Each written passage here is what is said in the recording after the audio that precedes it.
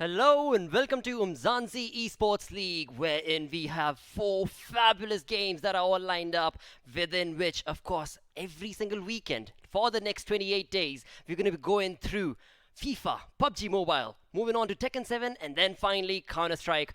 I'm going to be your host. My name is Blotter. Joining me on the analyst desk, it is none other than Payne Fixes. Thank you so much, Blotter. I'm really excited as to see what this region has to offer for all our audience out there in Africa Oh, and the yes. entire world. And talking about FIFA, we're going to start with that. And we've seen quite some talents up from their country as well. Absolutely. I mean, Umzansi Esports League by Nodwin Gaming is a wonderful initiative for all the players out there because it is time for you to get initiated with the Inkosi Super Cup and move on from there into, of course, the Umzansi wonderful Umzansi League itself. And with that, let's talk about the prize pool, mate. 1 million rand. That is incredible. That is the prize pool that's going to be spread across 2 seasons, and within which, of course, we have the games on our screens. It is going to be Counter-Strike sharing 338,000 rands. Moving on to PUBG Mobile, 493,000 rands. FIFA 20 will have a prize pool of 84,500 rands, and prize pool for Tekken 7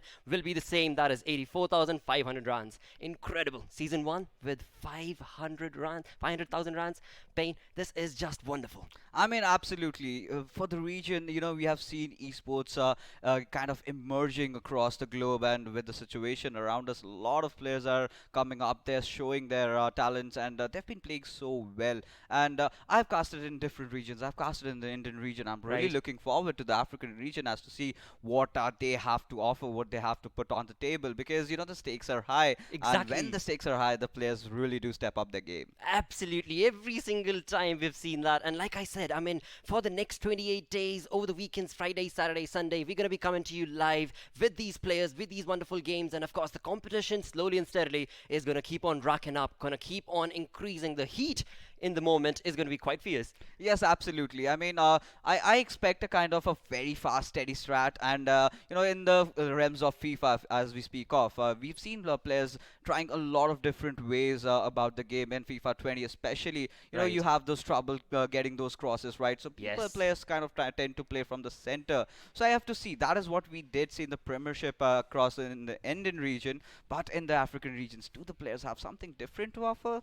That we'll have to see as the game commences. Dude, I am so excited. I mean, this is going to be the first day ever for the wonderful Umzansi Esports League, and within which, like we've discussed, FIFA 2020 is what we shall get initiated with, wherein we've got a BO2 round robin series. So there'll be 2 matches back to back, and well, whoever scores the most amount of goals in those 2 matches will be the winner. Absolutely, there has to be those home side advantage for the respective players. But with that, we have our first game between Mobizala and Ebby Bros 11, both veterans in the circuit. And as they, face off against each other, it's going to be a battle of the Gulats for sure. Absolutely. I mean, talk about the formations, talk about the tactics, talk about the gameplay itself. It is going to be havoc in that field for the next 25 to 30 minutes. Yes, absolutely. And both these players very well known in the circuits and across the world. And now they are looking for that championship title. They're looking at the money. That's the 84,000 rands, and that is going to be huge. And as they play, we have all those league stages coming up. We have the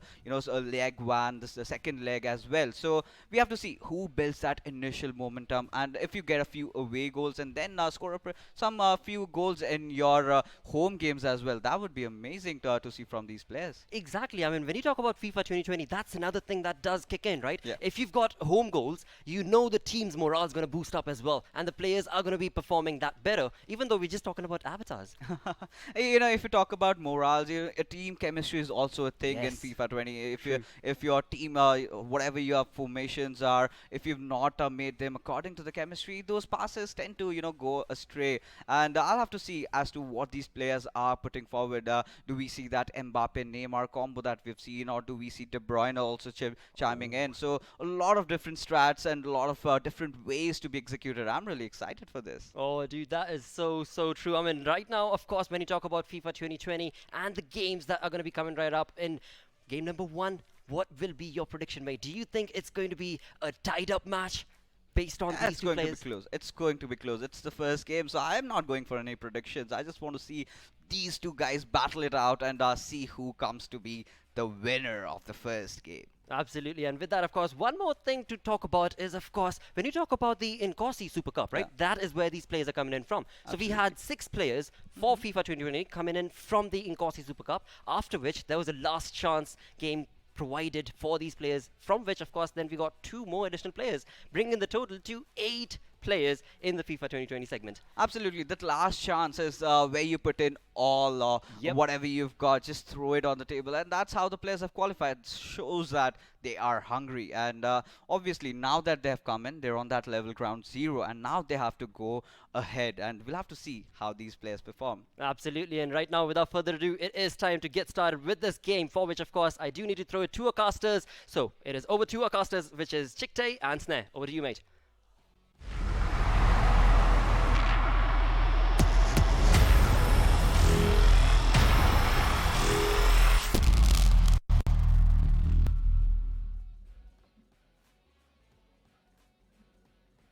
Oh man, am I psyched to be here. An epic match to kick off the UMZANSI League here. We got Mobizilla taking on Riyasat. How excited are you for this game, Snare? Because right now it's the beginning of the Umzansi League, the beginning of the action. It's new hype, literally an entirely new breath of fresh air. The best of the best is what we have, so I'm super excited for this matchup. I've been waiting for it all week, and we're finally here. 100%. I was waiting to see the fixtures come out, and when I saw earlier today that's Riyasat versus Mobi, I was like, yes, this is a match I've been waiting for. Riyasat coming off a mad amount of momentum, finishing second at the Toyota Challenge, so he's already one of the favorites for this event. And Mobi, he's been in good shape for FIFA for a long time, right? FIFA 20 seems to be one of the better games suiting to him. FIFA 19, he was a very competitive player as well, so I'm really interested to see how this game pans out. Yeah, and I think this is also going to be the more interesting thing for me about this particular matchup is a test of concept. This is going to be the first time I think that we're going to be seeing players of this caliber just playing a straight up one set, not having to worry about other competitors in the day. So I want to see like not the warm up period, because I know Riyasat normally does get a lot better towards the end of a day than at the beginning. So I'm looking forward to see what he's got for us here today at the start of it. New week, new contest. It's going to be fun. I'm very excited. Yeah, for sure. It is one of the more conservative modes in FIFA. It is the standard way to play 2 legs, playing on aggregate. So usually we see a bit more conservative play in the first game. And in the second game, people are going all out because you either need to catch up goals or you just need to hold the lead, right? So one player is always going to be attacking a lot. But in the first game, you never want to give up too many goals when you're playing the best of 2. But I don't think... Maybe we'll see how people come on. I think it's going to be a very aggressive game from the get-go, though. That's just my prediction. Going out on a limb here. I mean, exactly like you said, right? The way that it's going to be working, it does really benefit the kind of players that are going to be playing hyper aggressively, that are always going to be scoring as many goals as humanly possible, right? I think you're not going to really have much space to be like, you know what, let me just try and shell this game, hold out, it'll be okay later on. It's like, it's victory or nothing, right? Nobody just plays one game of FIFA and then loses, and it's like, oh, well, it's fine, I'll come back next week. No, you got to come out swinging. So that's what we're going to be seeing from everybody. For sure. One thing I love about Mobi in particular, he's one of those FIFA players that's like, there's no other way I can describe him other than intense, right? He's one of those guys who you can envision throwing his controller across the room if he loses a game. And I mean that in the best way possible. He's just so into it. So we could see a very aggressive tactics come out from him as well. A lot of the players have their own opinions about FIFA 20. I think FIFA 20 is one of those games where it's kind of like, us.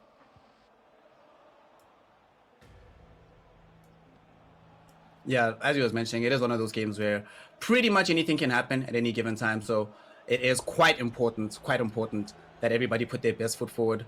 And when the game does get live, it's going to be a cracker of a matchup.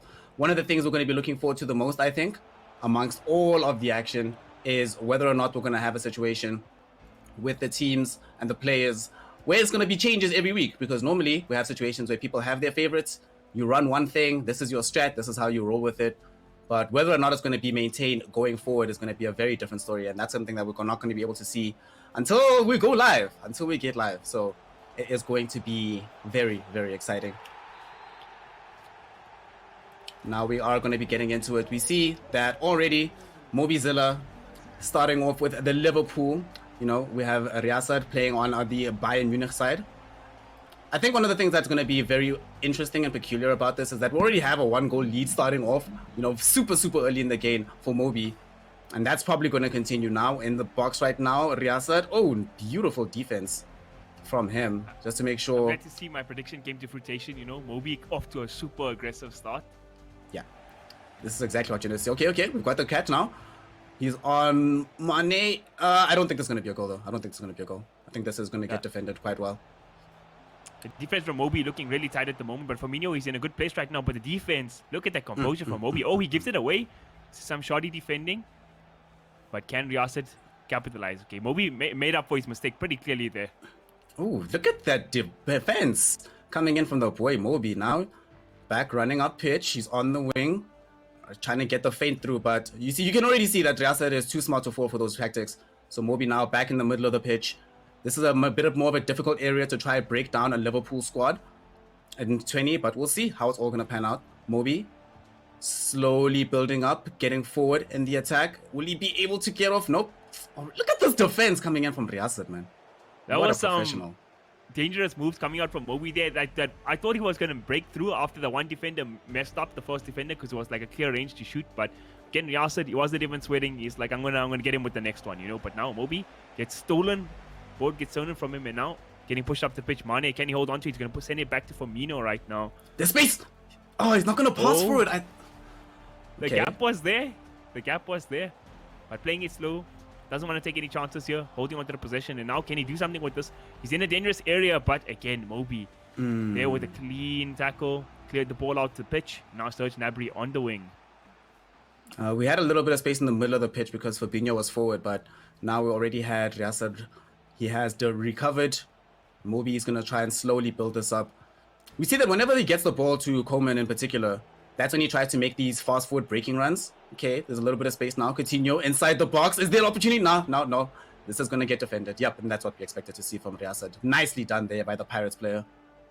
End-to-end stuff here. Like you say, we've got that rivalry. Bravado and Orlando Pirates. These two teams have been at each other's throats in the FIFA scene in South Africa for a number of years. And this match is living up to the hype. Mobi, though, the man with the advantage so far. Yeah, got that early goal, and that's super necessary in FIFA 20. It's one of these highly momentum-based games, and he's trying to keep it in his advantage. Coleman now in the box. Are we going to have... He seems to be keeping the ball fairly low, and which makes sense, right? When you're playing against Liverpool, especially with Vergi in the middle of the box, it's very difficult to get these crosses from deep on the flank. So it does make a lot more sense to try and break them down slowly and methodically. But Mobi is really struggling to try and break through this middleman. Can he do it? Nope. Riyasat is there on the counter. Now, is he going to make the breakaway? Snare, I think we have the wrong set of overlays here. It's actually Riyasat one goal up on the side of Liverpool, and Mobi's playing with Bayern Mobi's Munich, on Bayern, yeah. Okay, Riyasat. I think actually Riyasat might actually be able to find a goal from this because there's a lot of space that seems to be opening up here. Oh, beautiful dispossession from Mobi there. That was actually really dangerous, yo. We saw Mane was clear in the middle. He would have been able to find himself through on goal, but fortunately got dispossessed. Coleman, one of the fastest players in the game, going to have a nice pass through to Coutinho. Coutinho does have that ability to cross, but he's going to hold it. Can he put the ball through from the byline? No, he couldn't. The tackle was there. Riyasat keeping his composure. Wants to keep this one goal lead alive, and now he's got the chance to counter. Mane on the run. Salah on the wing. He's going. Can he cut through back into the middle here? He's going to try. He's in a dangerous position. Can he get the ball to any strikers? No, he couldn't. There was just no space. Oh, yeah, just no space. Just no space there. And unfortunately, we've seen that both of these players tend to close in extremely quickly on the high dribble potentials. As soon as you see one of these players that can dribble past you, you need to close in on them with more than one defender as soon as humanly possible. And both of these players have been making sure that happens. So the first half will go by with a 1-goal advantage for Riyasat. I mean, I think that's pretty interesting, right? Because normally when you see these kind of games, you do generally expect that Liverpool is the team that ends up getting off to scoring like several goals first and then has to soak up pressure in the second half. But he just got that one, but he seems to be very, very happy with the way that the game is at the moment, right? Like just having a more solid, if I get a goal, it's fine. But if I don't, it doesn't really make that much of a difference. Yeah, from the more technical aspect as well, we see both these players. There was only one shot taken this entire match on goal, and that was from Riyasat, and he scored. So the chances aren't there for both these players. They're both taking a similar strategy in terms of like they're running to the byline and then trying to put the ball back in. It's been a very effective move in FIFA 20. It's like kind of an old move come back into the game. It seems pretty good for now. So we'll see if there's any other different kind of tactics both these guys want to apply in the second half. And as we kick off, we will find out. Oh, Mobi! He was in a Oh. dangerous position there. Oh, that was close. That was close, but he managed to get himself through it. Okay, RyAsad, there's space. Mane was very far forward, but he didn't want to take the chance of going for the long overhead cross. Sometimes that will end up missing you out, and then you suddenly find yourself on the back foot, several players off balance, and then you get counter-attacked. So probably a wise decision from him to keep it clean and simple. And he still does have possession, right? And he's in a winning position. So when you're in this kind of situation in the game, it's not the time to be taking meaningless risks. And we were talking about that other factor earlier. When you're playing in these two-leg aggregate games, if you take too many goals in the first one, the next one can become very difficult because you have to catch all those goals back up. So every goal counts here. Yeah. Every single goal, every single pass makes a huge difference. Okay, we might have a little bit of space here. Oof, that defense! Oh my gosh, Mobi. Out here making sure that I think he wants to make sure that that's the only goal that happens today. He's like, I'm not conceding anything else, fam. You got the one, and that's all you're getting from me. And possession-wise, Mobi has been a hungry player. He had 60% possession in the first half. Second half, he's sitting at 58%. So he's looking for that goal back, and I think he's going to find it. There's 30 minutes left in this match in standard time. We'll see if he manages to crack open the stone wall that RyAsad has put up so far. What a tackle. What a tackle from RyAsad. Now we have an opportunity for the counter-attack. Oh, he doesn't get dispossessed on Firmino, but also doesn't find enough space to get it to Salah on the flank. So it does mean that gets recycled back into his part of the pitch. Still slow going though. It looks like he's much more comfortable playing this breakdown style. He's not going to try and pressure in the second half onto Mobi, even when he does get the ball. He knows that Mobi's going to have possession, and that's just something you're going to have to expect and try to dispossess him as often as you humanly can. Oh, he's in a dangerous position right now, though. There's a guy on the wing. Can he get the ball through the middle? The run is good. Mane almost with the clinical pass, but he gets stamped out. Mobi still solid on the defense. And that's that point you mentioned about holding the game and playing through the midfield is an important point that a lot of the FIFA pros in South Africa bring up. To have their composure when you're up in the lead, to not force too hard. You don't want to get caught in the counter attack. Yeah. But now we just have a normal attack. Decision. Right. Goes in deep. Can Mobi get the goal here? No. That was so close. That could have gone in any direction, but fortunately does end up getting saved. There's an opportunity for a counter-attack here, but he doesn't seem... Like, we see this really that RyAsad does not want to commit too many players forward until the team has built up running there as a unit. He's making sure he's not going to get caught on a counter-attack, like, no matter what. So that's exactly what you mentioned. He realizes the importance of the single goal. And this goal! Oh my goodness, what an attack! What a player. What a player. Slow build up through the middle. Wow. Half an inch of space and he just banged it top corner. You would never have imagined that just slowly getting forward that he'd be able to get that goal, but gets it to Firmino, and like you mentioned, barely any space, but he manages to find the goal, doubling his lead. Like, this is one of those things where he knows exactly what he's doing. Do I need possession? No. Do I need a player in the right place at the right time? Yes. When I find that opportunity, I'm going to score again. What a player. Like, I don't think Mobi realized that it was an angle tight enough to be able for ball to go in, because like he didn't even commit for the tackle there on his defender. He put him in the right position. He's like, there's no way you can score from this angle. But RyAsad, he had other plans in line. But Mobi, can he attack back? He's in a good position right now, but the first touch just not good enough there. And now RyAsad is back in possession of the ball. RyAsad has been very dangerous in these exact kind of positions. Once he recovers a ball, and Mobi now starting to seem like getting a little bit desperate to try and get something on the board. Trying to fast passes going, but now he's giving up possession more often than he's actually building up play. Oh, what a lob. Okay, never mind. It looked better than it was. I got too excited too fast. But now Mobi, only 6 minutes left of standard time. Can he get at least one goal back in this best of two fixture? He's going to try for it. There's a lot of space there in the wide open area from outside the box, but it's not FIFA 19. You can't just shoot from wherever you want. Thank goodness. We're not going to have any half-yard goals. And I don't think that... Salah with a great pass here to Sadio Mane. Sadio Mane going to flick it to the middle. Oh, but the ball control just not there. Yeah, ball control, his first touch let him down there for just a moment, and it didn't allow him to get the third, because he was in position to make this into a 3-0. Fortunately for Mobi, that doesn't end up panning out. We don't have that much time, though, on the extra time, so he has to try and do a play right now. It's do or die, otherwise he's going to be going down with 0 goals in this first game. And this is going to be the final passage of play. It doesn't end up working out for Mobi. So SlyRsi goes up 2-0 in game 1. Very impressive. I did not expect that so far. I mean, that early goal, he really ran with it. I feel like Mobi didn't. He really kept up the pressure, but he just didn't find that one opportunity to tie up the game. And like we said earlier, SlyRsi had 2 chances in this game, and he put both of them away. I mean, that is a next level of clinical finishing. Very composed from him so far, and he's really riding the momentum from his finals from the Toyota channel. Let's see if he can do it in the second leg as well. Yeah, I think the thing that's going to be going through Mobi's mind right now is, how on earth do I break this guy down? I have tried everything. How many times have you seen Mobi do exactly what he's done in this game and nets 3, 4, 5 goals in a game, and now here nothing up against SlyRsi? So definitely might need to see a reassessment of his tactics, especially because, as you were saying, dealing with this kind of clinical finishing means that you really can't afford to make any mistakes, and that kind of complicates life, because in the next game, Mobi needs to go on the offensive, which means that there's greater potential for him to make those mistakes. So he's the one that needs to keep his head on as much as humanly possible right now. Do you think we see a team switch from him, or we're going to be sticking with the Bayern squad? I feel like the fact that he picked it now for the opening game of the UMZANSI League, he must feel confident in him. I don't think team is the issue. I don't think he needs to swap up. Bayern Munich do have one of the strongest squads in FIFA 20. But I think it's a case of you 2 goals down, but I think he can get back there, right? It's a case of, we saw SlyRsi 2 chances in the whole game, and he scored 2 goals. Mobi can do the exact same thing given the same opportunities. And we're going to kick off for the next game, and there we see it. He's going to stick with the Bayern Munich again, it seems. Yeah.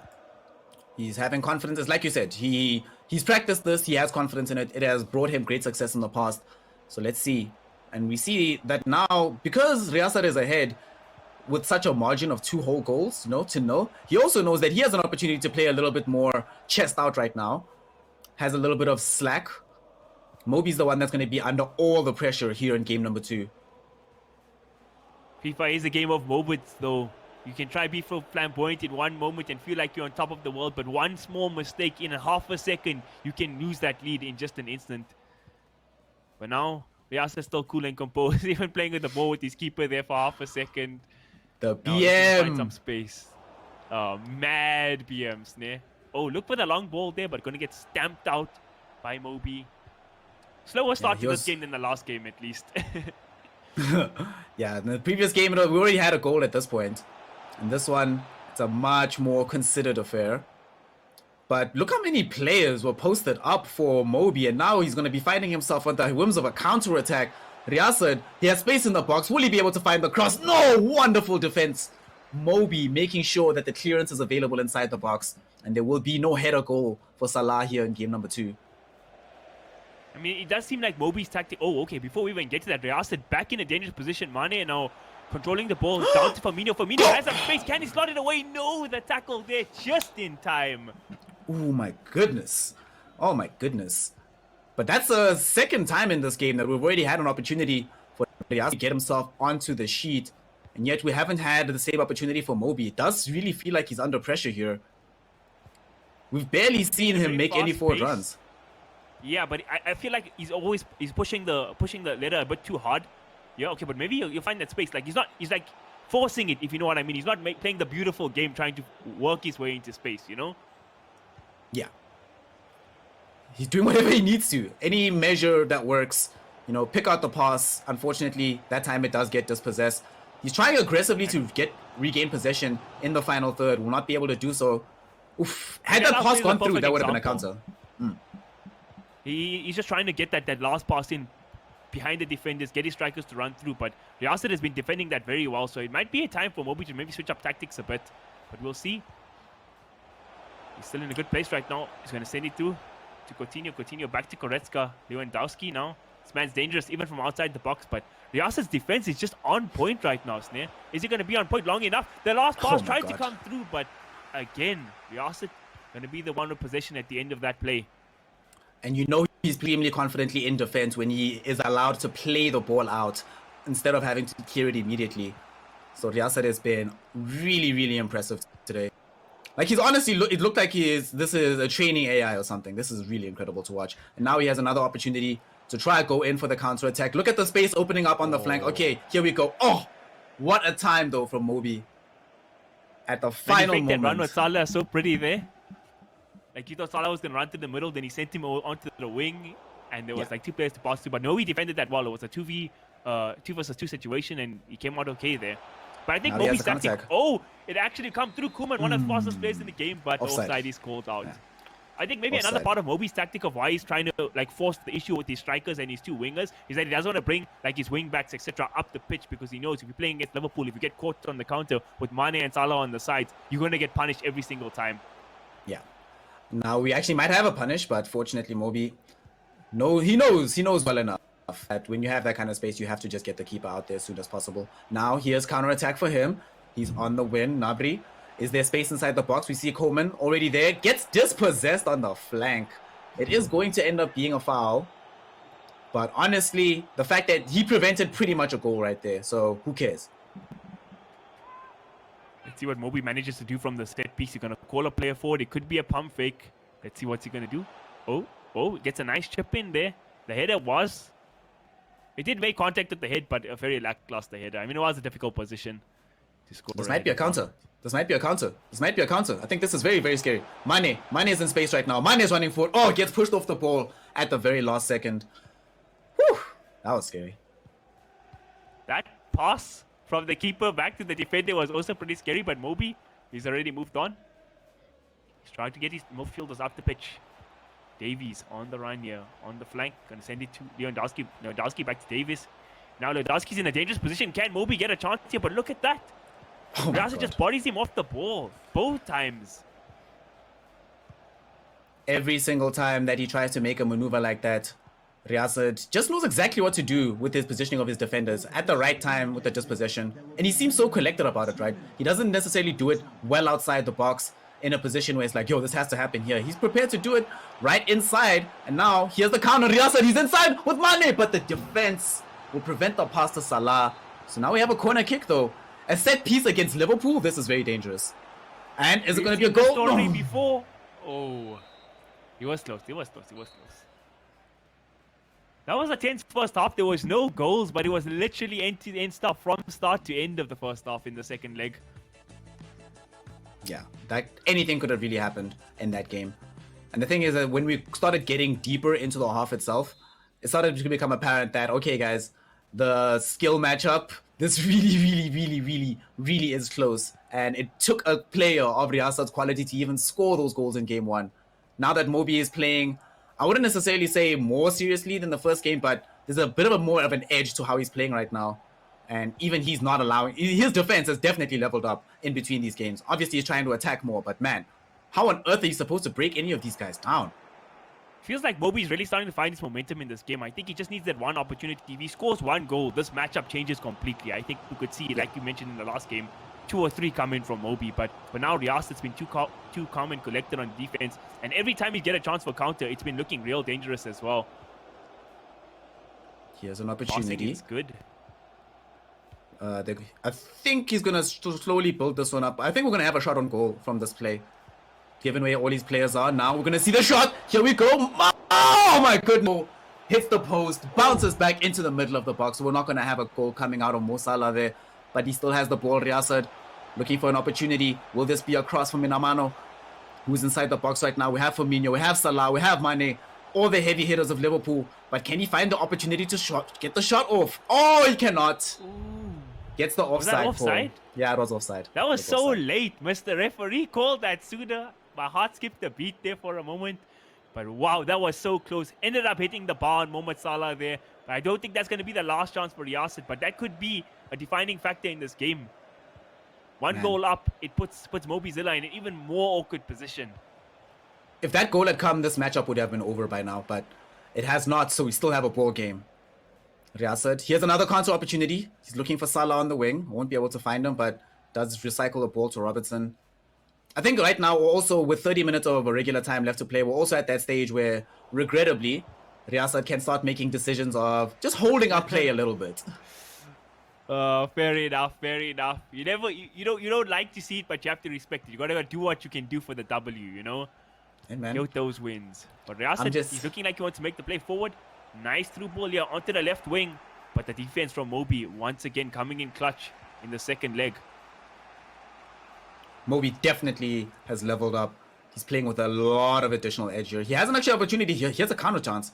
Lewandowski has the ball far on the wing though.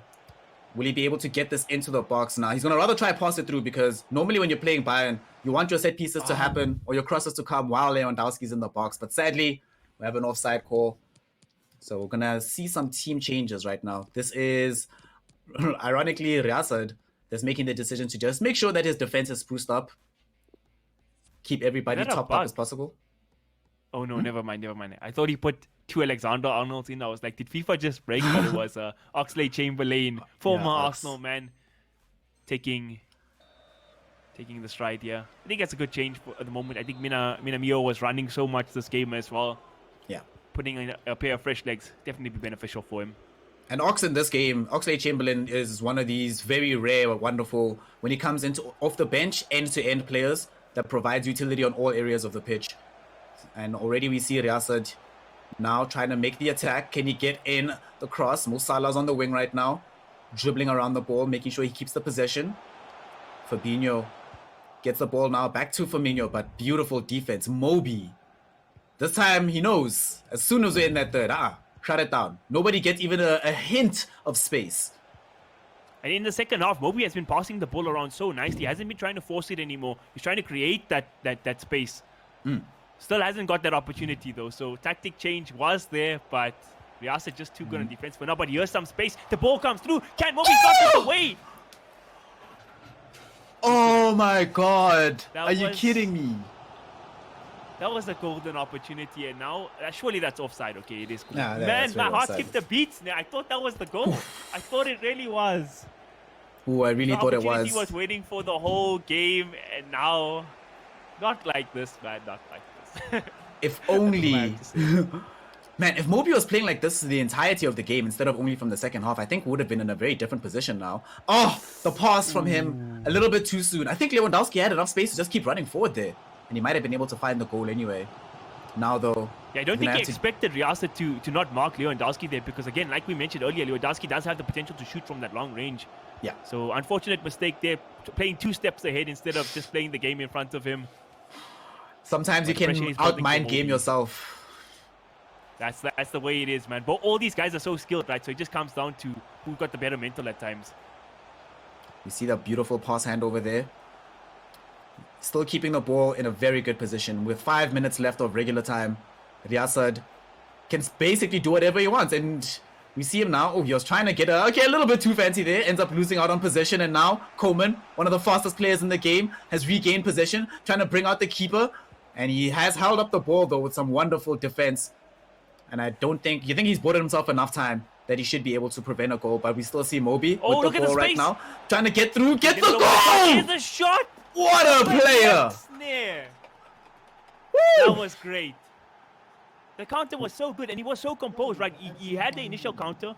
The play got smashed out. Callym got marked. The keeper came out, and he just pulled it back. He worked his play, and then he got that slither of space. He even made that extra pass, and he really cemented this game. In the 90th minute, he scored that goal. Mobi going to be very chuffed with himself. He was putting on the pressure in the second half, and he was duly rewarded. Oof, yeah, it was at the exact right time. Oh my god, is Mobi about to come in with yet another play at the last minute? He is playing with Lewandowski. There's some space. He gets the ball back. Thomas Müller, can he get the ball into the box? No, last minute defense coming in from Trent Alexander-Arnold. Make sure that the game goes 1-0, but nonetheless, he secures the overall victory for Riyasad. My goodness, that was so close. That was so close. I thought that was going to be yet another goal immediately afterwards, but it doesn't end up panning out. Oh man, I want another half.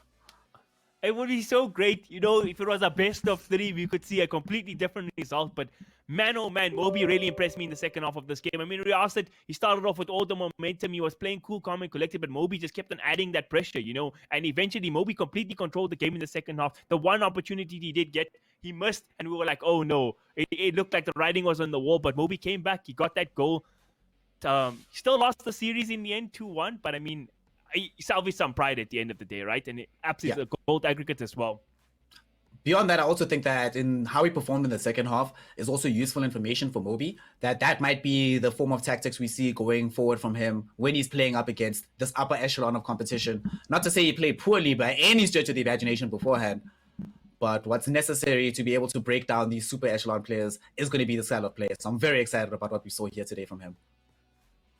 Good stuff all around. We'll see what our panel has to say about it. We've spoken enough, Snare. I'm curious to see what they got. Back to you guys. All right, thank you so much, casters. Game number 1 in FIFA segment comes to an end, where indeed, talking about just match 1. Yeah. What a play that was coming in, of course, from Ebi Bros. Absolutely. He just started off with a smacker, scoring that first goal in the initial first half. And then during the end of the second half, he scored another one. And that kind of pretty much cemented his way. We saw a slow second leg in the first half. But then there was the resurgence of Mobi. He created a lot of chances. He missed one that was a screamer. But then again, he scored that last final goal. And that's a consolation goal. And he's going to take everything but lessons from this particular game. Absolutely, Fixes. I mean, you talk about that second leg, the match number 2, wherein we witnessed, I mean, both these players pick up the pace so perfectly. I mean, the competition was fierce and there was no goals coming in from either side because they were just on that defensive yet attackive. Again, Ebi Bros, the way he played that first match though, I mean, just like you said it, so much confidence, so much of aggression, working in his favor, but slowly and steadily, certainly Mobi came along around as well, and he showcased that he is here to prove his worth, and so he did. Absolutely. And if you talk about how these players are playing, they've had that, short passes, those things we did see. And that really, to Mobi try to, pick things up. But it was kind of too late, so that's how it goes. Absolutely, that indeed was. But nevertheless, Ebi Bros picking up this victory wonderfully right off match number 1, and with that we do reach the end of our FIFA 2020 segment. Stick around as we go on a very, very short break, because coming right up is PUBG Mobile.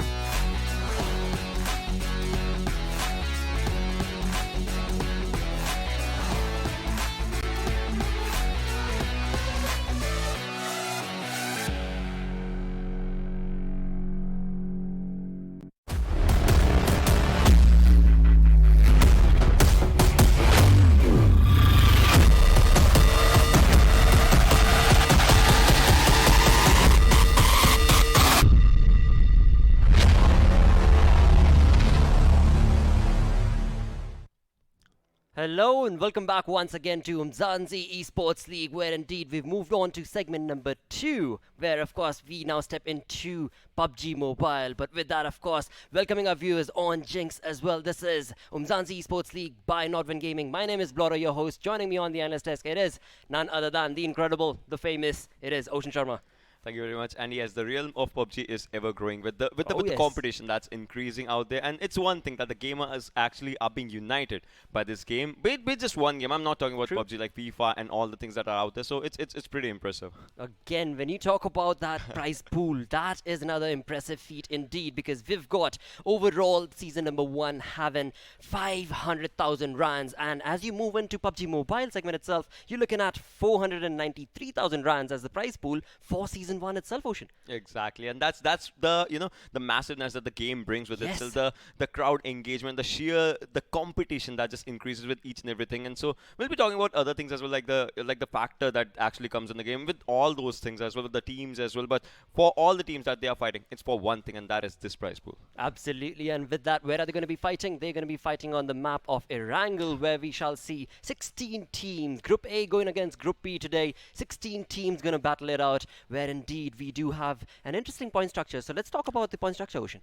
Yeah, so the point structure is quite, I would say, interesting and pretty standard out there. So 20 for the first, 14 for the second, then 10, then 8, 7, 6, 5, 4, 3, 2. Till the 10th position, 11 to 16 gets 1 point each, and 1 kill gets out 1 point. But all the squads that are fighting for are for these points. So let's just have a look at the squads as well. You can see Quiet Storm Esports, Crimson, JXP Temper, Team Hub, Outsiders Officials, EFX, House of Anubis, Citizens Gaming. So it's the names actually seem like pretty confident with themselves. Like, Oh, I yes. just want to see, are they confident with the game? Dude, talk about it. As we move on to Group B squad, we're looking at Citizen Esports, Natural Killers, Blank Legion, Reluctant SA, Red Reserve, Gamers United Nation, Blink, and Rain Gaming. Right, so this is one thing about the teams. As you can see, I see 2 lineups of Citizens Esports. Yes. One's in Group A, one's in Group B, and there's one thing already. When they clash, they're not as a team. They are clashing as opponents. So imagine, there are other things as well, like the drop location. Also, there are other groups as well that are going to be, facing each other. Group C, as you can see, INV Gaming, Team NFX Unique, Immortals, Spaza Gaming, MEA Africa, Oxium Elite, Rogue Gods Gaming, Mulasik. So there are other teams, other names that are just, making their marks right now. Some names are known not in just, in South African regions, but in all around the world. Coming up to Group D, as we can see, Dark Dragons, 4U, Quest, Team Vibe, TOC, Arcane, Nibble, Odyssey, BBC, SSX, Syndicate, and then Ekasi Esports. Wow. Dude, Inkosi Esports, what's up with that logo, mate? They are going to be creating quite a mark in this game, I'm thinking. But then again, today we're looking at Group A going against Group B in 2 individual matches, where again, like I said, we have Erangel as the base ground where the battle is going to be fought. And again, when you talk about the teams, the talk is going to be quite an interesting one, because this is going to be day number 1. This is where the journey starts. This is where they showcase that domination, they create that mark, and of course what's at stake is of course that 500,000 prize pool for the entire 4 games altogether for season 1. Exactly, that prize pool plus the factor, the stake that there is, the mental thing that yes, we won this right in front of the best Yes. teams that we have in our region, and they all are competing for just one thing: prize pool, the dignity, the honor for those things. And if there's one thing, I would say a virtual trophy probably. Absolutely. Again, the times that we're in, the virtual trophy ain't that far behind. It will certainly be sent over to you at your home itself. Now, alongside that, I do want to talk about the Inkosi Super Cup. So we had 6 teams coming from the Inkosi Super Cup, and then additionally, we had 8 more teams picked up later on in the last chance that was given, sort of like a second opportunity, And of course, the teams coming in from that last chance itself are here to create that domination, hopefully in their favor. Exactly, domination, showcasing their real talent, showcasing everything that they have for themselves, and showcasing one thing that they have, what it takes. I mean, each and every team, it's not just a singles game, you are playing it as a team. So all the 4 players that you are with out there, including you have to, have a proper trust on your team, as well as the factor that yes, you have the circle, you have the guns, you have everything, you have your brain mentality to just win that game. Exactly, and talk about that team synergy itself, because that is going to be so very important this time around, as we got head-to-head 16 teams. Slowly and steadily, of course, that circle is going to keep pushing you forth in unfavorable conditions, shall we say, Ocean? unfavorable, that's one way, but Right. then the other one is like, I never expected these kind of conditions. Exactly, And it's right? like it was my game, but then how someone else actually just snatched it away from. So those things are gonna be coming. We're gonna be seeing that. But then on the map of Erangel, talking about the map, see, it's the OG map. Everyone kind of knows Yes. everything. So I would want to see that which team out of these actually know the game.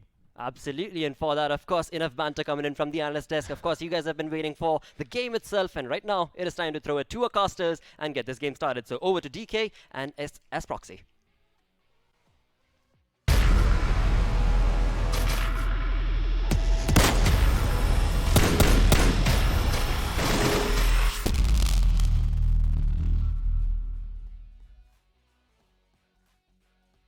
What's up, guys? Welcome. All right, so today we are here with our PUBG leg of the UMZANSI League. So this is going to be a very, very interesting match indeed.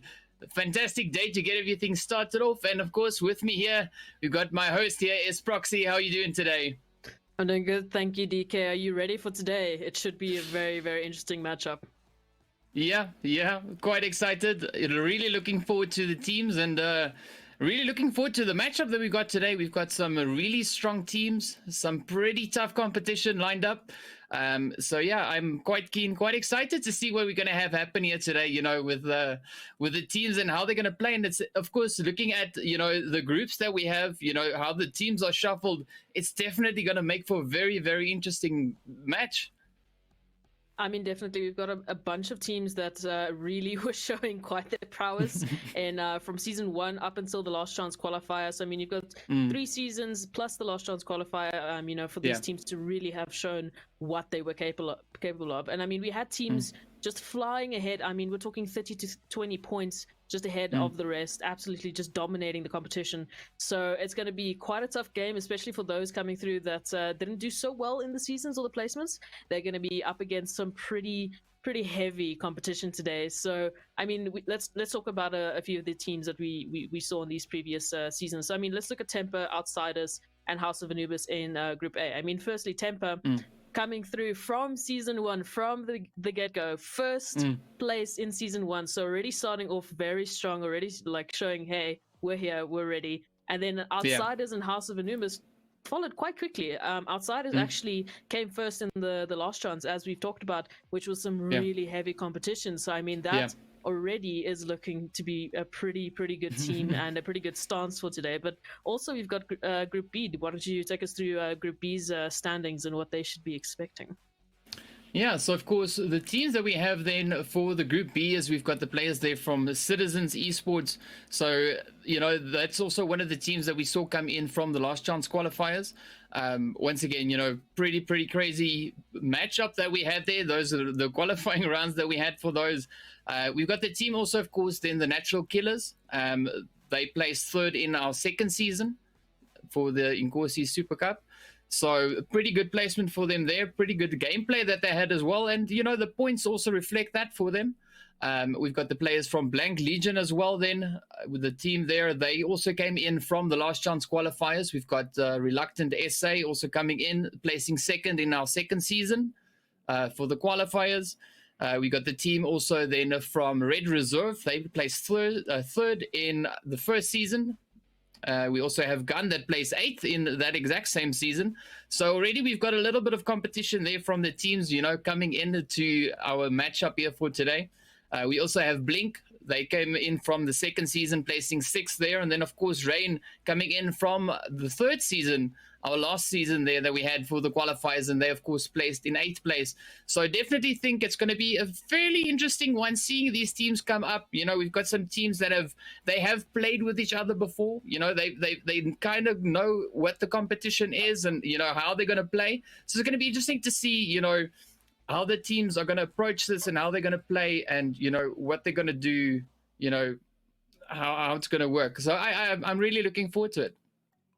I mean, definitely if we look at just overall in both groups, I mean, you've got a mix from season 1, season 2, season 3, up until the last chance. So it's not exactly familiar territory. I mean, it's not like you're playing the exact same teams, but it's definitely, I mean, let's look at Group A. They've already got 4 to 5 teams from the last chance qualifier. So, I mean, these these, as we said, it was tough competition in that last chance. It was really the last possible chance that you could have gotten to get into the Umzansi Esports League, which was a biggie. It was the main place that everyone wants to be right now. So definitely a lot of familiarity there, especially if we're looking at like Crimson and FX and Citizens Gaming, all of those teams from the third season. So they should know each other pretty well in terms of gameplay and what they should be expecting around the corner. But it's definitely, I think, just going to come down to who's going to be catching out who's going to be getting the best loot, who's going to be getting the best drops.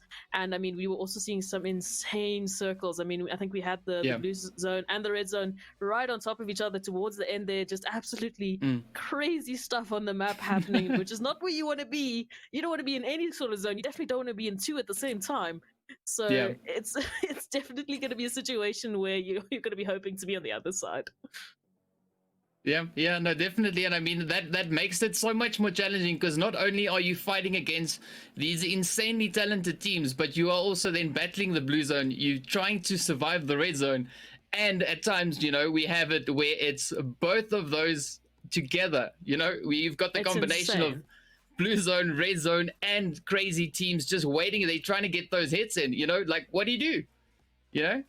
And I mean, for those of you who aren't really sure what we're talking about, the blue zone is that all-encompassing, permanently catching up to you and forcing you into one spot with the rest of the teams on the map right now. And then the red zone, and red zone now on top of that, just the bombs dropping and absolutely going crazy. It's not something that you want to be experiencing, especially not at the same time. And I'm really seeing a lot of strong teams. Special mention to Outers, especially, who came first in the last chance qualifier. Really just putting an absolute monster of a performance on there. Actually, if I can get the points up here, to be specific, in the last chance qualifier, Outsiders finished off with 67. Also special mention actually to a bunch of the other teams that also just finished so strong in terms of when you look at the rest of the competition. So I mean, as much as there's still the other groups left, I think the first group that we're going to be starting off with today, we should be definitely focusing on Temper, Outsiders, House of Maneuvers, and even itself, whether these teams that have really just been performing and really getting those kills. But as mentioned, I mean, placements are going to be important. Kills are just as important. As you've mentioned before, teams have managed to actually just pass through and qualify purely based on kills sometimes, if it actually gets to that point. So should we be expecting like extreme aggression from these teams? Are you going to be playing it safe, going for the last placement? Are you going to be taking this aggression and just going for the kills, racking those kills up, racking those points up? Well, I definitely think that we can expect a lot of aggression from these teams, because one thing that we've seen over the past few seasons is that these teams are not scared of a fight. They're not scared to push. They're not scared of, trying to make life quite difficult for any of their opponents. I think we're in for quite an aggressive play in a sense. We might not see a lot of that in the early game, but I definitely think as the match progresses, as we make our way into, the mid game, moving up into end game, I definitely think that we're going to see some insane aggression there from these teams, because, these teams have just performed phenomenally over the qualifying seasons, to make it into here. And they've made it here for a reason, is because they are just that good, So yeah, I think we're only in for a treat for today. It's definitely going to be an interesting one. And I mean, let's talk a little bit about some of the maps the one map we should be expecting. I mean, we're talking about a third-person format here. We're talking about Erangel, a massive map, the first map, in fact, that we saw in any sort of PUBG, format. So, I mean, it's a huge map. I mean, you're talking 8 kilometers by 8 kilometers grid. I mean, it's massive. You're talking about vehicles that are going to be used, because, in honesty, if you drop on the east side of the map and that circle shows up on the west, you need to book it. There is no time for looting. You just need to go. There is absolutely no consideration or no second thought in terms of, that's fine, we can sit in the blue circle. No, there's just no space for that. I mean, I guess it's situational based. If you have enough meds, sure, you can risk it for the biscuit, but it's going to be difficult, especially with a map that's got so many opening areas and so much open space to deal with. It's not going to be a fun time, I think, if you're caught out in the open there with no no vehicle, no movement. Yeah, and I think already just having a look at the map, we've got that flight path moving in, and we're gonna see, what the spread of the teams are gonna be. Are we gonna see some of the teams heading over towards the more northwestern side? Are we gonna have teams moving over towards the southeastern side? Which way around are they gonna go? And then of course we're waiting to see once the flight path finishes where the zone then comes in. Are we going to have a central zone, or is the zone going to be more positioned towards one of the corners, maybe more, because sometimes the game has that tendency to start leaning towards more towards one of the sides. So I definitely think positioning in the early game is very, very, very important, because that is kind of, in a sense, a make or break for the teams.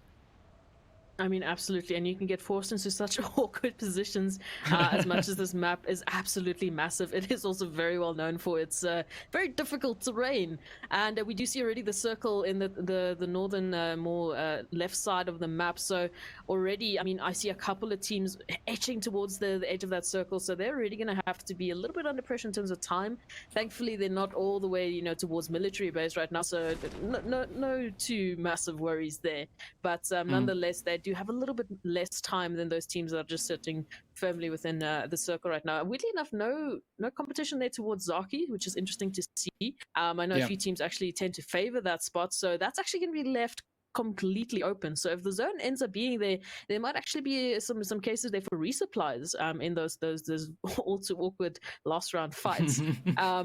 But already seeing we've got a couple of players here just taking their time getting that equipment ready, and really already seeing quite a few players already in the vehicles just going around. So already movement and mobility is already taken there. So many vehicles already immediately taken up. Yeah, and we're gonna see a lot of that. It's one thing that the teams like to do. They've got their spots that they like to frequent. Depending on the flight path and where the zone allows them. And we saw the zone, of course, moving up in towards the northwestern corner there. So for the first minute and a half that we've got, while these teams are looting up and so on, they are fairly safe in a sense, but we're going to see a lot of rotations from those teams, starting to happen once the zone starts, closing in. The teams are going to start moving themselves up, start positioning themselves in zone, in anticipation for, the possible spots where some of the other teams might be rotating to. And speaking of which, here we have the players, of course, now from Quiet Storm, doing exactly that. They're already, moving around, getting themselves into a position. As we can see, they are, just on the outside of zone. Well, by just, it's, 1.2 kilometers out of zone. But, they move in. They know that it's kind of safe where they've landed so they can get their loot on. And I mean, yeah, it's going to be interesting to see where these teams are going to choose to start rotating to and which fights they're going to start taking on, because as I've mentioned before, they are not scared of a fight. Once they feel comfortable with what they've got, we're going to see them start going out and start hunting for other teams. I mean, you're talking about feeling comfortable with what you got, and I already see outsiders are looking a lot, better than what we saw Quiet Storm looking in terms of loot right now. I mean, they're pretty much kitted. You've got your armor, you've got a couple of scars there, a couple of AKs, looking pretty good in terms of just general equipment right now. And we already saw, that because the wrangle is so huge, you really need to be moving so fast to be able to get loot, especially in this beginning few minutes. You don't have time to really dawdle, especially when the zone gets moving, because you need to start going. And speaking about the zone starting to get moving, already the first zone is going to be starting through. Still down to 15 teams so far, so not much action just yet, but still a lot of time and a lot of space to cover. I do see Quiet Storm already moving out, so hopefully they're looking a little bit better, looking a little bit more kitted, because they're pretty close to what's this, natural killers already. So just saying hi, maybe a hoot from the horn there saying hello, we see you, please stay away right now. We're still getting our kits right now. But same here with who do we see here? Citizens, I believe Citizens Gaming. Yeah, I believe this is one of the this is Citizens. We've got them over here in Watertown, so they're busy making their way. You can see the zone there. Also, if you're looking at the eastern side of the map, you can see how those teams are now starting to all rotate up in towards zone. some of them already on the move. We've got the Natural Killers already, you know, mobilizing themselves. We saw them driving around. Quiet Storm also making their way around. And several of the teams that we've got in zone already are, you know, also pushing up, trying to get into that positioning, you know, so they can line themselves up for when these other teams start rushing into zone, you know, that they've got their ambush ready. They've got the whole setup in place. And you already see a few shots now from the Natural Killers flying straight over to Quiet Storm. And they're getting a few hits in as well, might I add. Well done. Already a couple of knocks there immediately. Nice Yeah. shot there from the car. So, I mean, Quiet Storm not in the best position right now. Rusty already dropped. Not really in friendly territory at the moment, just sort of lying there in the middle of the Natural Killers zone. And they're going to be just hunting down and taking down that kill. So, I mean, unfortunately for Rusty, it's going to be our first kill for today. Already just... we're talking about absolute aggression there, and I'm liking what I'm seeing from Natural Killers. They're not taking any sort of space here. They're definitely going for, you know, as many points as they can really rack up right now. Yeah. And I mean, the teams, they all came in, you know, into the match, you know, game faces on, they're ready, they know what's at stake, you know, and they know that they've got to put up quite a bit of a fight, you know, especially going up against the competition that they're facing in this match. They know that they have to put up, you know, quite a bit of aggression. They're trying to get those hits in, trying to get those frags in, because the only way that you're going to place, you know, or get yourself moving up the leaderboard is not only by placement, but also, you know, by the kills, as we mentioned before. You know, so that is absolutely crucial for the teams to get that. And Gun, of course, now positioning themselves just south of the George Crates, and you can see them already firing off a quick few hits as we've got some teams, you know, rotating just past the northeastern side there, and Reluctant, of course, just on the southern side. So this is definitely going to be an interesting one. I mean, they've already got the position and they've already got the equipment right now, so they're feeling pretty good about where they are and where they're going to be sitting for the next couple of sessions that we're going to be waiting for the zone to just keep crimping in on these teams. Right now, I just think it's a bit of an awkward one. Ooh, Out's already taking a couple of pot shots there. Andrew just shooting away there. Yeah, we got the team from just off in the distance there. That, of course, being the team that placed first in our first season. You know, they got the chicken dinner. You know, the overall pole position. So we can expect some pretty good gameplay from their side. You know, they're used to the aggression, they're used to the fighting, used to the rotations. So we're going to see now how they start putting that into place. You got the blue zone once again closing in. You can see it closing in on Rambo over here. So he's got his headband on the move. And we see a few more shots, you know, going off elsewhere on the map as well. So yeah, the teams are making their way up in towards zone. And one thing that we're going to see quite a lot of now is, you know, as the teams just start making their way in towards zone, we've got some of those teams just on the, you know, the outlying area. They, you know, ambushing them exactly like we've got right here. You know, Uso Crimson, PB&J, and out goes the whole team. Well played to the Natural Killers, already on 6. Wow, well done. I mean, they're definitely making quick work of the opposition right now. And exactly what is happening here, as we do see, I believe this is Red Reserve, just taking a couple of shots there on those moving vehicles there, making it a little bit difficult there for anyone to sort of get out of their, sorry, not Red Reserve, Rain Gaming. Yeah. RRG and RR, making it a little bit difficult for me today, I see. Natural Killer is still doing really well. I mean, HP wise, Val was in a bit of an awkward position there, just behind the car. It's a good thing his teammates are right there to help him out there. Ooh, we're talking about Rain Gaming. Muffin already taking some players out of Black Legion, putting him back into the lobby there. So Rambo not looking too good either. Ooh, speaking of Natural Killers, so many shots, so much damage right now. Already starting us off very quickly. And they're putting up quite a bit of a fight. I mean, we've only seen 1 or 2, you know, teams get taken out, and we already see them sitting on 6. I mean, looking at the southern side of the zone, where we've got the players there from Reluctant and House of Anubis, you know, they moving up. We've got some shots, you know, flying back and forth between the teams there. We've got Gun and now busy closing in on the team there from Temper. So that's definitely going to be an interesting one. We've got the Outsiders as well as, you know, the players there from Blink. They're also really closing in on each other there. So we're going to see a lot of shots. The teams, of course, all battling to get into that center zone, you know, because that is the most advantageous position that they can take into the zone, you know. but sometimes you also see one team moving into the center, and then we've got several teams, just on the outside of the zone, just waiting in that ring.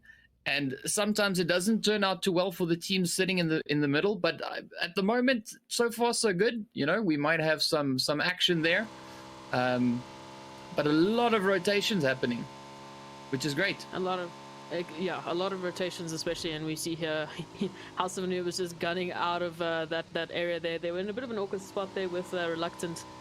Still just right wheel on wheel, basically, right next to each other. And it does seem like Pronto is taking a little bit more of the aggression side, is right behind them, tailing them a little bit there. So right now, House of Anubis is basically just going straight through Reluctant's path here. So already showing a little bit of, this is my map control, thank you. This is mine. Go the other way. Thanks so much. Yeah, and we're gonna see a lot of that. I think the teams are kind of like, trying to weigh up each other, see who's going where. And of course, we got the gun already putting those shots in, blowing up the vehicle for the players there, of course, from 2 down immediately. Yeah. Vehicle explosions are amazing. I love it. That is my ultimate favorite part of the game, is when they when they start blowing up the vehicles. And we've got the players from Blink now. They're right up in front, right here with Temper. So this is an interesting one. It's like no one really wants to push too much just yet because they don't really know what the position is. You can see Temper, of course, now getting in their vehicles, deciding, okay, no, I think we better try and move up a little bit, try and get into a little bit of a better position. And they're, of course, now pulling up into the compounds just a little bit further away, so that they can open it up as the team, then, of course, starts coming over the rise, and they can start putting those shots into them. Taking away their vehicle escape route there, so making it already a bit of a difficult situation there for them. And House of Anuva's Pronto goes down. I mean, in a bit of an awkward situation there. FX also taking a lot of fights. They takes down 2, possibly making it a 3rd. But Hub retaliates, takes one of the down, and now Drex in a bit of an awkward situation there, left on a 1v3 basically. We've seen some crazy plays. Let's see, can he clutch it? No, he gets knocked. So fortunately for him, his teammates are not too far away. Toxic, of course, sneaking that quick hit in on Shroud. So Luffy and President, the last 2 remaining players, of course, now here for Blink. So let's see, are we going to see them getting pushed? Will the team from Hub move in? We got the Citizens also just rotating right past them. That's quite close where the Citizens just rotated past, but you can see the players, of course, from Blink, trying to put those shots into Hub. We got Reluctant and Temper also battling it out. So, there's definitely a lot of action. Hub, so we got the players there from Reluctant and Temper. They're, of course, positioned more in the central part of the zone. As you can see, they're knuckling it out. Some nice shooting there. Not sure how Temper got out of that. Continuing it on to a 2nd kill. What is happening? How is this man staying alive? No, I told you we're in for some crazy gameplay, and that is exactly what they are giving us here today. And it's fantastic to watch. We got Titan, of course, now being the last one left, trying to get just some damage of some hits in, just trying to put a little bit of a dent into the Temper team there. But unfortunately for him, he is going up against the full squad. They are regaining their health. They're getting ready for this fight. And let's see now. Will Titan, is he going to choose to stay behind, and try and battle it out, or is he going to try and rotate? But the problem is, if he decides to rotate, there's only so many places that he can go safely, because you can see on the mini map we've got the teams are just moving in. No, the teams are absolutely just going mad. Already down to 14 teams. A lot of damage so far. I mean, we've lost so many players already just because it's one-on-ones and left so many teams and some unfortunate number advantages there. I mean, as we saw, Titan left and the only member from his team left alive right now. And we do see EFX actually making a little bit of a better position there than they were previously with that fight there. So I believe this is literally, I don't know how they've managed to recover this. Yeah. No, and it's all about position, and you know, deciding to rotate at the appropriate time. You know, also just hoping that there's no one watching you while you rotate, because you know you can put yourself in quite a bit of a vulnerable situation or even a vulnerable position. You can see the players from effects. Yeah. You know, so they're really capitalizing on, you know, on that bunker. They've managed to make it into it. You know, now they're trying to defend their position. You know, and as you can see, the zone, there's not a lot of space. And I mean, we still have 14 teams, 43 players left. Yeah, it's going to be a tough one. Quiet Storm actually just going down there on the outskirts there. I think they were trying to just sneak around into the zone there. Unfortunately, not working out there.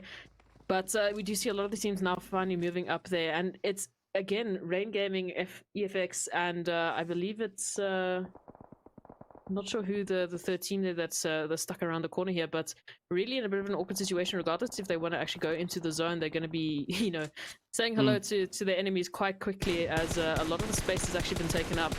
Ooh, Temper just taking away Red Reserve there.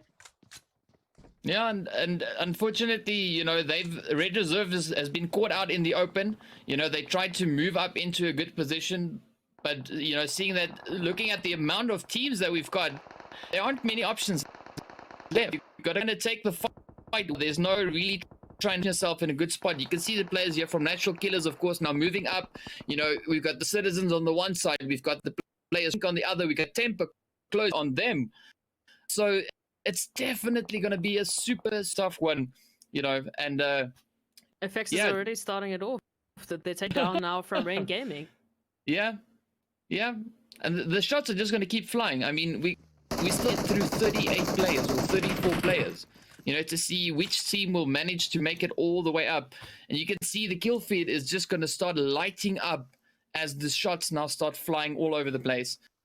The players there from Temper as well as Blink now, they're really closing in just to the southeast, or rather to the south of where we are now. We got the Citizens right in front of the Natural Killers here. You can see Vile and Sella, of course, now trying to find the angle there. We got Flo, Monga, and Shad there for the Citizens. Zona, of course, now just quickly pulling up in the vehicle there.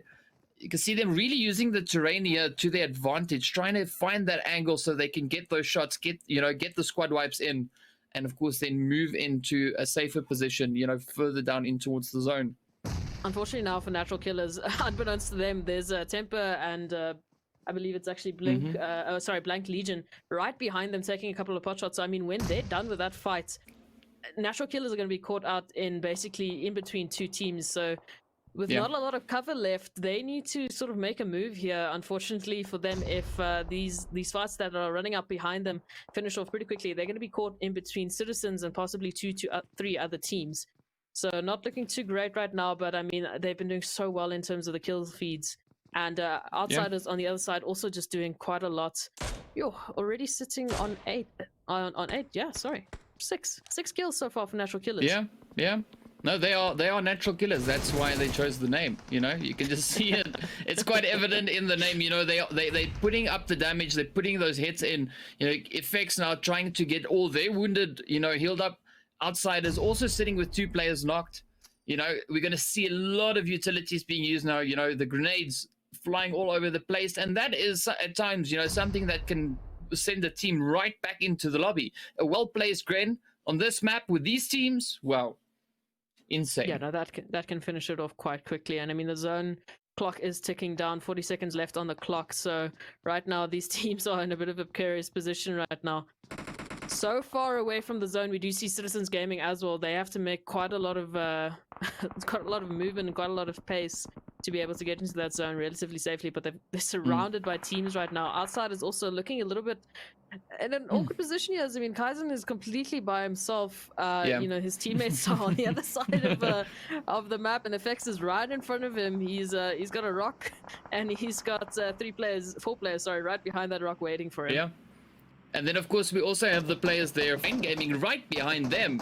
You know, so if one of these 2 teams manages to escape, you know, they are then, of course, going straight up into the next team waiting. And we also saw the players there from Blink and the Natural Killers. Natural Killers were trying to rotate around, You know, we saw some shots flying up from Blink's side, and they immediately started engaging. We saw, you know, a few knocks coming in from the Natural Killers heading straight over to Blink, as you can see in the kill feed now. And also now a nice exchange between these teams. We got the team here from FX or EFX now making their way in. We got House of Anubis just over towards, well, the southwest over there as well. So it's going to get tough. All these teams are closing in. 35 players in such a small zone. I was just watching Outsiders. They're just crimping around the edge of the map trying to get out of that situation. Somehow managed to do it with, I think, a couple of smokes used in the process, but nonetheless managed to get out of there. And oh, Luffy going down there. FX just running into the zone right now. A lot of fights now starting to happen. As we mentioned, the zone is getting all too small. 8 teams left in what is basically just a grid worth of space that they can use. Wow. House of Anubis out on the edge there, actually got some position there. You've got two players actually quite split up from the rest, so gonna be a bit awkward as Gun is etching towards them. Risk actually on the back line just holding down Red Reserve, or one of the players from Red Reserve just right there, so he's going to be a bit late if the fight does go. So Gun right now is looking at a 4v3, not in their favor. And also what's not in their favor is the cover that they've got to their advantage. I mean, they've got a little bit of a hill already, one down. It's basically this tree between them and going back to lobby right now. Yeah. But one thing that we've seen a lot with these teams is they are really good at using the terrain to work in their favor, you know, really making the most out of it. And you can see that exactly right now. You know, we've got Gun position up on the side. Same for House of Anubis. They're in the compound, they're behind the vehicle, they're on the side of the hill, you know, covered in the smoke, really moving back and forth and trying to see if they can find the angle there to get those hits in on Gun. Fortunately for both these teams, they are in zone, but what House of Anubis does not have in their favor is positioning, because we've got all the teams left, aside from Gun, all of them are right behind them, and they can come in and get those third parties going, and, you know, then and just wipe out the House of Anubis team. Yeah, House of Anubis are not, if they could see what we're seeing right now, they wouldn't be so happy to be where they are. I mean, it's literally, there's so many teams running down on them. Literally, the rest of the teams, so there's 2 teams here, and now the other 6 are going to be coming from behind them. So it's not going to be a fun time. Already the vehicles coming in. Oh, the third parties are about to rain down as the vehicles are just going right past them. We do see Temper up on the hill. They've got some good positioning here. They've got a good line of sight onto exactly where Gun and House of Anubis are right now. And I mean, you were saying how they're using the terrain pretty well. There's not a lot of terrain left for Gun right now. There's not a lot of terrain left for House of Anubis here. Natural Killers taking a lot of fights there. Down to 2 players right now. But they're already sitting on 13 kills. Insane. You blink and they get like another 3 and another 2 and another. It's insane how much work they're doing right now. Just putting in so much effort into getting those points racked up, and they're already in a pretty good position. 5 teams left, so I mean, they're looking really good for this round in terms of points. I mean, so many kills behind them, and their placements should be decent. So now it's just going to see who's going to be the last few teams remaining, and so much damage there. House of Anubis doing so much work, taking out 3 players from Outsiders.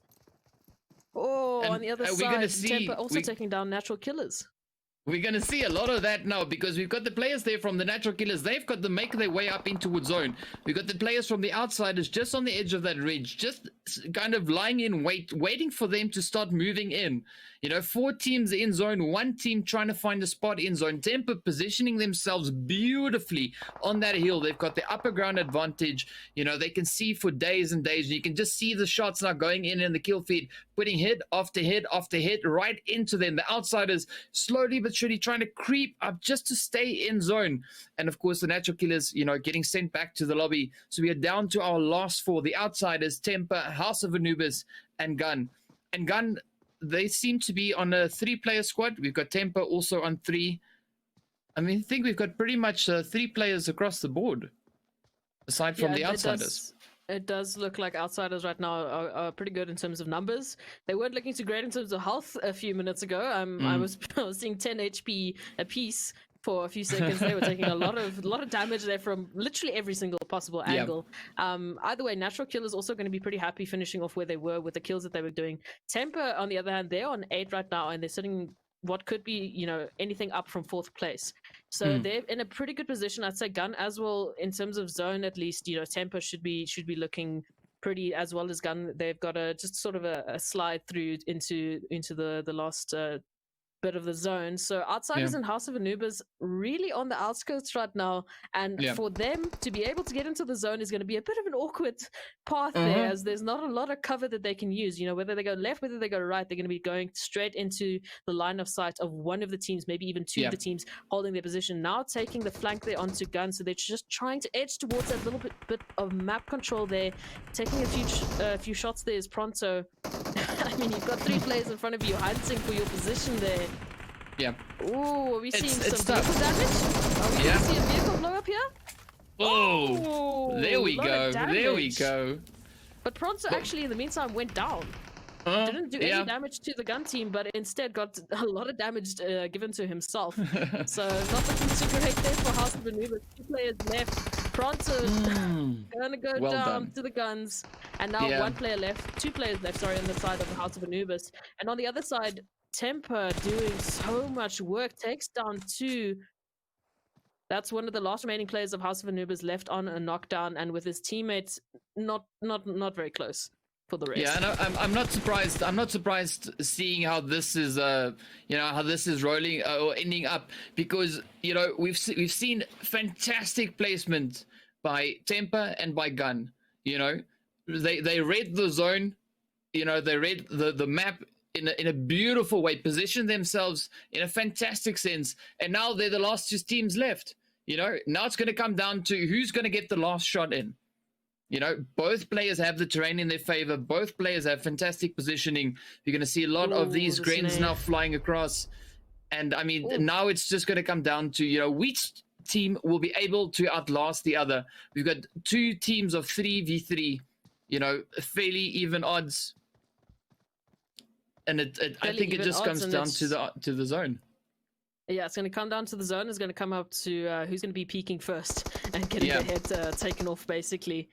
Oh, already Temper starting it off, takes down Risks, now left still in a 3v2, basically. Gun needs to get that res off if they want to have a fair chance, but not a lot of space and also not a lot of room to work with. The zone is going to start restricting in 10 seconds, so the clock is ticking.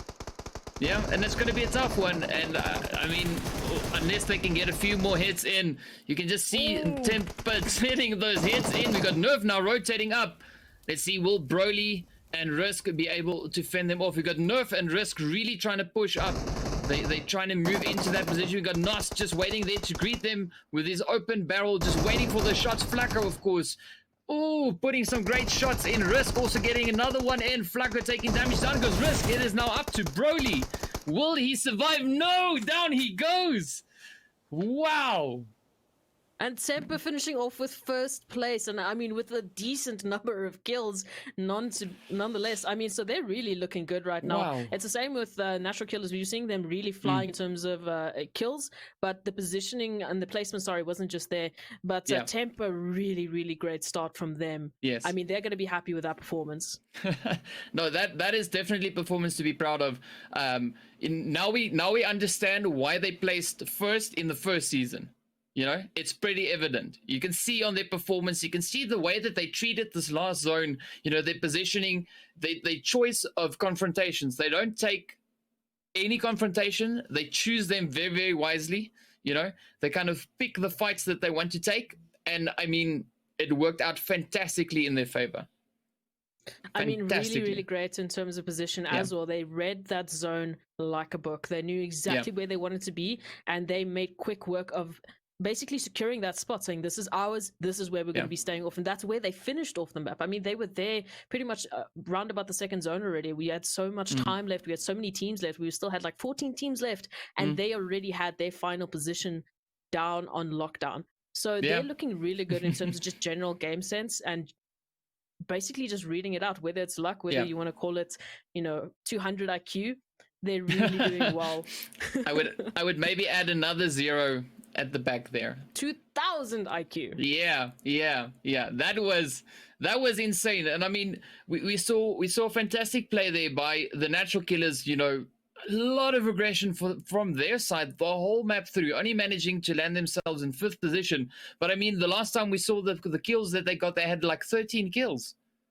Yeah, You know, no, they might went have- on the aggression first. I think they were Yeah. actually the first one Yeah. to get first team to actually get some kills. So I mean, Yeah. they were already there in terms of aggression, and Yeah. they were there for for those points, those kill points. They were Mhm. like, it's fine, we'll get the placements later, but right now we're gonna start it off. We're gonna make an impression on the rest of these teams. Yeah, yeah, and what a fantastic match. But now that was just the start. Now we've got one more to come. So I think these teams are kind of warmed up. So I think it's time we hand over to the analyst, to hear what they've got to say, and then we'll be back in the second one, which I'm really looking forward to and super excited about. Thank you, Proxy and DK. What a game. What a match. Number 1 coming in. Incredible performance from this team of JXP Tempo. The tempo certainly working in their favor. And in that, of course, the synergy was bang on point. Oh, that was impressive. I mean, talking about the circle shifts as well and everything, Right. and we just saw one thing that they had 13 kills. That just sums it up to 33 points. But then natural killers, look at that, 14 kills. The placement was below on that chart, I would say, on the 5th position probably, but then they came to 2nd because of those 14 kills and 21 total points. And Gamers Unite Nations, House Banabis, Outsiders Officials, Apex, Red Reserve, Blink, like these were the teams that actually had a really good mark from 33 to 6, 1st to 8. The positions, the placements have actually been grabbing each of themselves, and the team with the lowest skill out in this one is Red Reserve. I would say good placement points, but then less number of kills. Absolutely, we see that on 7th position, Red Reserve with only 1 kill. But talking about this team that is on the 2nd position, Natural Killers, I mean, Ocean, the name says it all, dude.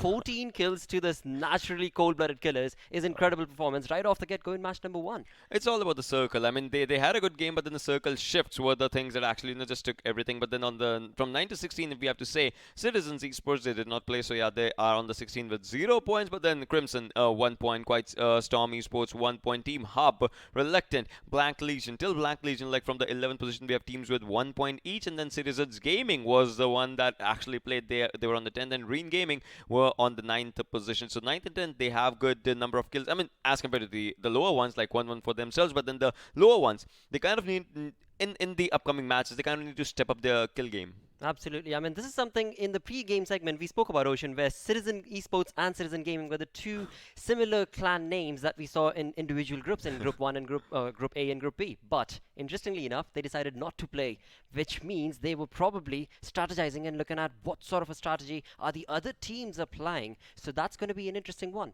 to witness as to next match that they play. What are they? Let's see what happens when they'll be playing, because one team is in Group A, one team is in Group B. They Right. have the same owner, so that's like one of the reasons they cannot play like in this one. So let's see if it's like A versus C or like B versus C or A versus C. Perhaps. Then probably we'll see the other Citizen Esports as well coming into the competition or something like that. Or maybe I think they have put it out, so it's just one citizen. We are not going to see two citizens, just one citizen is going to be out there. Oh yes, we're just getting confirmation from the production side indeed that when it comes to this team Citizen, we're only going to be seeing one of those citizens. But indeed, with that match number 1, the way this has been hodgepodging and rolling across, talking about the circle, every single time when you talk about PUBG Mobile, you have to bring in the circle. And this time around, the circle was devastating for every team. I mean, right off the get-go, as you move on to circle number 3, the teams were just trying to rush for the circle. But till the 7th circle, 6th circle, there were only a few teams that actually made it. It was about the northern shifts as well that Right. the circle was taking, and the circle was actually just going in the different directions with that. The teams were trying to cope it up. Like, all right, talk about natural killers. They're on the 2nd position.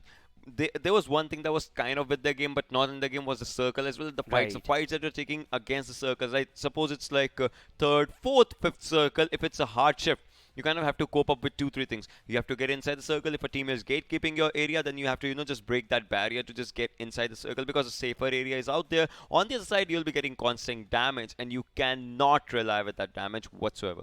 Absolutely. Again, it does factor in the number of kills that you bring into every single match will factor in, and the number of points that you bring based on your position, the Yeah. placement will of course factor in as well. But with that, Group A and Group B looking pretty strong, I would say. Right now, the only thing that did not favor them was again the circle. But again, when about PUBG Mobile, that is something that will never favor any team, no matter where you're at. Even though on circle number 2 and 3, you might be feeling very confident that, yep, we're in the center of the circle, this is our game. Whoop comes the circle and across you go. Exactly, that happens. And with that, it's not just you are going. It's like Right. your mindset is also like, we were so passive. Now we have to be aggressive to get in the next Exactly. circle. And that aggression, you have to just, take it away from other players. Because what happens is, you're getting kills, you're getting placement points as well. So you're eliminating the teams. True. That means you're getting higher up on the rank as well. So you have to go with two things hand in hand. And if you cannot do that, then there's one thing that's coming from behind in that circle, and that surely takes you. Absolutely. But talking about the final circle itself, where we saw those two incredible teams, that is, of course, JPX and Natural Cold-Blooded Killers, as they call themselves, Natural Killers, that was an interesting fight because we saw one team hold the upper advantage of having that ledge in their favor. Yeah, and it's one thing. See, upper areas are important, upper Right. ledges are important, and it's one more thing. The kind of guns that you're using, because yes. if you're going with SMGs in the final circles, nope, not that much.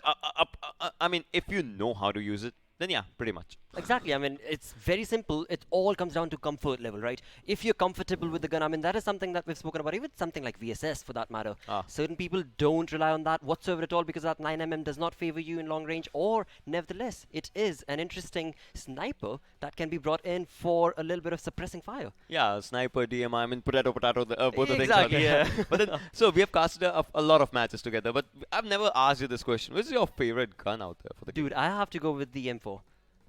It's a Stand- tough one to control. I mean, people genuinely do question, is it going to be the M4 or is it going to be the AK? Again, though, it comes down to the comfort level, comes down to how Yeah. good are you with the recoil control and whatnots. But eventually, one gun will be, for me, M4. One gun to rule them all, like that Yep. kind of like one of the things. But coming back to this game right now, what happened?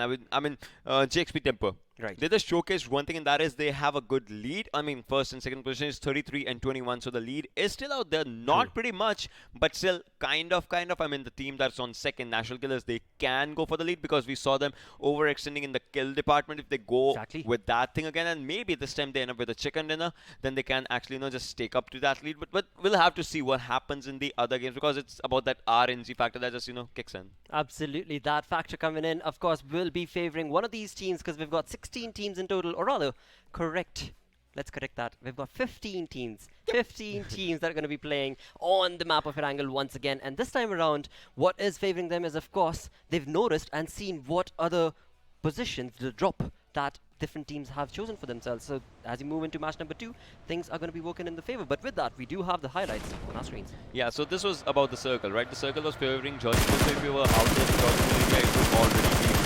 And that's where the final circle actually ended. I mean, the fights came up in a really good thing. I mean, National Killers, they were going with everything. They had the first kill, they had the first knock, they had each and everything in their hands. But look at it. Wild is out here and not even healing up on the proper area when your team is going for the fights. I mean, they were winning the fight. That's one good thing, but you have to go with the heals at the right time. Wow, what a sneaky play right there coming in from Sneak indeed. And with that, we move on to this clip right here where indeed we see Drex try and battle it out against a 1v3 situation. But of course, that 1v3 was not able to favor him, but he was doing pretty a-okay for himself as he did suppress fire and bring in that team down to the knee. Well, Exactly. not really. Like kind of, maybe not exactly to the knee, but yeah, kind of to the knee. And that's one thing that we were seeing. And but this team won for a reason, right? They had less kills as compared to the first team, but still 13 kills is, I would take that number. And then EFX, all right, they were also trying good, but then these areas were the ones, and this is where the match actually ended. If you're just looking into it, and somehow we were seeing Yalla Esports as well in this one, but still, look at this. All right, this is where the match actually ended. Right. And with that, JXP, they had a really good run. I mean, they were trying to go for the fight, but the teams that were out there, just not enough. It's just one man remaining, that too on the lower side. So that's, I would say, one reason that the team just took the win. Absolutely, and with that, of course, the standings were favoring this team of JXP Temper. The Temper working in their favor, but Natural Killers were not that far behind. So as we get prepped for match number 2, what do you think, Ocean? Is this victory going to be taken away from them? Because now the other teams know what sort of a gameplay are they to bring to the table. I mean, I would want to see someone from the lower table Right. coming forward just True. to showcase that first game. We kind of made some mistakes, but now we have learned from it. Indeed, exactly. And with that, within that itself, just talking about table 1 itself, from 1 to 8, when you talk about the points, you're looking at pole position holder 33 points and 8th position holder 6 points. Yeah. That's a huge difference in there. That's a huge difference in there. And but then see, it kind of shows even if you have 8 points, Right. you can go for the 33 in the next game because not all hope is Exactly. lost. One good chicken dinner gives you 20, it gives you 26 points out there, then the kills as well, so it kind of increases in value. But then what value can you bring up to the table? I mean, what kills can you bring up to the table if the circle, this time the circle was a northern one. If the circle just goes for the southern one, have you read your teams enough to actually know that what are they going to be bringing with their rotations? Like, is their rotation enough to go on the southern side? Are there going to be water rotations, bridge blocks, bridge camps, everything? It just counts. Absolutely, and with that synergy, of course, will come the comfort as well that these teams are comfortable on. Of course, there are going to be individual teams that will already have a pre-selected location that they would want to drop on. But now, as you get started with Friday, Saturday, Sunday matches, you shall witness that there are other teams who will be fighting and grinding it out for that exact same drop zone. Exactly, and right now, yeah, that's the one thing that you said. They'll be grinding for that drop zone. So right now, also people don't know each other's drop zone as well. Exactly. They'll be looking forward. They'll be looking for the tables. Like, where do my enemy teams land and how far or how close are they from me? And if the circle is on me, do I have to take a fight? Do I have to run away? What do I have to do to be in my comfort? So all these things, all these calculations are to be done right now because this is just a start. Let's see when the story continues, what happens and what will be the moral of the story. Moral of the story is, well, get them kills. That's all we need because after all, that chicken dinner is coming very, very quickly for these teams. Now, talking about just, again, JXP as well as Natural Killers, these guys, these 8 players, these 8 lads, they took quarter of the teams down. I mean, in total, somewhere about 25, 26 players were brought down by just these 2 teams. Exactly. It's like, 27. You know, Right? 14 and Yes. 13. Yeah, that's 27. That's Exactly. quick maths. And that's one thing that was done. So it kind of showcases one thing that the teams, the other teams. And, all right, let's just continue that discussion. Right. 14 and 13, Uh-huh. right? On the second table, 0, 0, 0, 0 with the kills. Ouch. Those were the kills that actually went there. Yes, but then again, you have to bring in the circle conversation once again, wherein the circle was just so drastic from the get-go itself that so many teams were just not ready or prepped because they were all over the map, but where the circle was. They were just not there. They They were just just weren't not there. there, and they were trying to get there. And that's like one thing that I would say was with the plus and minus, the waves of the game that just come in because you have to go for the bridges as well. Right now there were not enough like bridge camps as of now, but then if the bridge is on the southern side, we always know that there are bridge camps and all those things that kind of happen. So let's see if we see a southern circle in the next match. Boy, oh boy, this is getting quite interesting, quite a fabulous match coming in. That is just match number 1, though. And of course, Group A and Group B, they have showcased some wonderful gameplay. But now the question is, which of these teams are going to pick up the pace from the bottom of the leaderboard? Because they are going to have to showcase that mark, showcase that domination. Otherwise, that kill streak lead is just going to far further and further away from them. Exactly, and you cannot let that happen. Not on the first day. Absolutely. Not on the Yes. first day, because Natural Killers. Now it's like from the kill department, I'll be having high hopes from them for the Exactly. next game because they kind of showcase that. But then one more team, I would say like let's say Citizens, because one of the lineups won't be playing. So Right. let's say Citizens might be that second lineup that just comes up, showcases a really good talent, or maybe EXP, like they were trying to go for the good games, but then the games. So there are 2 kind of fights, right? Good fights and bad fights. If you Exactly. can take a good fight, it's good, but your good fight can be someone's bad fight because you want something that the other one lost. So it's kind of a balance of both things. Absolutely, and today, as match number 1 came to an end, one thing that I did witness was amongst all these 15 teams, they were taking a very passive approach throughout the game. There were very few select moments where teams did actually showcase that banter and showcase that domination and destruction. Otherwise, they were wanting to showcase only passive gameplay. Now, hopefully, as we move into match number 2, we shall see a few more of those moments where there's just total havoc and destruction, where there's 3 teams, 4 teams trying to grind it out, and of course, there's going to be third-party situations. I would say they were going passive for one reason, and Right. that reason is they were trying to understand their enemies first. If you Perhaps. have to go for the understanding, then yeah, you'll go passive. You'll be watching your step while watching their steps as well, because you have to understand all those things. But once you Yep. get a hold of that passiveness, like how passive, it's not about just being passive. It's True. about how passive you have to be just to be safe and be sure that what your enemy is doing. So if you get a hold of all those things, then yeah, you can go for that aggression. All when you just get the hint of the game, just at that Exactly. moment, if you get it, you go for it. You absolutely do. You do not wait for a second thought, because that is where the team synergy is going to come into play. That is where those quick taps are going to come into play, because that is what the game is for. You bring in those kills, you bring in that chicken dinner. Yeah, that see, it's kind of one thing. See, so I would say one thing. Even if you're going extremely passive, you still in order to get a chicken dinner, you kind of have to kill one person, right? The You final do. one. You should. So yeah, you should. Yeah, You exactly. should. You should. Otherwise, 20 points chicken dinner does not make sense. So you have to kill kind of like one person. If you get that kill, it still kind of shows that even if you were passive, you were aggressive at one moment. Just True. for that one bullet as well, you were aggressive. So it kind of shows that yes, if you have to be aggressive at the end, why don't just start it from the starting? And that's what natural killers did. Absolutely. I mean, just the name itself speaks it all. And again, I'm sure these lads are going to be really proud and happy choosing that name, mate, because the gameplay that they brought, I'm sure, were not expecting. But indeed, the showcase of destruction coming in from that side was cold-blooded natural killers. Yeah, they were natural killers. But then we are talking too much about Group A and B. I mean, True. I would still want to see like what Group C and D bring to the table, because Yes. their games are going to be an important one as well for themselves, for us as well, because we'll be understanding the metas, what they are doing, how they're doing it. Because see, every team kind of has different drop locations and everything. See, I would say a team A from Group A drops Right. at Pochinki. Then there's a team B from Group B that too drops at Pochinki. So there's a team from C as well, D as well. So if they Exactly. actually collide, it can be a different scenario. It certainly can be a different scenario, and with that, of course, the different scenario that we're going to be landscaping for you guys is match number 2, which is ready. So let's throw it to our casters. That is, of course, DK and Espros. What's up, guys? All right, so we're back, getting ready for this for the second round, and I think it's I mean, just based on what we've seen in that first one, we're gonna be in for quite an entertaining match. And thank you so much for the guys at the analyst desk there, making some sense of the match there, for the people that don't necessarily know PUBG. It's always great having that happen. And yeah, I mean, I'm waiting. Super excited for the second one. I can't wait. It's I think it's gonna be crazy. Oof. Yeah, no, I mean, we saw some massively aggressive players there, but super entertaining nonetheless. Don't get me wrong. Please do it again any day of the week. But absolutely some great aggression there and some really good strategic plays.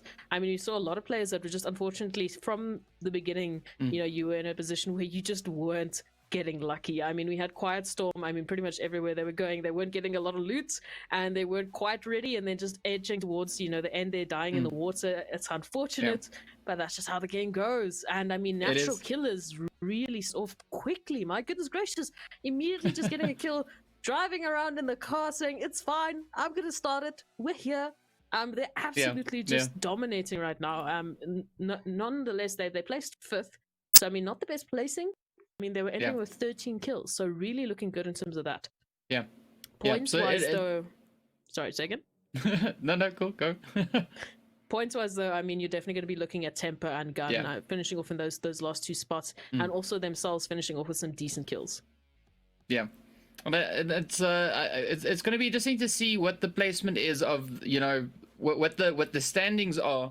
Because we did see that a high kill count coming in from the natural killer side, so that definitely changes things up. We're going to see where these teams are going to finish up after the round already. Now the second one's going to come in. We're going to see more aggression from the teams. And the exciting thing, the exciting thing there is this teams have a fantastic opportunity now to make quite a difference into the standings for day one. If they weren't happy with what they had in the first match, now is the opportune moment, to make a change with that. So that's exactly that. I mean, you've got a second opportunity now. This is your second map, and this is your final map, at least for round 1. So going to the final map, round 1, and I mean, it's really the chance for the rest of these teams to sort of just get a better stance, get the better points, and get into a better position to be going through to the rest of these rounds. Right now, it's Group A and Group B both looking extremely strong. So, I mean, the entertainment value is there, the fights are there, the firepower is there, and the experience is most definitely there. Yes. So we should be seeing some very interesting players going through. And again, it's all going to depend on the same sort of situations and the same sort of facts that you need to be worried about is those zones, the loot, and where exactly am I going to get shot from. Yeah. No, that's very, very true. And it's going to be interesting to see, what the game is going to do with this flight path for the next one. Are we going to have a similar kind of flight path? Because that's something that we've seen quite a bit, is especially in these, it's like the game kind of is stuck in a sense to, certain flight paths. Yeah. Or maybe that's just the luck of the draw for the teams. You know, they can put themselves in a Perhaps. position that they are quite comfortable with. Yeah, Maybe we it were gets definitely mixed up. seeing. Oh, okay. And what a starting it mix. off- starting it off straight away, just saying no to DK. So sorry for you. That's you're not getting this today. I mean, we're seeing a bit of an end there onto military base. So we didn't see any military base action in the previous map. So it's going to be interesting to see where these teams are going to decide to go instead. Already seeing a couple dropping immediately. So already some splits going through. Where the circle ends this time, I think it might be a fun one. So we were ending towards the George, just south of George Pool crates there. So where we're going to be ending this time around might actually make the difference, as a lot of teams already dropping through, starting off pretty quickly there, getting that loot. I think definitely a lot of the teams are a little bit spiteful that they didn't get a chance to get some decent gear that last map. So they're already starting strong with the loot. And we already Just a see few the players edging towards military. Yeah, we see Temper going straight up to military, to Temper, heading straight up in towards South George once again, making their way in towards the containers there. Gun dropping in their spot if the flight path allows it, you know, which is of course, you know, Quarry and surrounding area there. We got the Citizens and a Hub going for more, you know, the western edge of the map. There is not really anything there. It is a fairly barren part of the map, but we'll see what they're going to do, you know. Oh, look at the zone. Ooh. I was expecting my a zone. goodness. I was expecting, you know, PUBG sometimes has this wicked sense of humor and decides to put the zone on the exact opposite end of the map. You know, fortunately for almost all the teams here, aside from the ones still in the air, you know, the zone kind of, you know, decided to be a little bit nicer to them. And A little bit friendly today. I think yeah. the zone is feeling bad for a few of these players. Already starting us off there, as a few of the players have gone down, or at least been knocked so far. None yet back into the lobby just yet. But already the vehicle's been grabbed, and already some knocks going through just with a couple of those SMGs. Those initial, you know, altercations there. I do see that a lot of the teams, mostly from what it seems like a military base or that cluster there to the top left, just below George Pool. Ooh, a lot of fights there. That's not a fun place to start there. But Reluctant already has 3 players, I believe. 2 players already out of the lobby, left onto Titan and Smitty there to basically catch up, and a Red Reserve actually catching Rambo off guard there, so with the vehicle explosion, I believe. So HP already not looking too great, and Titan again in a situation where he's you know, at a numbers disadvantage, as we saw the previous map. He's at least got a teammate still with him, but shame. I just feel bad for Titan. Always less situations. But what's great to see is, you know, the team's really capitalizing on the fact that, you know, the opposition has not been able to really get, you know, decent armor or decent weapons, you know. So once they've got the weapons, they start off, they push right in, get their aggression going, get those hits going. And, you know, that is thinning the herd right there and then. You can see Edge, of course, now trying to move up. His health is not looking too great. You know, he's trying to... Oh, down he goes. He got run over. Oh no, way up in the distance. But it's, man, this is what it's about. You know, the team's really capitalizing on what they've got early on in the game, puts themselves in a pretty good position, and then they just try and build and build and build on that. And I mean, look at Uso. Just going down there. I mean, I was saying I feel bad for Titan in the situation, but he's just absolutely thriving right now. Takes 2 with his teammate on the other side, also taking a few shots from themselves. So looking pretty good there. I think it's just one of the players left now from Osu on the top of the roof there, just proning away, hiding from the nades there, because Titan and Smitty know exactly where they are and where they're wanting to go. Oh, just on the edge there. Thank goodness they were, because that nade was right next to them. Already taking some aggression here, which I like to see. I mean, coming basically from a 2v4 situation, they've really been doing a lot of work here to catch up. Oh, okay. It's fine. We will smoke ourselves off. That's what we need to do. It's very sneaky. But it's great seeing these teams, you know, exactly like we were speaking about just now. You know, they capitalizing on the fact that the opposition does not have, you know, adequate ammo or armor or weapons. Smitty, even. Do you know where? Oh, do you know where? Oh, so sneaky. And they're gonna try and get those hits. Oh, they're gonna get him. They're gonna get him. Oh, they're gonna fall for the mid-air. damage. Oh my goodness gracious. What a play. Well Beautifully played done. there. Doing Yeah, a lot of work Reluctant. now for Reluctant City. Yeah, the Reluctant really doing a great job there. You know, going from, you know, being at a slight disadvantage, moving in, Titan and Smitty, moving up, taking out that whole squad. Fantastic job. Fantastic job. That's going to be our first squad down, you know, for this map. That's going to be the first team Yeah. going down. And in a 2v4 situation, I mean, very well played there from Reluctant. So sitting pretty on 4 kills now already. Natural killers. I mean, these were the aggression. You know, these were really the kill capitalizers from the last map. Yeah. They really started off strong here. At the moment, not sitting with any kills, but I mean, there's no one really to fight right now. There's no one really to Yeah. kill. They're not in a position to do that this time around. Last time, on the other hand, they were surrounded by teams constantly. So it's that positional sort of the luck of the draw. But Yeah, looking no, still definitely. pretty good. We see some nice positioning here. All the teams are relatively split out right now for the beginning of this game. So not a Yeah. lot of aggression or not a lot of fights going on in the first little bit. Already most of the teams already out of military base. Immediate escape. They're trying to get a little bit closer to the zone, closer to the main island there. And yeah, just the vehicles all around, as we do know this map is absolutely huge. Yeah, and we of course still have the players there from EFX, you know, all the way up in Saverny. That is also one of their favorite spots. They like to go there, you know, start getting their loot. And it's great to see that some of the teams still go to, you know, their usual spots without, regardless of where the zone is. Like my spot is there. I'm going there to get my loot, and from there on, you know, we can get everything going. And we might even see the players from Blink, the ones that we've got right here, closing in on the players. We have another team in front of them. I can't remember the name of them now. We've got another team just over towards their northwest rather. So it's going to be interesting to see whether or not, you know, they're going to start moving up in that direction, because it definitely looks like they're looking over there, trying to find the angle, see if they can spot any of the opposition. And it's going to be interesting to see it, as you mentioned, also the players there from the Natural Killers being a little bit more passive, you know, this round, not putting in so many hits just yet. As you mentioned, position. Yeah, it's exactly that, and it's also just a case of sort of timing. I mean, if Yeah. you're going to be looking at the wrong place at the wrong time, you're going to be caught out in a position where you're not going to want to be. So Yeah. right now, for every single one of these teams, they have that map awareness. They have to know, and they have to be looking at the spots that they should be expecting to get aggression from. And Yeah. already the zone moving in. Ooh, damage there as Red Reserve is just flying through this hill. Ooh, Citizens Gaming actually taking a couple of shots there onto Hub.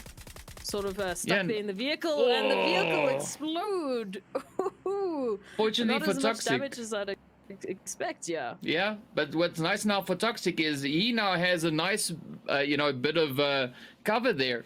So he went from having no cover and a little threat where he could be taken out. He now is up into a position where he is, you know, in such a position where he can use the vehicle as cover and actually put quite a bit of damage into the team that's now starting to push up on him. Well, depending, of course, on how he plays it, which didn't work out too well for him right there. But great Unfortunately not. movement here by the Citizens. You can see them coming in with a bit of a pincer position or move, coming in, putting those hits right up into Hub. I think they're pretty hungry for their first kill, because Yeah. that was. I mean, Hub unfortunately going to be taking the loss there. And weirdly enough, now that I'm looking at the map, I do see that Hub is pretty split up. I mean, we had only Toxic from the Hub side sitting in the middle, basically nowhere. I assume, you know, he went to go get a vehicle and was going to bring it back to his team. But unfortunately, getting caught out there. But the rest of the team as well, very split up right now. So for these fights, for these on one fights, it's not going to be. It's not going to be great. So they need to make a little bit of a move on there.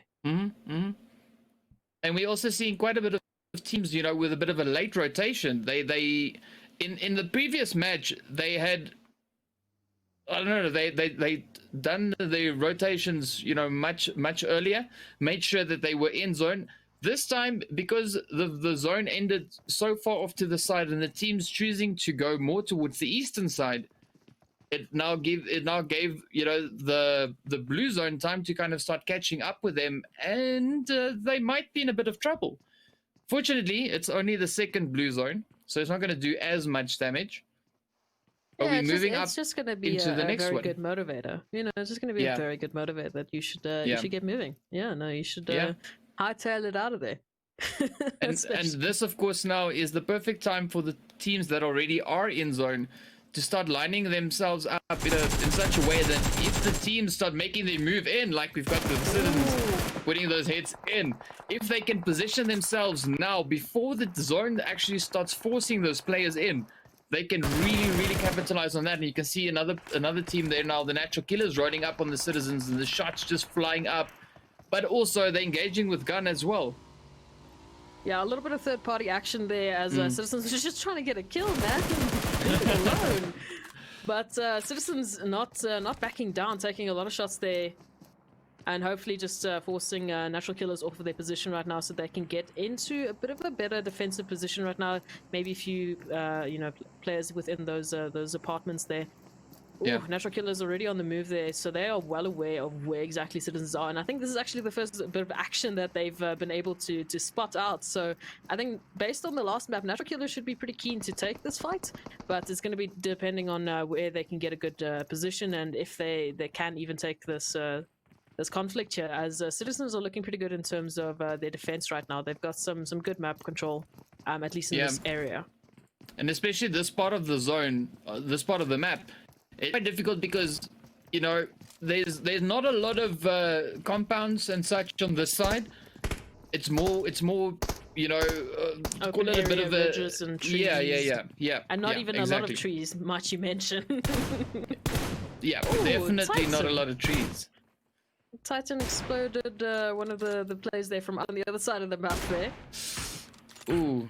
So and Nos now really trying to get that hit in. Yeah, trying to steal the kill, but Smitty moves in. Well played.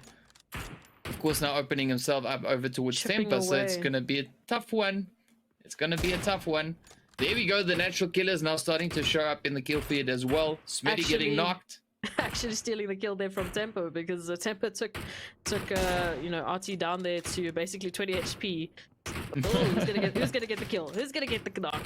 Oh no, a lot of shots there. It's unfortunately a bit of an awkward shot there, and NK is gonna take a Natural Killers. That's gonna be at least another kill there for them. But Tempo right now looking pretty decent in terms of equipment. I mean, they've got a lot of cover. We were mentioning, there's not a lot of compounds here. So, I mean, they're looking pretty good. They've got the vehicles for, the quick escape. And it does seem like they're going to be staying on the move. Don't want to give their position away too much. Not really what we saw previously in terms of the teams going down as quickly as they did. But, I mean, we're still very early into this matchup. And again, I see Quiet Storm towards the edge. In the middle of nowhere, taking a very risky play here. Are we again seeing the same thing? The boats in the blue zone? My goodness gracious. Risky play, but we'll see if it plays out. This time they at least have a bit more time to actually get into the zone. Yeah, and it's definitely not going to be anywhere else that someone else is going. And we also have, but it looks like 1/3 of the map is in the water. So only 2/3 of the playable area, or 2/3 of the zone is playable area. The rest is water. So we've seen the zone finish up in the water once before. Hopefully, we won't have that again happen in this match. But all teams, of course, now positioning themselves in the few compounds that we do have on the western side of the map, which is fantastic because they can really capitalize on that position. But, setting up a bit of an ambush as the teams try and move up, try and look for a spot to hide in, or set up camp. Find some good positioning there, and they can actually rake in quite a few frags that way. I like the spot from Natural Killers there. They're just up onto that ridge there, so they've got a lot of space, a lot of space there. Ooh, effects. Just spotting. Ooh, who's that? Rain Gaming there. Oh, the knock is in. Actually, weirdly enough, by House of Anubis there on the other side. Somehow managed to take that kill away there from FX, but I mean, FX doing a lot of work and a lot of damage for that, especially. So they're going to be a little salty there that their kill got stolen. Well, that's not the first one we saw in this match, and that is not. Oh, Ooh, we got Quiet the Storm. players there. Yeah, Quiet Storm. They made it up Making into it this zone. time. Welcome to the match. We got the players there from Red also up in the corner, Red Reserve in the northern part, and of course the players there from Hub right there next to them. You can see Reluctant now getting hit. There goes the Gren. Titan is out, so we are now down to 13 teams. And Killers, I think they did spot out the boat there from Quiet Storm, so just holding that position, they know exactly where one of the teams are at least. And you were mentioning, you know, the zone ending up in the water there. So if that's the case, then Quiet Storm should actually be one of the only teams that are at an advantage, because they're the only team, at least I'm not sure if there's another boat spawn there, but they're one of the only teams that have boats right now. So they went there for that loot drop. And just holding out that position there. But Hub taking down one of the players there from Red Reserve, making it pretty difficult there. Just two players. I mean, they have already been at a numbers disadvantage early on in the game, but they're doing pretty good work of just sort of gaining that momentum back and gaining some of the advantage back, as they're doing a lot of damage there to Red Reserve. And I think they have a bit of the position here. They've got a bit more space to walk around because of that little bit of ridge. But the zone might actually just be the detriment here. Yeah, well, the best move for them at this moment would be to, you know, get in their vehicle, make their way up in towards zone, while the players from Red Reserve still thinks that they're there, because they're only on 2. At this point in the game, being so close to the blue zone with mere seconds left before it moves in, the best move here would be to make your way up in towards zone. And it seems like they might be tempted to do that, because the blue zone, if it catches up this late in the game, is definitely going to start doing quite a considerable amount of damage. And I think they're a little bit late with their rotation. Of course, the players there from Red Reserve might now be in a fantastic position to get those hits in on the Hub players. I mean, they know exactly where Hub is going to be coming from, and unfortunately, they're not grabbing the vehicle. I think that vehicle actually exploded. So, unfortunately, they're just wasting a little bit more time, hoping to get the vehicle, but it's not enough. Oh, okay, no, sorry. It's just a bit of the HP there that wasn't really in favor of Melodious, so let the teammate go and grab that one there. Ooh, Temper starting it off there, taking down actually one of the players there from Natural Killers, and taking this fight super aggro. I love to see it. So now Natural Killers down to one player. One is knocked currently, and I mean, so far off from the teammates is the last remaining player of Natural Killers, so it's not looking too good for Natural Killers placements here, as I mean, we're only on 13 teams and it's only one player remaining, so definitely not what we were seeing in the first map. But and also, Temper again just taking that positional advantage. Yeah, and also the zone is closing in. As I mentioned, there's quite a big chunk of the map that is in the water, so this is pretty much almost a final zone. Ooh, House of Anubis actually also just on the other side have taken 2 down from Temper there.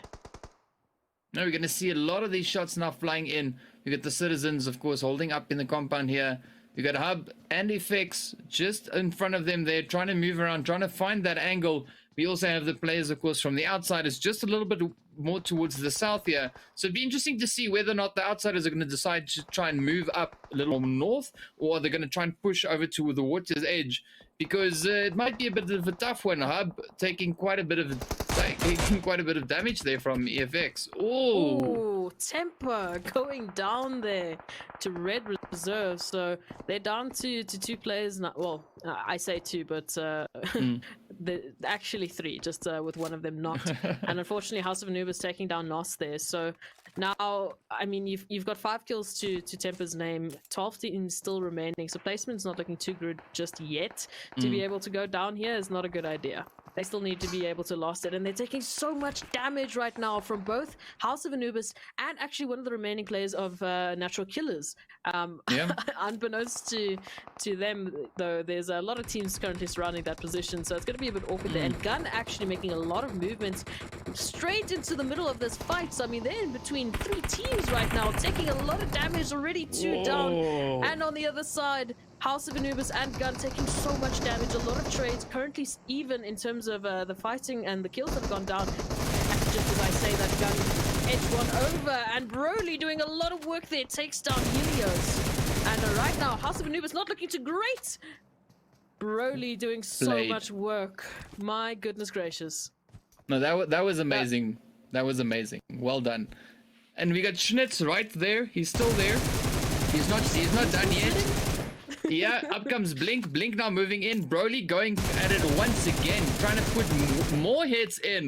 You can see Juicy and Co. They just trying to figure out where do they go so that they won't get hit. And the blue zone obviously sneaking in a few knocks there as well. Vibrant and the players from Blank Legion also going at it. We got Rain and EFX battling it out.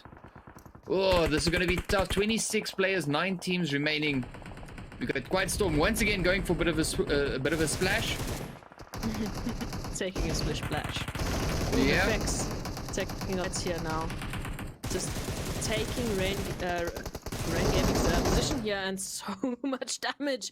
Rain Gaming down to 1 player right now. Muffin left to take down 4 and to hopefully recover his teammates. Well, let's see. Looking Will great. Muffin get it? It's Rage versus... No, Muffin is down. Well played to Rage. Wow. Now that was a tough fight. A lot of CQC there. Wow. That was a good fight. We got Tempo, of course, now moving in on Schnitz. Yeah, that ultimately came down to a 1v1 from a 4v2 basically. Yeah. Quiet Storm actually managed to make it to the coast right now. They're just sneaking up on gun. I'm not sure if they play this well, Risk knows. If they play this well, they could get some pretty good shots in. You take out the players there from gun, take down the team from Blink. But it all depends on how they play their position. Are they going to try and get enough health in? This could really be a super beneficial position for them, of course, now if they use it well. And depending on where the zone is going to be ending up. Yeah. And EFX and Gun still going at each other's throats. You can just see them there. Risk, of course, now just trying to see if he can spot anyone. But here's Quiet Storm just casually waiting. We got Tempo moving up. So we might see Risk getting a few hits in on Tempo. Or maybe even Tempo taking out Risk. And then, of course, Broly, Mr. OP just off in the distance there. And I mean, Quiet Storm is in a perfect position to third part now. They can just wait for gun. Ooh, I say that, but Rusty is taking the aggro, takes down Risks. Yeah, they're not waiting. They're not waiting. No, they want to finish this off. Ooh, immediate trade there from the other side of Temper. And making that a second kill there is Flacco. Shady also chiming in, taking down Rusty finally, as is Indra going down for Quiet Storm. And Gun actually, Broly, we mentioned he was doing so much work, actually chiming in and taking down for himself is one of the players from Quiet Storm. So Temper doing a lot of work down, actually turning around and taking out a few of the players there from FX. So they're racking up the kills right now.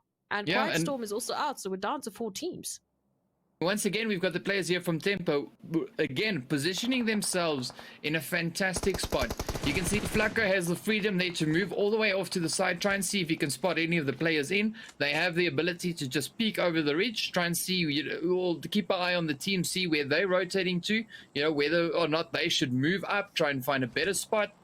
Are they in danger? Which way around they need to go. So once again, they're playing this zone fantastically. Ned. I mean, Flacco's already taken down Rage, at least knocked him. So already starting it off pretty taking the aggressive stance this time.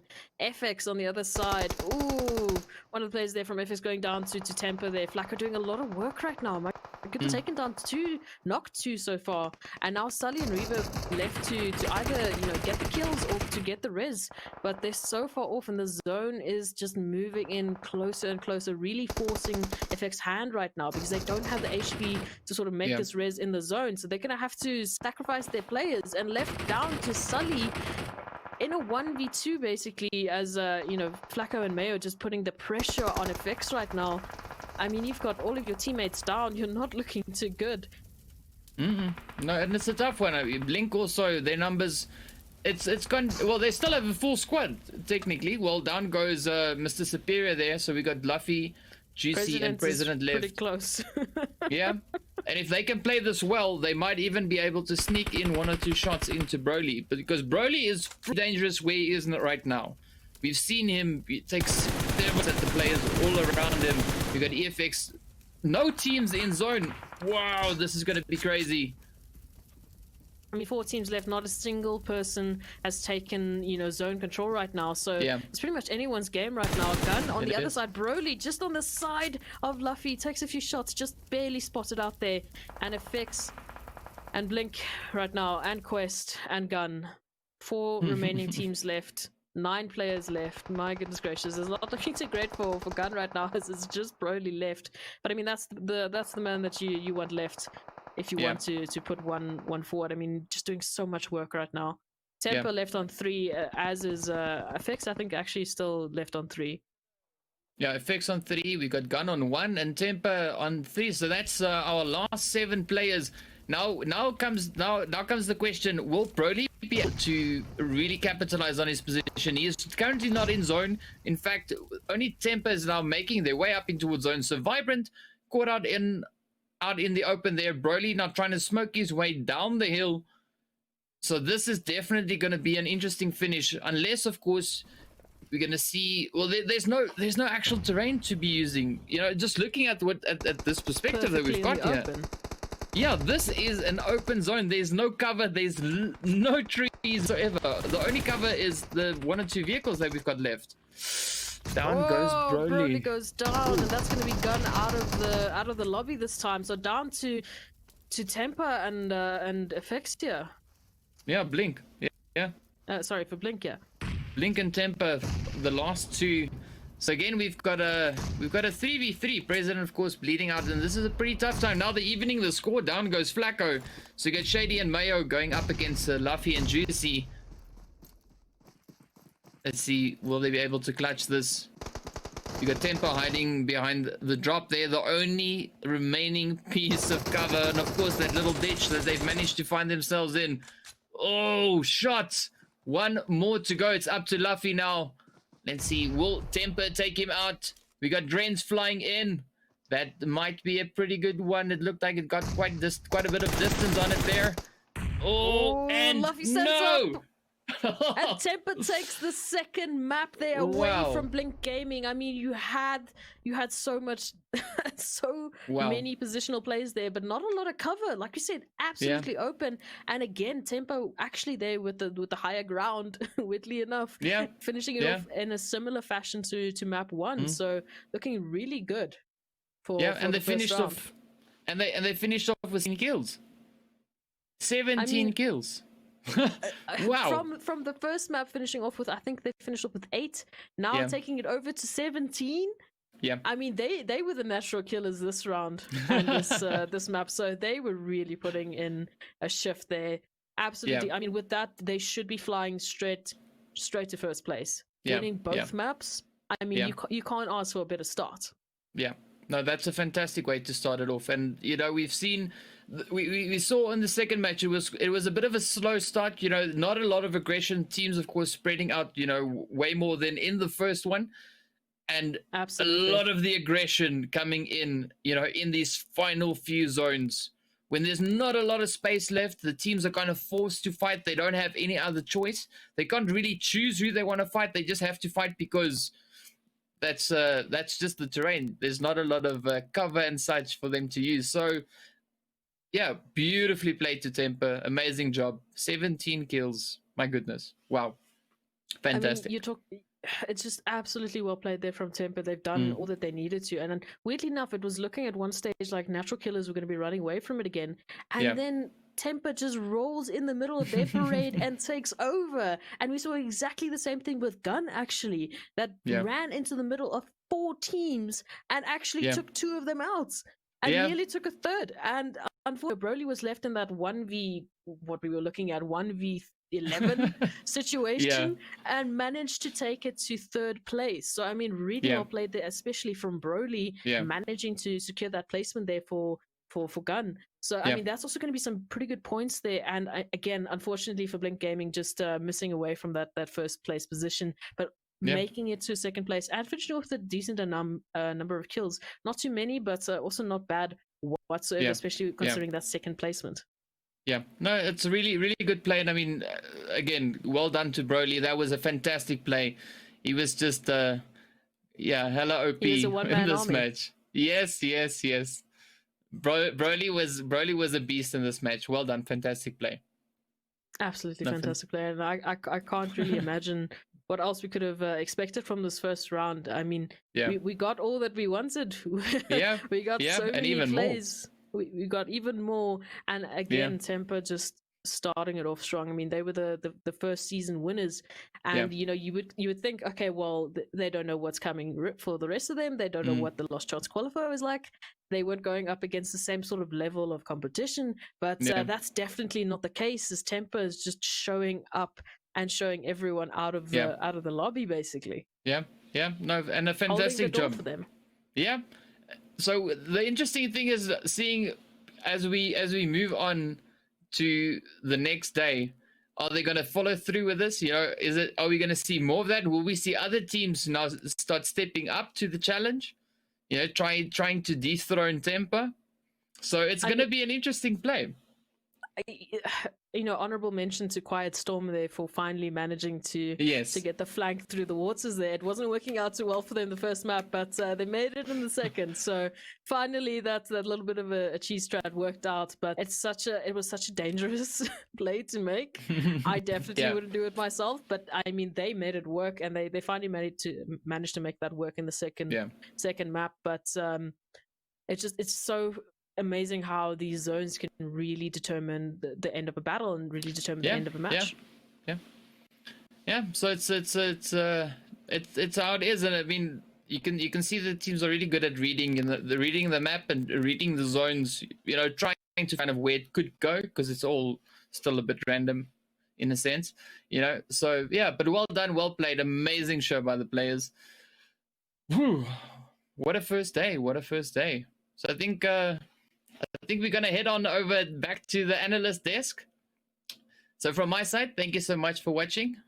Thanks to Esproxy here as well. Thank you so much. I really enjoyed it today. But yeah, there we go, guys. In day 2. All right, thank you so much, DK and Xprosy. What a exhilarating match that was. Match number 2 once again, Ocean. What a team, dude. JXP Tempo. These guys are phenomenal.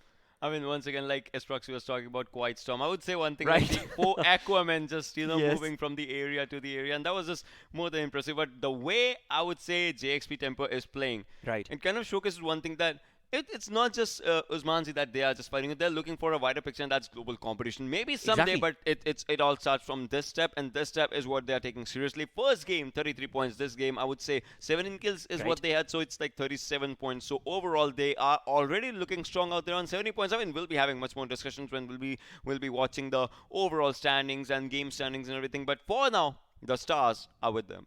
Wow, what amazing chicken dinner. Back to back. They are showcasing to Group A as well as Group B that this is the team that will be showcasing domination and havoc through and through. And with that, of course, this match number 2 standings on our screens, where JXP Tempo takes 17 kills with a total of course, the chicken dinner coming in to their favor, 37 points to this team. Second place is Blink with 7 kills, 21 points. Again, Ocean, as soon as you start comparing the difference between the first and the second itself, it is humongous right here. And once again, right, I would say one thing. This time, Natural Killers, they had 1 kill, and you can see out there, and they have 6 points. That's what was previous in the previous game. Also, 8th position at 6 points.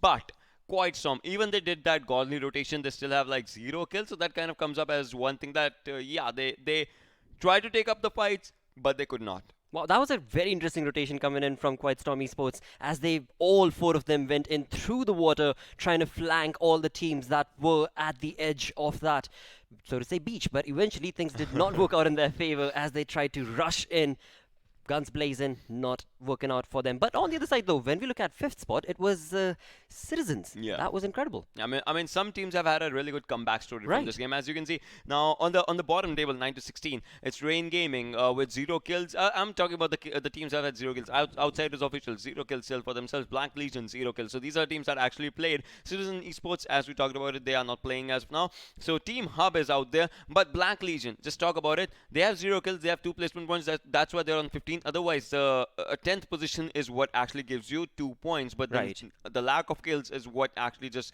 took them down. Imagine if they had even 1 kill, they were on the 10th. Exactly.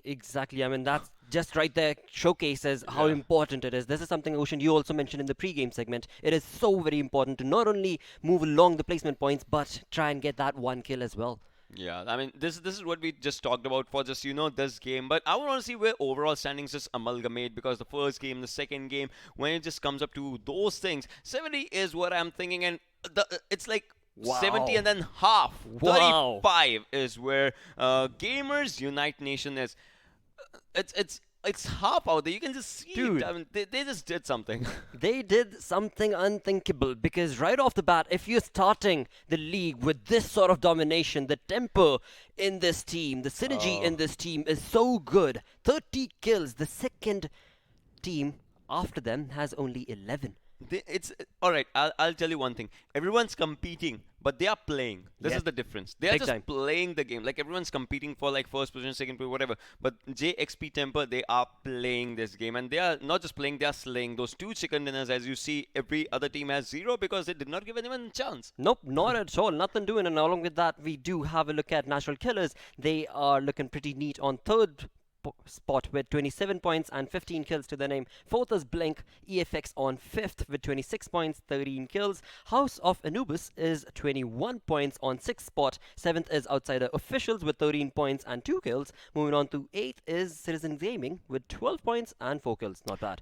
Yeah, we'll be moving forward to the next list as well. But for now, I would say the teams out here are going to be showcasing a single-digit number for themselves. As you can see, 9 for Red Reserve, Raiden Gaming with 9, Quiet Storm has 8, Reluctant SA has 7, Crimson 4, Team Hub and Blank Legion 3 respectively for themselves. But the thing that just comes out here is some teams did impressive, and we know when we talk about some teams, it's one team that just did more than impressive. Obviously, there are teams at second and third, but now it's a pressure situation. Can Exactly. they just get in that line sort of a thing? Like, can they just reach the 70 and 35, still 35 points to go. Right. And once the team that's on second is climbing up, the team that's on first, they are also going up, right? Right, exactly. I mean, now the only thing left to see is that temperament that Jake's tempo is bringing to the table going to kick in and slowly move across the board with that 70 points lead that they've already got. Incredible play coming in for this team. Match number 1 as well as match number 2. With that, of course, highlights for match number 2 on our screens. Yeah, the fights were happening on the Gatka. It started kind of on the Gatka area, and it just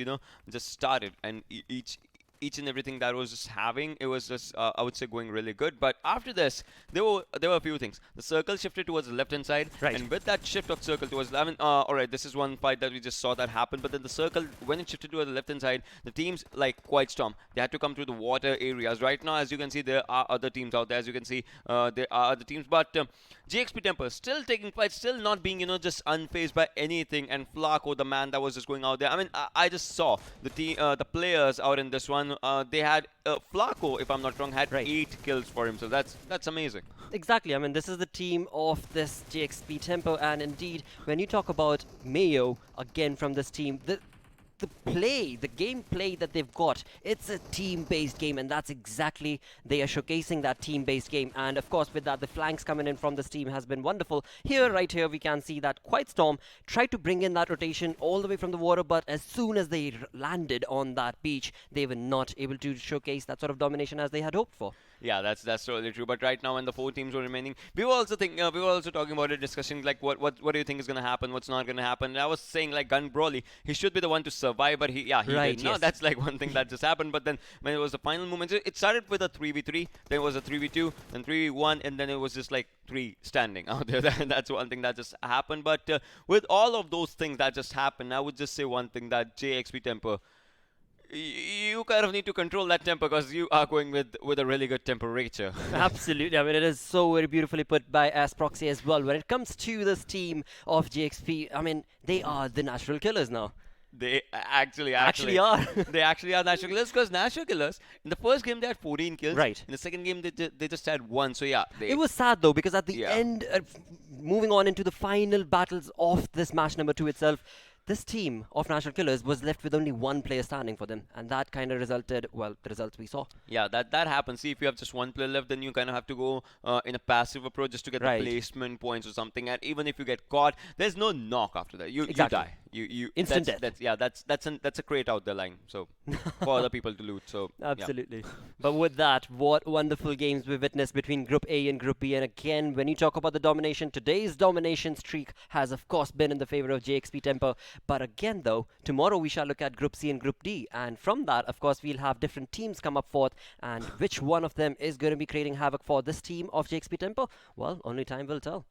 I mean, I still want to see if there is a team, Right. like from C or D or anything like that, that actually can give a tough competition to JXP True. Tempo. Like, if there's a team that gets back-to-back chicken dinners, and then if JXP Tempo fights that team, what's going to happen? Like, I want to see the results. I mean, I'm obviously seeing results from half side like A and B, Right. but this is just the 50% side of the story. The rest of the 50% will be showcased tomorrow, so you never know. Exactly, you never know, because after all, we've just witnessed 16 teams play today. That was from Group A and Group B, or rather 15, as one of them had to back out. But we still have 16 more teams and 2 more games that shall take place tomorrow between Group C and Group D, where indeed we shall have a whole thesis about the PUBG Mobile segment itself as to what are the teams to look forward to. And along with that, those of you sitting back at home, hashtag Umzansi, and let us know what is that one team, what is that one player that you guys are supporting. Of course, go on to Instagram, go on to Facebook, go on to Twitter, whatever suits your boat, and hashtag Umzansi. Along with that, of course, hashtag African Esports, and let us know what your thoughts have been thus far. Yeah, because it has, for me, it's been like mind-blowing. If we're talking about just one game or the other games, like even if it's FIFA, Tekken, True. that's gonna happen. Like all the things, I'm pretty excited for everything. Absolutely. With that, we do reach the end of our PUBG Mobile segment. Stick around as we go on a very, very short break. Coming right up is Tekken 7.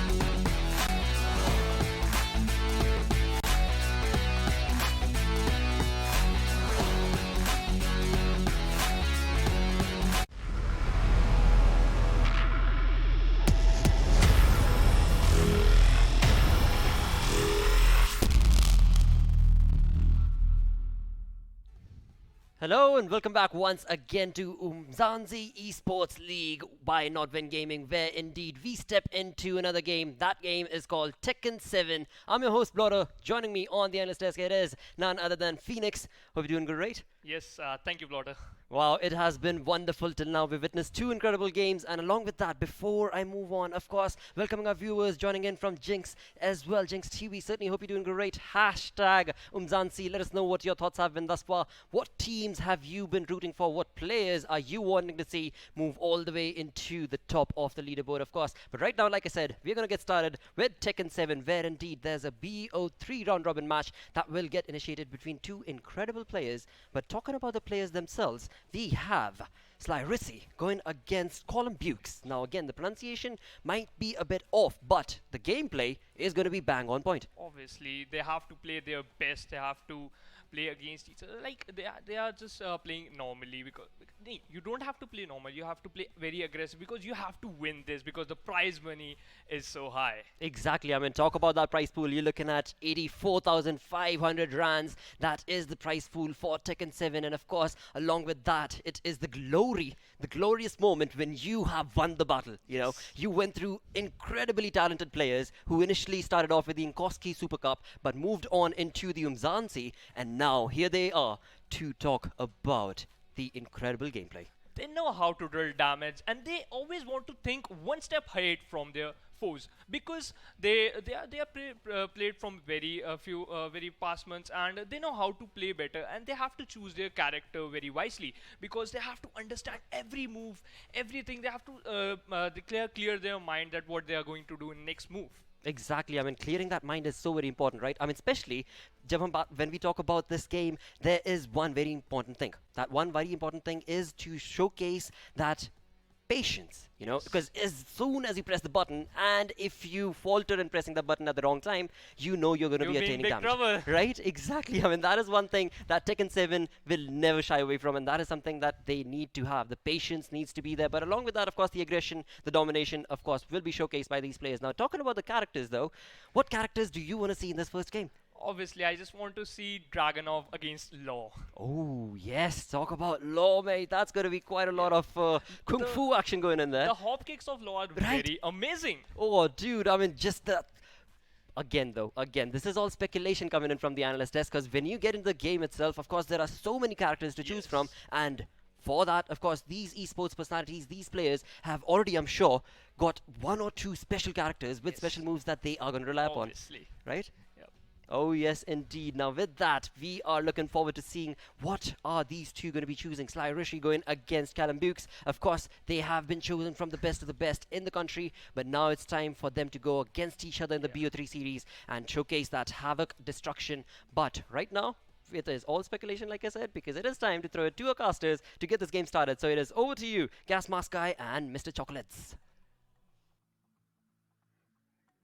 Thank you, Deskman.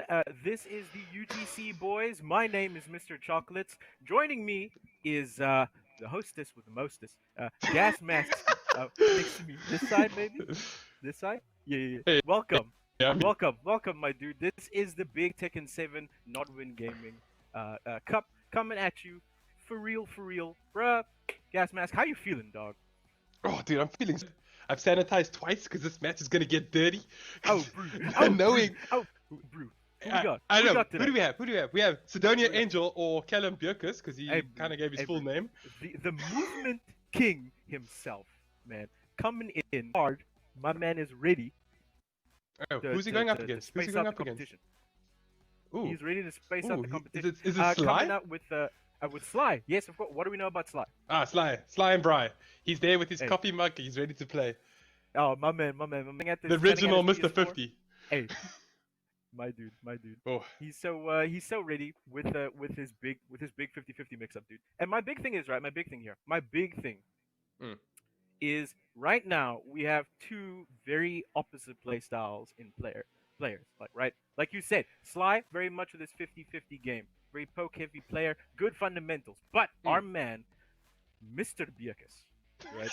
You just gave him a new name. My man has got the fundamentals on fleek. He's got his little notebook, did his homework, right? Yeah, Gonna exactly. get an A+ on Monday. The He's original gonna Death be Note ready writer. to fight against whatever Sly can put forward. Which is law, 100%.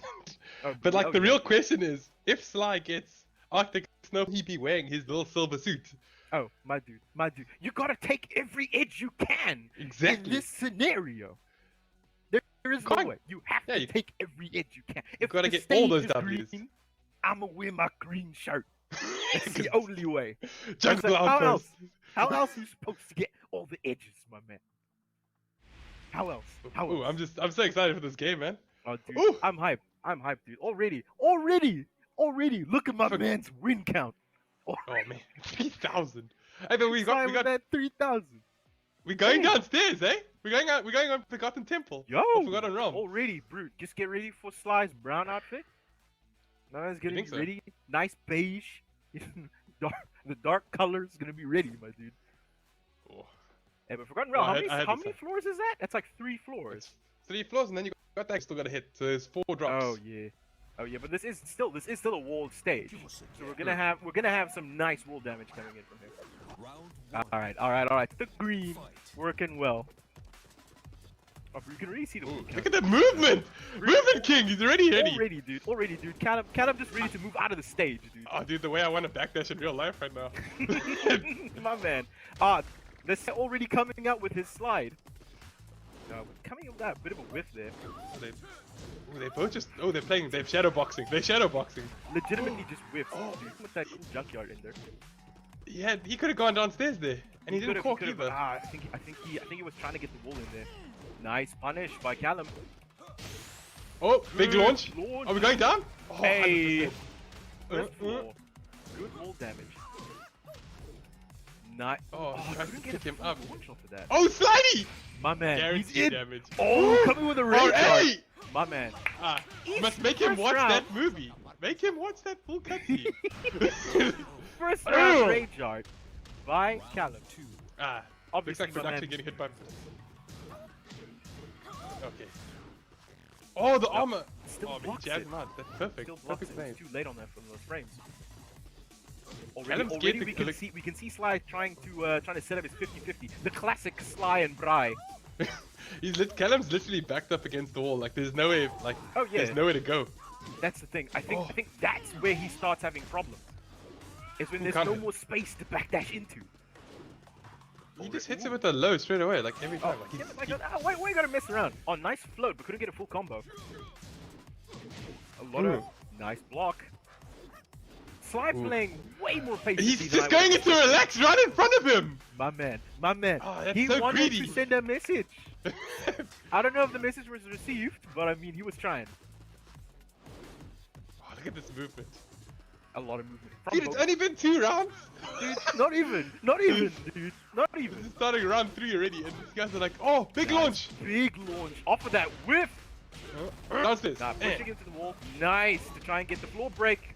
Guaranteed damage. Wall splat. Oh, it did that wake up Oki untechable throw. Oh, that throw though. Yeah, the Sly and Bry. The Oh, classic that's like mix. he did it Someone, twice. give me for the Sly, bro. Let's go. Oh, nice Nice. sidestep. Nice sidestep. Goes for those Oh, quick it goes for lows. the toes. Callum ends it out with the second round. So far, these matches are Oh. very, very tight. I think Sly's figuring out that he has to go low against this. See that string. Huge launch. Launch. Wall downstairs. Nice bottom floor. No more Huh? downstairs. Oh, he drops it. He dropped it. Yeah, he did. The DSS. That's a problem. But he missed the DSS, but that's fine. That's fine. Still though, Callum's back is against the wall, even though his movement is so good. Oh, Guys, more goes for the you toes. get a good punish, but not really much you can do That's against so Black. plus. Oh my god! How is he getting around these? Oh, nice! Nice, dude! Round, the round. miss. This is the Nodwin Cup! This Dude, is they don't even waste time. Oh, Slide. Guaranteed. The Sly and Bry coming out. Had to readjust his backdashing. Oh, what? I've never seen that string before used by Callum. Nice big sidestep launch! Oh, just out of range. Cause This is that tiny bit of extra guaranteed damage. Oh, Sly and Bry trying. Oh, that picks up? Bro, that's How? a bridge. Oh, Oh, Callum there we takes round 1. Take Damn. round 1. You know what? You know what made him win that round though? What made him with that round? I'll give you a second. When the cat. Wait. Way back. What made him whiff? What made it? Every time. Now I can't even get back to my desk. Oh, bro, nice. But yeah, Every time he's got so much movement. that was the thing. But that's what Callym is known for. That's what he's good with. He's good with working with his powerful momentum and using the spacing to his. That's why we call him the Movement King. That's his whole deal. That's his whole deal. However, he creates whiffs that are never there. Exactly. But my big thing though is that this was not a blowout, right? Mr. Sly and Bry was ready with those slides, bro. He was coming in like a PowerPoint, just sliding in, bro. Getting all the slides in for that PowerPoint, trying to get the momentum going, but he didn't get the 50-50. He didn't start to get the 50-50s off, bro. But that's what I'm trying to say though. I don't think anyone in Durban plays Eddie. So like that knowledge that he should have. Oh, we're really jumping into game 2. Oh no, we're not. Oh, I was excited. My heart is like looking, bro. Check out Callym. Callum's looking at the one. He's like, you see it, bro. It's lacquer. He's got his Death Note book and he's already written down SlyRsi in it. Exactly. Exactly. Wrote down, does the slide. Maybe 50 sometimes. Sure, that's fine. I'm sure I can handle it. But so far, obviously, Mr. Sly has to make his adjustment.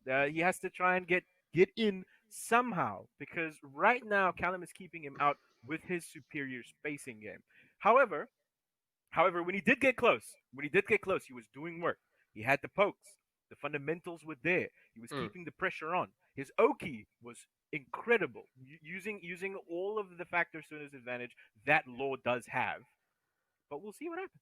But you know what's strange about this? Like, what's strange? One of the most one of Sly's major tactics is making you come to him.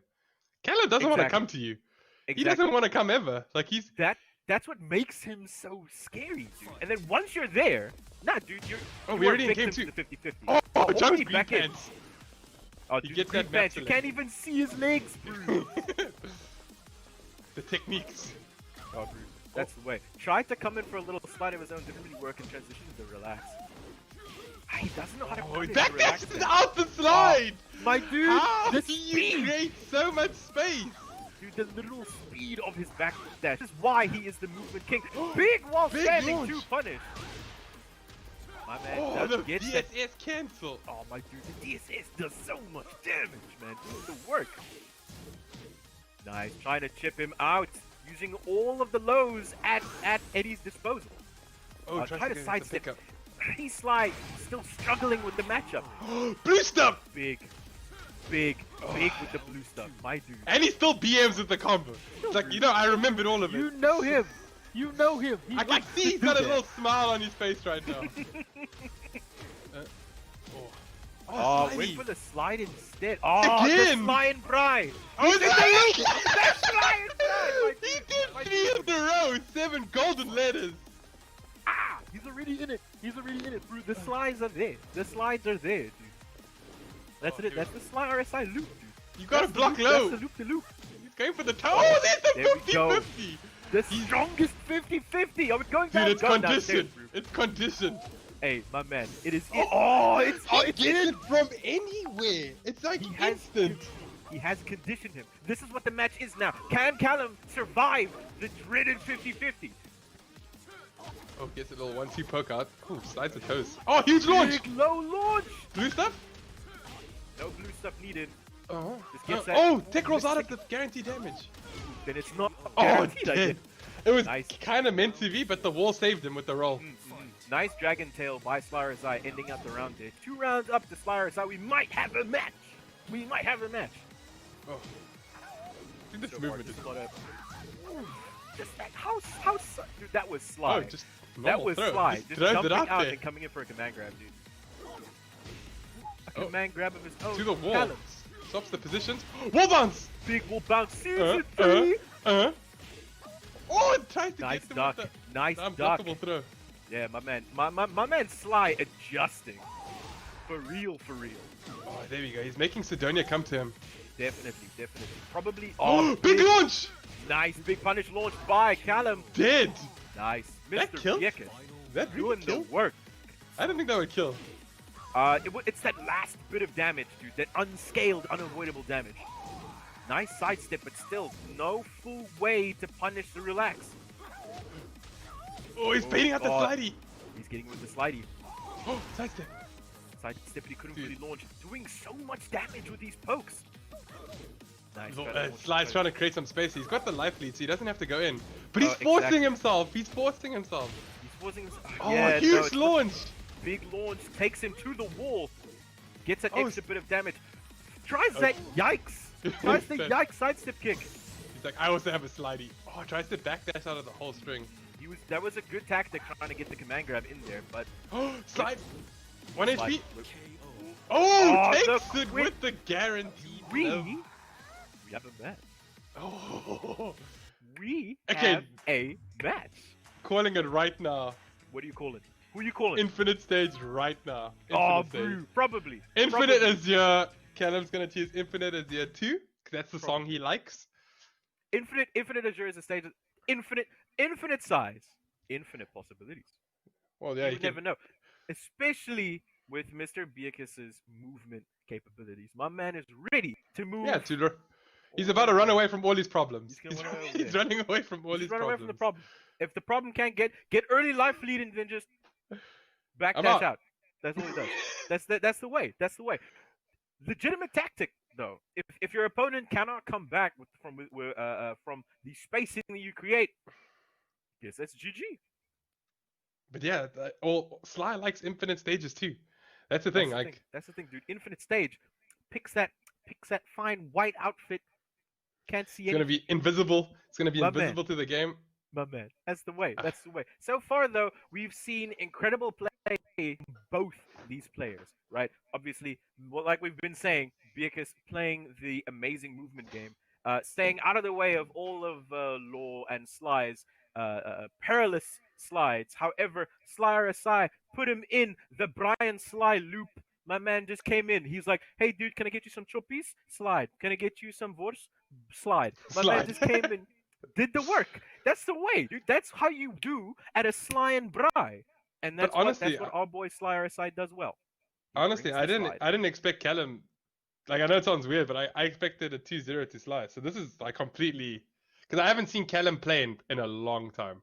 I haven't seen Callum play in a long time. Like something like Tekken isn't something that you can just figure out how to play. You know what I mean? It's like riding a bike. Like once you play Tekken 3, you know it's all like, of them. Or it's like putting notes in a book. You know, like our man Callum does. That's his thing. Ooh. Oh! Oh, called it! Called it! Called it! Nice! Best stage. Alright, so this stage obviously is infinite, so obviously this has a big advantage to those who have better advancing techniques, like Mumble.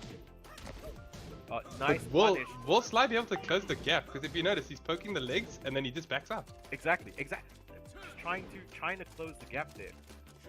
He's scared to bring out the 50-50. That's what I'm seeing. Yeah, it's too much space. A big power He's got crush. armor. Oh, with the slide. If he did it a little fast, he could have launched it. I think so. Oh, nice step on the The slide. mid launch comes in with the counter hit, tail spin. Oh, he's going in. Wait, He's going in. He's Callum's going in the skip. Callum made a free. Nice. Big backflip launch. Bop with the big DSH. Oh, bah! Very nice. Very nice. This should be. I don't think this should it's kill. not killing. It's not killing. It's not killing. It's not killing. Nah. Oh wow! I thought Yeah, this he was was- counter hit and life lead. Oh. All right. Back at it. Both. Oh, he goes so Oh, quickly into so it. gets He him. didn't even go into the full relax. He just threw it out straight away. Exactly. No, because he knew that time was not on his side. He couldn't do much. Oh, spring kick. It's Spring Kick plus. Eddie Spring Kick once again is just one of the best in the game. It's not even really punished. Oh, no, definitely punished. I'm just a bad player. I just like to watch it. Oh, big pick up. That's about the most he can do, I think. I'm not really sure. In Law can relax. Punish relax. Oh, that guy slides really trying to like. You can see him buffering the slide there. Yeah, he's trying to. Oh, nice power crush. Big power crush. That did actually a lot more than I thought it would. It Oh, was- look I at think that it was counter movement. hit. That movement. Oh yeah, man. He's It's out. He's definitely- out. Look at it. He doesn't Bruh, have the he's life like, lead he's though. like, He's nah, dude, I want to visit those mountains there in the background. That's me, dog. I'll see you he's later. running away without the life lead. Oh, there we go. think he's oh no, but I think he Sly might have coming thrown in away that round. with big damage.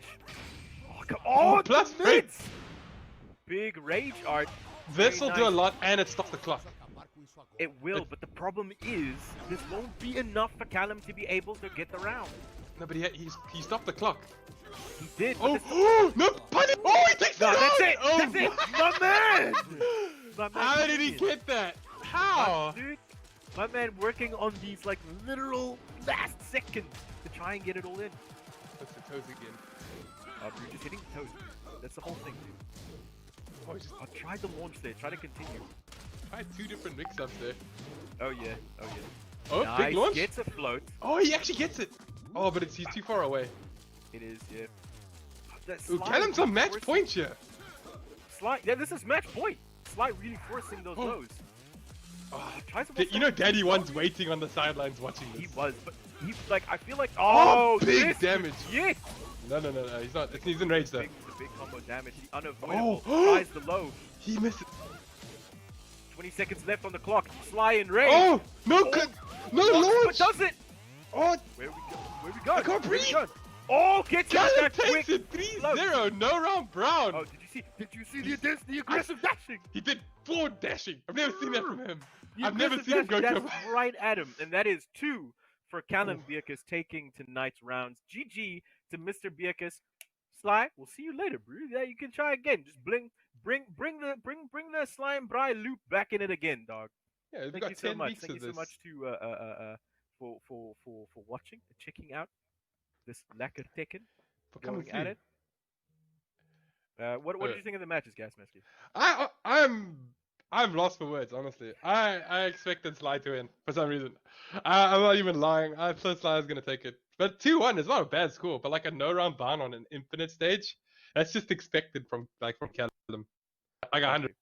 He had a clear advantage with his spacing potential, but he was falling for the loops. Yeah, he had to have won the first stage. He had to have won the first stage to go again into infinite as on stage 2, and then have his choice of jungle outposts on 3. Yeah, He had to. Yeah, he would have to have won the first map or first stage. But yeah, that's Tekken for you. You got to learn to adapt. That last minute adaptation. Exactly. That is what this is about. Survive, adapt, overcome. That is what Tekken is about, ladies and gentlemen watching at home. Yeah, exactly. This is just what it's all about, and that's exactly why he could win. I was just gonna say as well, like the 8 players that we have for this, all of them are always good in like every tournament. Okay, and we're gonna throw it back to the desk, guys. Thanks, this guys. Alright, thank you so very much, casters. What a game, dude. What a wonderful game that was. I mean, that is what we want to see in a BO3, right? Yes. 1-1, level tied, and then you move on to the final game, and that's where all the Callym glorious... won. Right? Exactly. Yeah, I have a lot of things to talk about. Let's talk about the SlyRsi. He chooses law. Okay. He know that his kicks are way more better. Okay, right. So the first of all, he just figure out something that he have to won first round, right? Right. So he uses a he uses a rage act, right, which is way more powerful, and he won the first round. Exactly. But he won the first round, not the first stage. Uh-uh. And here comes the point. And Eddie, basically he found out that Eddie is way more powerful. He just sit down and fake that thing and attracts law towards him so that he can attack. And then in a snap, he just kick him around and just launch him, which is one of the best thing. Whenever he launch law, he just the player who chooses the law doesn't have any control on it, and then the Eddie do his work. He just started consecutive attacks and won this stage, which is one of the best thing. And let's move forward towards the second stage, Right. where the law won. Exactly. SlyRsi won because he figured out something that his drive kicks, that was the only thing that he can won with match.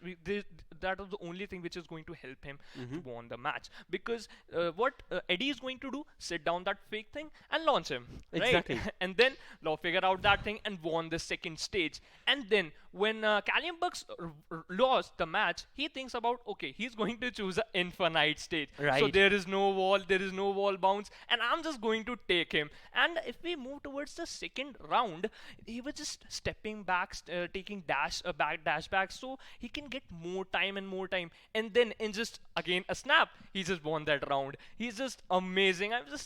I'm a fan of Callym, right? Dude, the gameplay that was brought in today was phenomenal. But talk about the gameplay in terms of the characters chosen. Do you think the characters chosen could have been changed in game 2 or game 3? Should have been changed? They have a choice, but they're not going to change because they have done the mastery in that character. Which they is know true. how to use that character.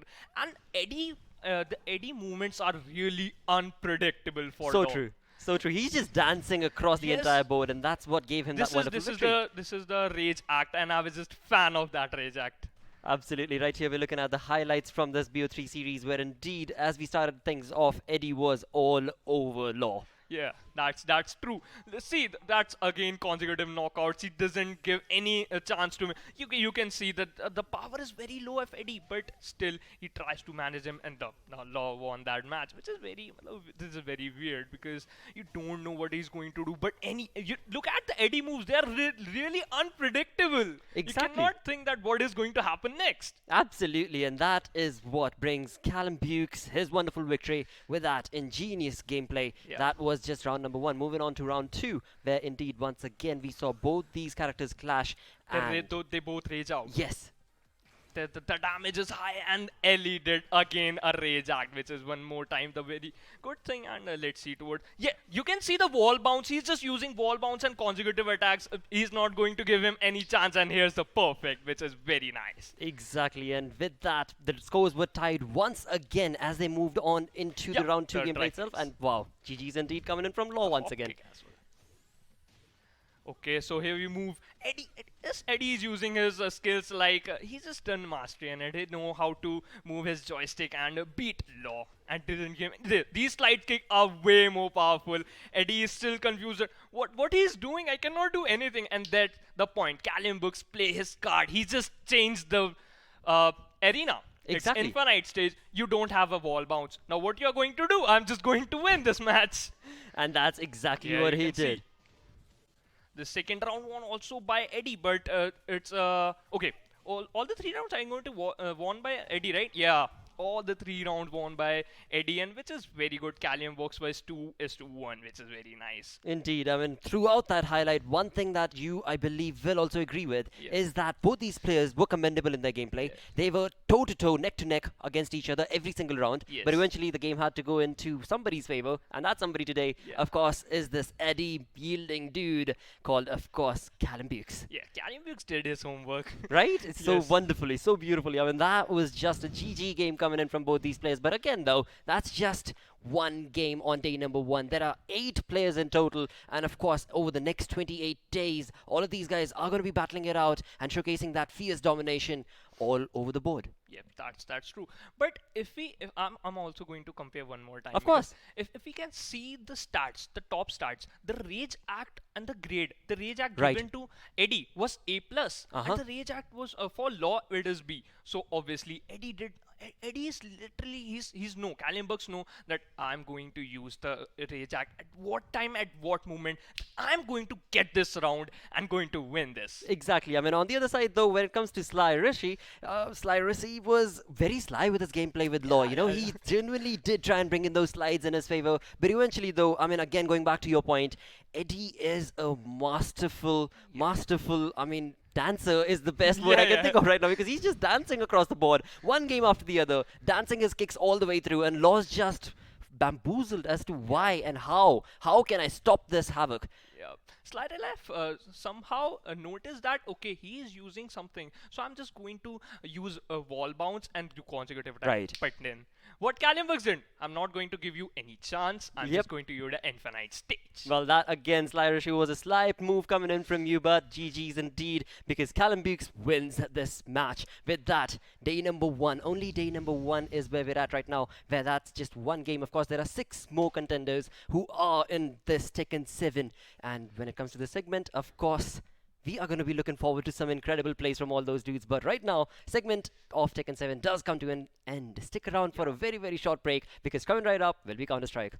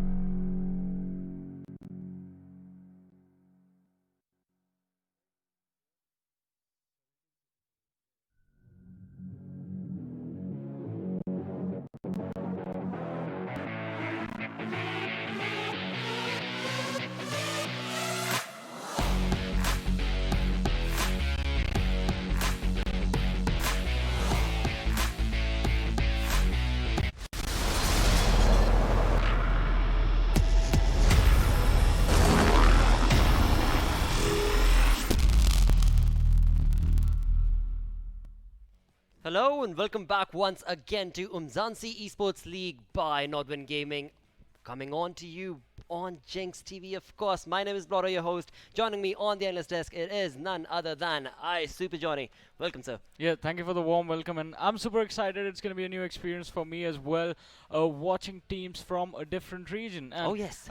As we know, like, this is going to be pretty interesting because the matchup that we have lined up today, it's, I would say, it is intense. Oh, it is going to be fierce. It is going to be quite intense. And with that, of course, what is at stake? What is at stake is the prize pool between these two players, ATK team going against Sinister 5. And you talk about that prize pool in this best of one round robin, you're looking at 338,000 rand. That is a lot of money, of course, that these lads are fighting for. And of course, all that is going to boil down to what map I believe they choose. Exactly. That is going to be pretty important because going through the match history of the two teams, you're going to find out like they have been playing a lot of Nuke, a lot of Train. Wow. Dust 2 is also going to be the ATK if I'm talking about them. There were a few Inferno games here and there that you notice. But the last time, we're talking about the teams in general, so the last time these two played against each other, it was a matchup on Nuke that went in favor of ATK. And right.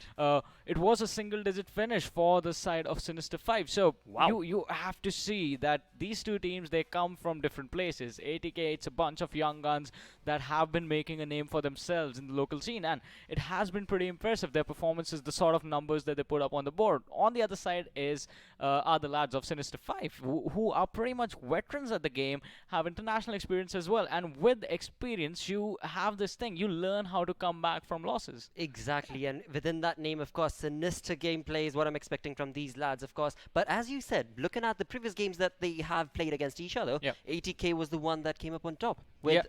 wonderful single digit. I mean, seriously? Yeah, if I remember correctly, it was in 16-8 Wow. finish on Nuke, and that sort of showcases a one-sided performance from the team. Exactly. Sinister 5, we're going to have to see what the map veto exactly is, because as you said, I mean, it is going to be pretty important. If the veto is something that is a puggish map, if it's a map like Mirage, Inferno, or Dust 2, then the matchup can go either way, and then it's going to come down to who is the better team on that day, which team is better coordinated, and all those little things like which players are going to pop off. But if it is a more technical map like Train, Mirage, or not Mirage, sorry, Nuke or Vertigo, True. then we're going to have to see which is the team that's more coordinated, like the team who has their executes down to the very perfect timings. Well, talking about perfection itself right now, sitting back at home, what are your guys' thoughts? Hashtag Umzansi. Let us know what your thoughts are between these two wonderful teams going against or clashing against each other. Who is that one team, that one player that you're rooting for, that you're supporting? Again, once again, hashtag Umzansi, and let us know what your thoughts are. With that, getting back to Yep. the map veto itself, I mean, so up until now, when you talk about ATK and when you talk about Sinister 5, we are expecting what sort of a final result do you think? I mean, last time ATK came up on Yeah. top with 16-8. So I mean, this time, once again, if it's Nuke, I would go with the young guns on that one, because there's always this thing, the young blood, the young players that come in, they are a little bit more aggressive, and aggression gives you an advantage wherein the teams are not going to expect you, the players are not going to expect you to push in certain positions at a certain time in a round. Like on Ecos, who expects a 5-man mid push on Dust 2 on an Eco? That happens on the CT side a lot of times Right. when you have these young players. I mean, even in our local scene as well, we have noticed that happening. But if the team is filled with more technical players, the advantage lies in the fact they know how to come back from really, really bad situations. They know how to control the game. They have a lot of patience with them because they have grinded their way through a bunch of bad situations. exactly. And again, getting back to the point that both these teams have played against each other, that means they know what sort of strategies to expect from one another. And with that, of course, both of them are going to have an advantage Yeah. as well as a bit of a loss, because again, what is going to happen, only time will tell. Yeah, only time will tell, and I guess only the match will tell who is going to be up, who's going to be the victor this time. Because Yep. as we were talking about it last time, ATK took the game. This time, I think Sinister 5, they are going to be coming with their own little Sinister plan Exactly. to come back. And I mean, it wouldn't be a surprise if the matchup is going to be on Nuke, because as I was saying, both of the teams have been playing that pretty recently, and they have sort of the experiences. They might have been trying some new things as well.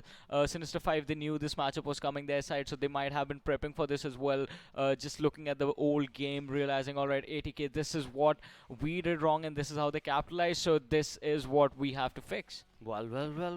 Those are some perfectly wonderful words that these teams, I'm sure, are thinking about. But eventually, though, who is going to come up on top? ATK or Sinister? Sitting back at home, go onto your phones, hashtag Umzansi, let us know what is that team that you are rooting for today, because again, this is the first day, day number 1 of Umzansi Esports League. And when it comes to the competition, well, till now we've gone through 3 different segments where 3 individual games have been played. Moving on from FIFA down to PUBG Mobile, moving into Tekken, and then finally Counter-Strike.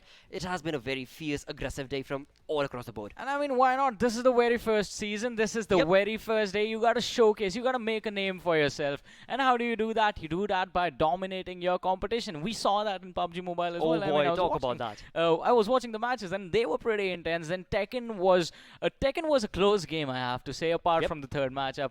But now coming back to the world of Counter-Strike, we're still waiting on the V2. We're still waiting to see what these teams are going to pick, which battleground are they going to select, and all that might just come down and bring down the game in one team's favor. But not just that, it's going to depend on which side the teams are starting on, because like we know, Train is a CT-sided map. If you do not end up getting an advantage on the CT side of Train, you're basically setting yourself up for failure for the T side. The game's going to be that much harder for you.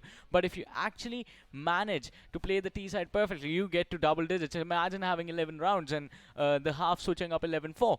Then on the T side, you are starting with 11 rounds. The pressure is not going to be there. The pressure is going to be the opposing team. Even though they switch to the advantageous side of the map, they are still playing on the back foot. They're going to have to be careful, because if they make a mistake, you are going to get one round closer to victory. Exactly. I mean, very well could happen, because both these teams have played against each other. We could move all the way into that 14-15 round mark as well. Yeah.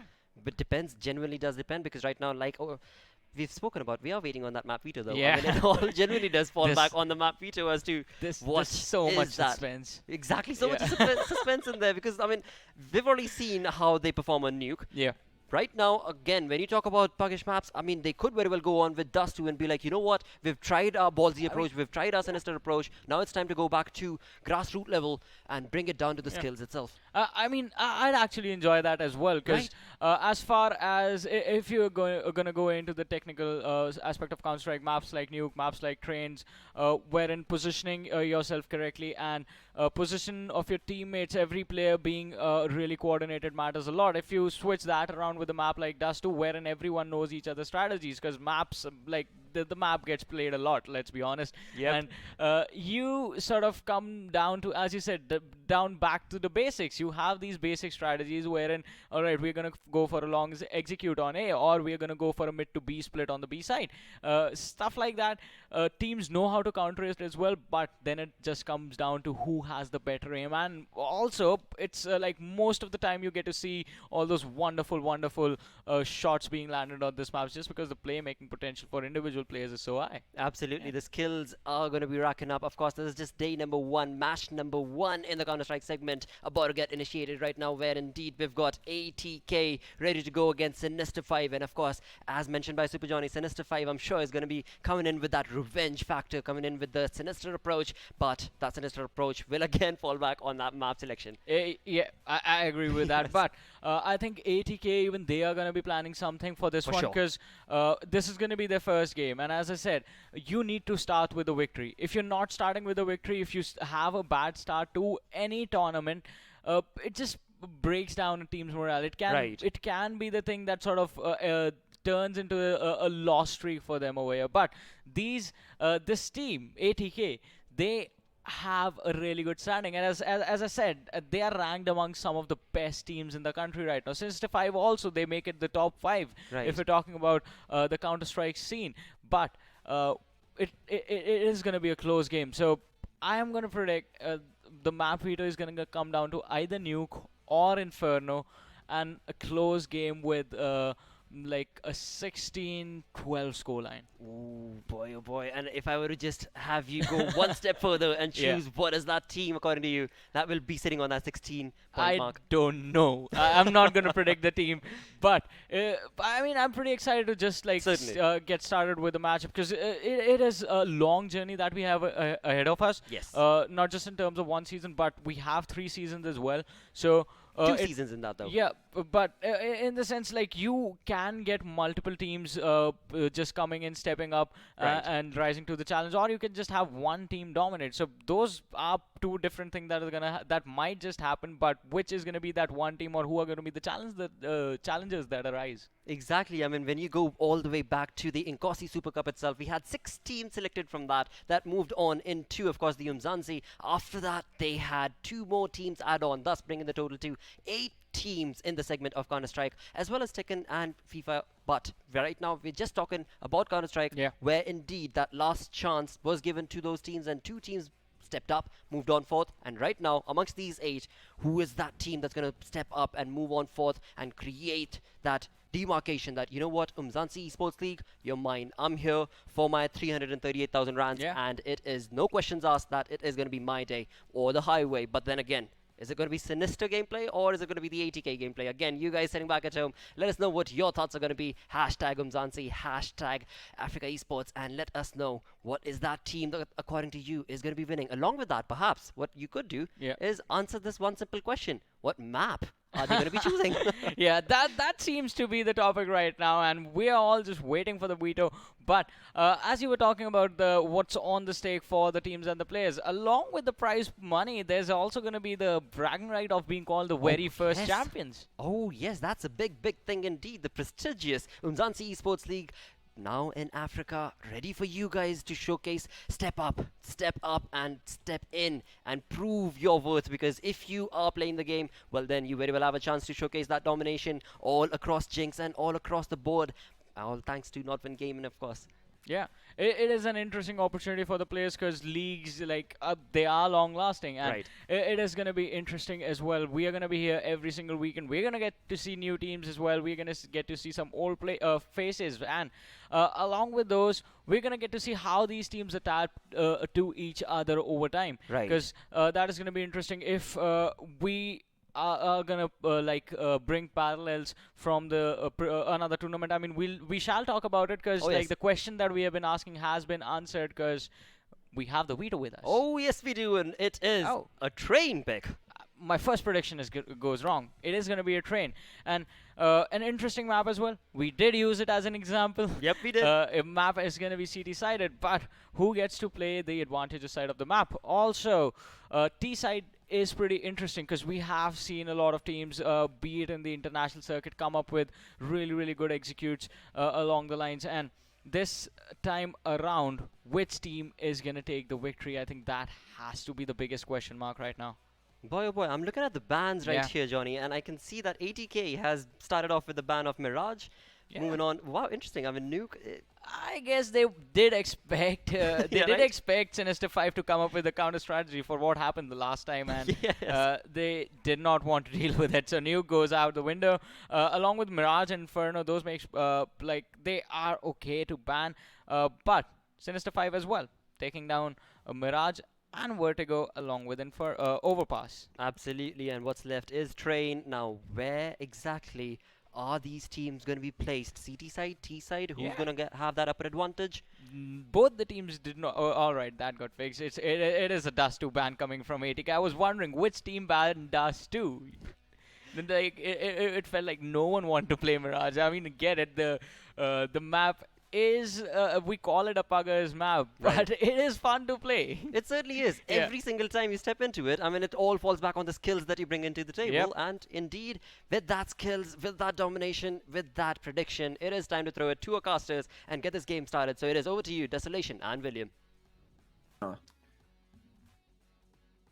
Hey, and thank you to everybody at the desk.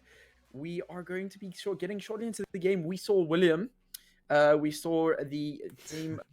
We saw Train busy being picked up by the teams.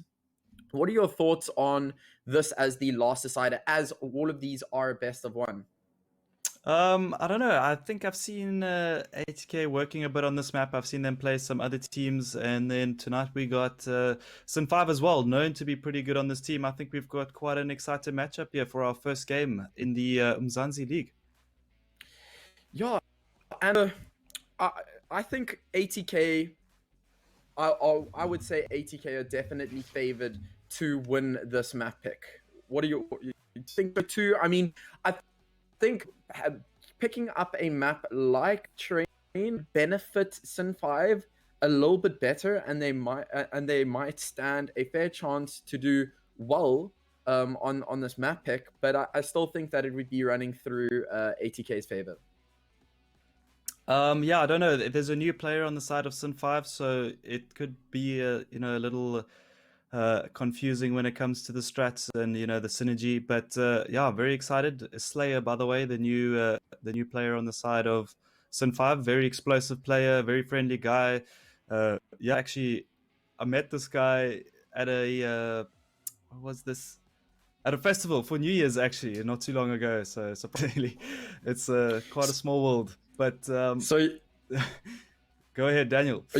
Are you a little bit? Are you going to be having a little bit of bias towards him here? I think so. No, I'm kidding, man. No bias at all, man. I don't think you have to be that biased if he is an incredible player, and he is. He's a very talented player, and it's nice that Sin5 have picked up a player like this. So we're going to see. We're going to be able to see what he has to bring to the table the first time that he is a part of the team, and now we see that these teams are going to be setting up 80K, picking the CT side for them. That's going to benefit them, at least for the first half. These are best of one, so when you're making your first few rounds, these are the rounds that are really important. Now we see it seems like they're going to be up an A. See Deviant running through into Pop. Actually could be quite dangerous, as Zerachance does take out SlyRsi right at the beginning, making it a 4v5. Looking to get one for himself. Missed him doing the work. He takes out one, but quickly traded up by Deviant. Bomb should go down now. 80K. Oh, Deviant such a position. Not gonna. Fady is quickly traded out as well. He did manage to find himself one.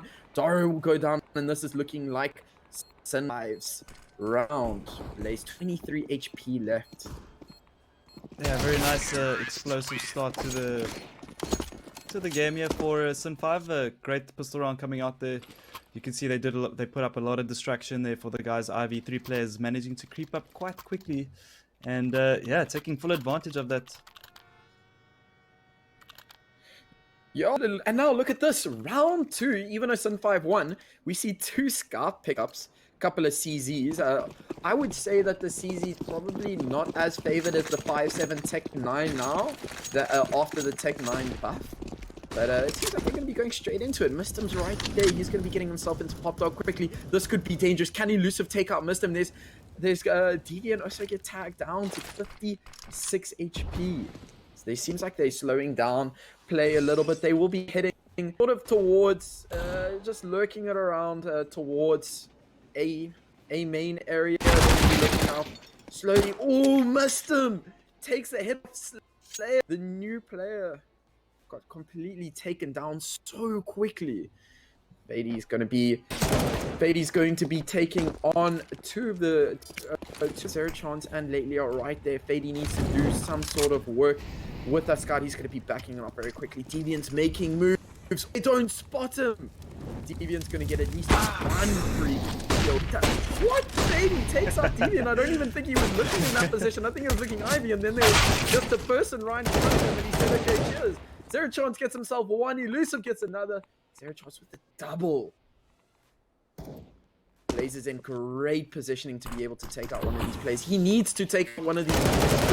Oh, bomb goes down. Oh, slowly. It's down to 13 HP. Lately with the nice. And there we go. Like I said, and now Blaze takes out Zerachance with. And now Lately's in an awkward position. He knows exactly where it is. Blaze goes down. You know, SlyRsi, Lately knows that's. Oh, there we go. SlyRsi takes it out. So So the force buy actually really worked out for ATK in that round. Yeah, slowly doing a lot of work there behind red. I mean, getting that first pick off onto Deviant, very unlucky there for him, man. But it's nice adjustment there from ATK to change the positioning there. They had a nice hold, expecting the players coming out from Ivy there. And yeah, really working out for ATK. Force buy, not the way you want you to start your round Sin 5 after taking the pistol.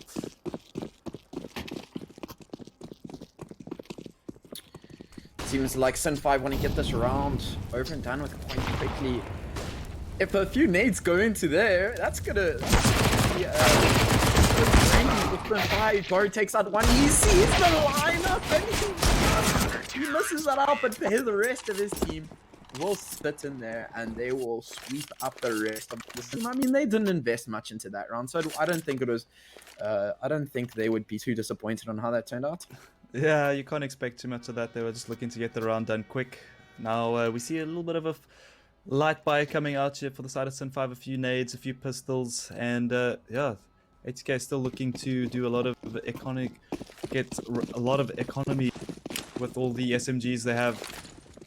And we see some util being thrown towards A as the players start to make their way to the upper B bomb site. Looks like a bit of a rush coming out here, but Blaze is well into with this player getting crazy and jumps out, gets the pick onto Blaze. What a crazy shot. This is the explosive stuff we were talking about earlier that Slayer's got to offer here. Now, full sight here for the Sinister 5, and they have the aggressive positions pushed up here. This is going to be a difficult retake for ATK. They'll have to move together as Fady takes some damage as well. Chance and Deviant, sorry to cut you off there, Daniel, clearing up the round here. Yeah, just like even though Deviant and Zeraton were the main guys that round, did you see how patient Elusive was? So that even if one of his teammates did get picked off there, he would have easily been able to sweep up at least one kill. I mean, one of the ATK players there in Connector was damaged, so that would have been an easy kill for him. And then he just would have been a thorn to ATK trying to retake, as they would have needed to clear him out. But he had the rest of his team sort of behind him, just making sure that Elusive could be what it is, Elusive.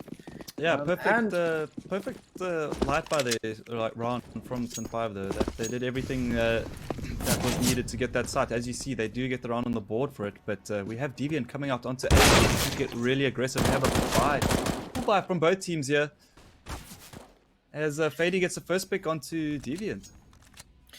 Yeah, there was 3 ATK players focusing down that if they noticed that one of the players had moved up ever so slightly.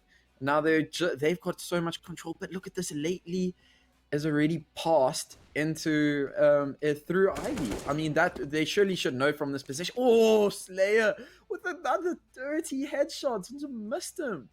Slayer's out here. He wanted to make sure him is known, and he wants to be right there ahead. One of the best players definitely is going to be aiming for that. A lot of control actually from Sin 5. I would say that they are probably in a pretty good position at the moment. I mean, lately he's got so much control towards that position. He's going to be giving information if any information is able to be given to him. Now he's going to be peeking out that. No, he almost whipped that shot, but he does take out Dari. That'll be the first frag of the round for him. And there we go. They're going to be bursting out of B now. Elusive and Slayer right onto side, but they're going to take up Blaze. Are they going to be checking this position? Gets taken down by Slayer. And now bomb's going to be going down.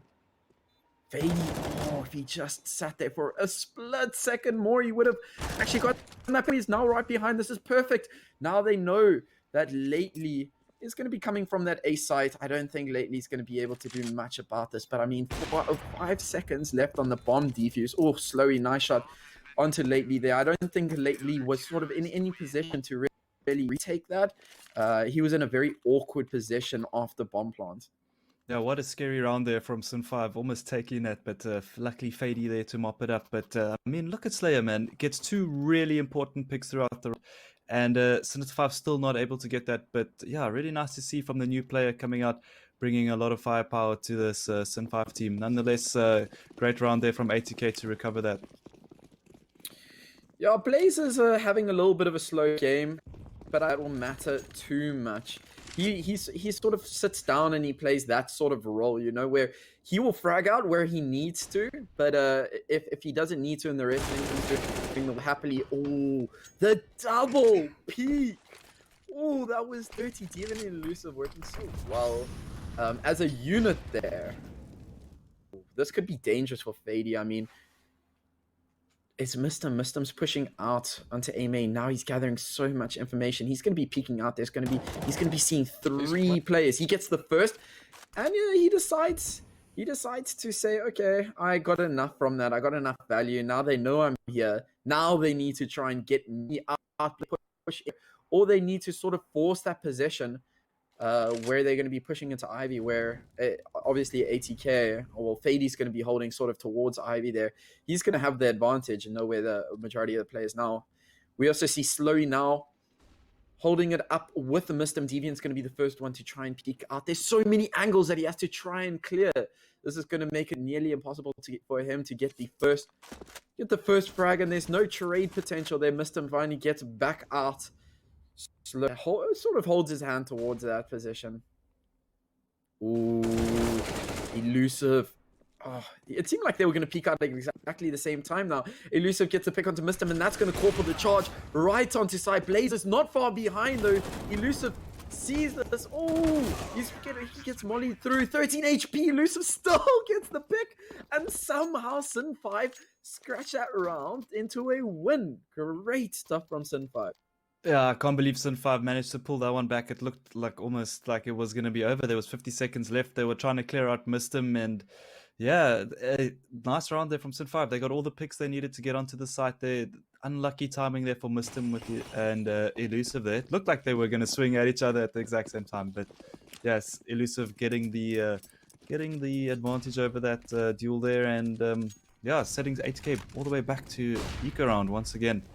Just Deagles out for the side of 8K. So he looks to get super aggressive here. He has Mistim to cover him. And Mistim only good for 1. Gets Slayer. Great trades coming out there as Elusive takes down Doru as well. Deviant cleaning it up onto Mistim there as well. Blaze left alone against 4 pretty good players on the side of Sin5. Easily winnable, but we'd have to see something crazy here from Blaze. We've seen him with his Deagle before. He's been pretty crazy. Yeah, I mean, I was saying that he needs to, he can frag out when he needs to, and this is sort of the time that he needs to be doing that. As I say that, his head just gets popped off by a Laylee, and that'll be a pretty smooth round from Sin5.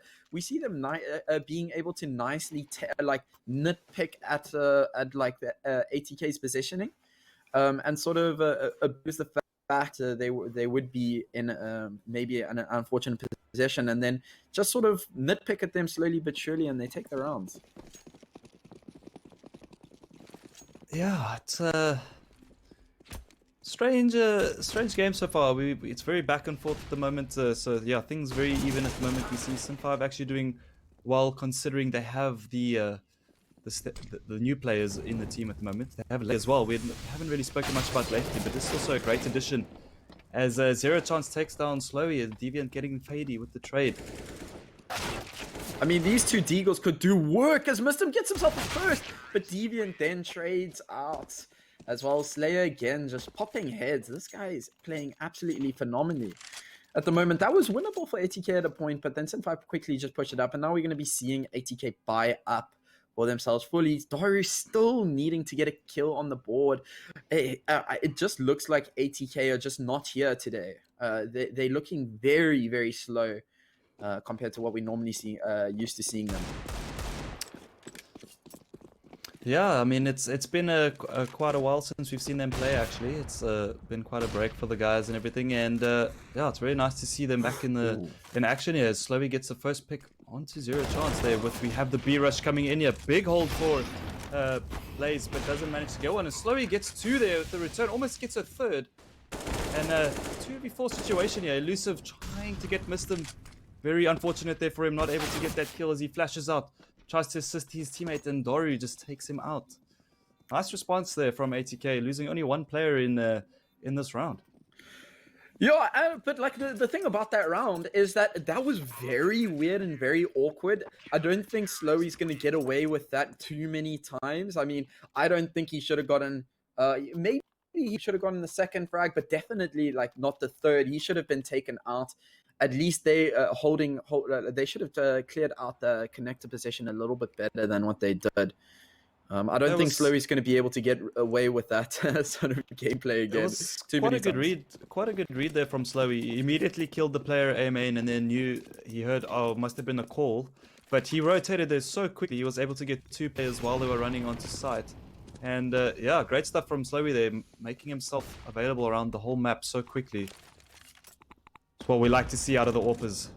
As a beautiful nade comes out onto Slayer. And missed them, getting elusive, but not getting deviant this time. Slayer actually taking down as well. These trade frags just coming out like crazy forward of Sun 5. And once again, another trade comes out lately, taking down Doru. Oh, beautiful shot there as well from lately onto Fady. Not expecting the player up there so quick as Blaze takes down Slayer as well and takes down all these trades are just going crazy at the moment. Like it's yeah, this game is so tight at the moment, Daniel. Yeah, I mean that's what we like to see, right? If you are going to take out if you are going to die to a player, then you want your teammate right next to you to be able to, or in a different position, to immediately sweep up the kills, as their attention won't be completely too focused. And that's what we saw. Just one pick, one pick, one pick, one pick, one pick. Right, almost like a symphony. It was just. It was actually quite cool to see. It's nice Counter-Strike that we're busy seeing. It's crazy is that, again, I was just about to say that Elusive manages to get control over Pop Dog almost every single round, and that's a lot of information lost for a CT team, you know? Ooh. Deviant does take out Beatty there. He's going to be looking to get some more for himself. Blaze get Pop control again, missed him down to 9 HP. Can he find the head of Lately? He does the return fire onto Lately as he gets popped. His head gets popped off nicely there. Ooh, Mistum's playing with fire. This guy's on 9 HP and he's peeking like he's got full HP. He leaves Blaze now on his own, but they both just one shot with the Deagles. Is this information known? Well, it does not matter. Slayer quickly takes out Blaze to sweep up the round. Yeah, Sun 5 looking good here, starting to find some stability as well. Winning the past 2 rounds there, and yeah, now we see a buy coming out here from ATK. Do they change things up? They do indeed. We see the double AWP out, and yeah, I feel like this might be what they need. This might be the answer, but Sun 5 looking really good at the moment, playing really well off each other, getting those trades. As we see players making their way towards B here. Bit of a fake coming out onto A site, utility thrown out there by the T's, and 2 players sitting on this B site though for any counter any form of rush, but Sinister 5 slowing things down, deciding rather to take this a bit slower. Yeah, it's nice to see a little bit of a change of pace from 5. They've been so aggressive, and the frags have been coming out pretty much instantaneously as when they peak out right at the beginning of the round. So now this change of pace could actually work in Sin 5's favor. Say that Slowy takes out Deviant. And now they're rotating players off already. 3 players stacked up towards the B. I wonder if Blaze heard any of this information. I mean, we do see Dar with the MP9, but like Slowy's right there, right ahead in that connector position. Let's see if they do decide to smoke it off. Yeah, you can see HK definitely know this hit's coming. 3 players stacked up there on the site of A, and this is going to be very difficult for Sun 5, but Zero Chance actually making it possible. Gets 2 beautiful frags pushing onto the site as Lately gets one for himself as well. Lately somehow... He killed himself. Dying there. I don't really know what happened. He must have fallen down. Lately, 2020. Yeah, and Mistum gets a crucial frag there onto Slayer, 2v2 situation. And Sinister 5 hold this as Zero Chance gets another frag. Great round here from Zero Chance so far. Is that an ace? Oh, that's the 4 kills in the round there for Zero Chance. What a round. Yeah, 4 kills, 2 headshots for himself. He's going to be pretty pleased with that round. Zero Chance did so much work there. pushing onto the B side. That was lovely to see. And now ATK timeout. They do have four timeouts remaining for this best of one. So it's nice to see a team sort of utilize that when they sort of behind. And now Sin 5, who would have made this prediction? Sin 5 up 8-4 to towards ATK. That's insane. And on the T side, if I might add to that, I think ATK probably feeling a little bit more comfortable on the CT side. What are your thoughts, Phil? Yeah, definitely looking really good on the side of on the T side, and HK just seem like a little lost. It looks like they don't really know how they feel. Like they're not feeling really comfortable on the map. Sinister 5 are playing like their A game right now. They're just so aggressive, and like all the picks they're pushing out together, getting all the frags they need. The flashes were really good as well. You saw their 2 flash assists when Zero Chance pushed into the site the previous round. So yeah, Sinister 5 working really well here as a team, and it's definitely showing on the scoreboard. Seems like Sin 5 may have read this peek out a little while. Oh, that could have been dangerous for lately. I mean, Brady did some great work to take out the first Sin 5 player. Now they're going to be pushing straight onto side. Mr. actually comes out victorious of all of this, and he now has bomb control. Elusive needs to try and do something. Slowly hears all of this information, but does he miss him? No, he doesn't. He gets the frag. Elusive quickly trades it out. Slowly gets taken down. Elusive needs to do the work. He misses the shot. He's down to 29 HP. They know exactly where he is. Are they going to peek it out? Missed him. Is wide in position. He's going to be peeking it out, and that's going to be the round for ATK. That was much needed for them, and they had almost nothing. What was that? Just a small little force buy from them. Yeah, much needed round there coming out for ATK as they were starting to fall quite far behind this so far in this first half, and I mean, Sin 5 pushing through smokes there, plan not really working out for them. They got anti-ecoed, and not going to be too happy about that. They were doing really well, but we see the full buy still here for both teams. Sinister 5 able to keep up a little bit of money at least. So yeah, still a buy here for them, and still a chance to continue that snowball. Yeah, that was it looked a little bit iffy from Deviant there, but he does come out victorious out of that. Lately is playing so well. Sin 5 have to be thanking their team for picking up lately. And he gets some pretty crazy frags. Now Slowly's all alone. Hi, hello, Slowy. Reactions? That was a bit awkward side there. I mean, Deviant still managed to get out the frag. But now looking all at of a Deviant, sudden, sorry to cut you off there, Daniel, but looking at Deviant's score there as well, sitting at 16 and 7, man's putting a lot of care for his team. You can just Sin 5 just playing so confidently. They everywhere they're pushing, they're just getting all these frags, regardless, of the players are around the map. They're just getting frags wherever they're going, and yeah, ATK not able to answer to this at the moment. Blaze even armor. He's just gonna find himself a Deagle. Lately tries and succeeds in getting missed him there. They're gonna be you know what's playing a certain way, and it feels like they're not adapting to how Sin 5 is playing. I don't know. What are your thoughts on that? I mean, Evia now gets another pick out. Dari now quickly trades it out, but I feel like ATK are just not adapting to how Sin 5 is playing. You know? Yeah, it's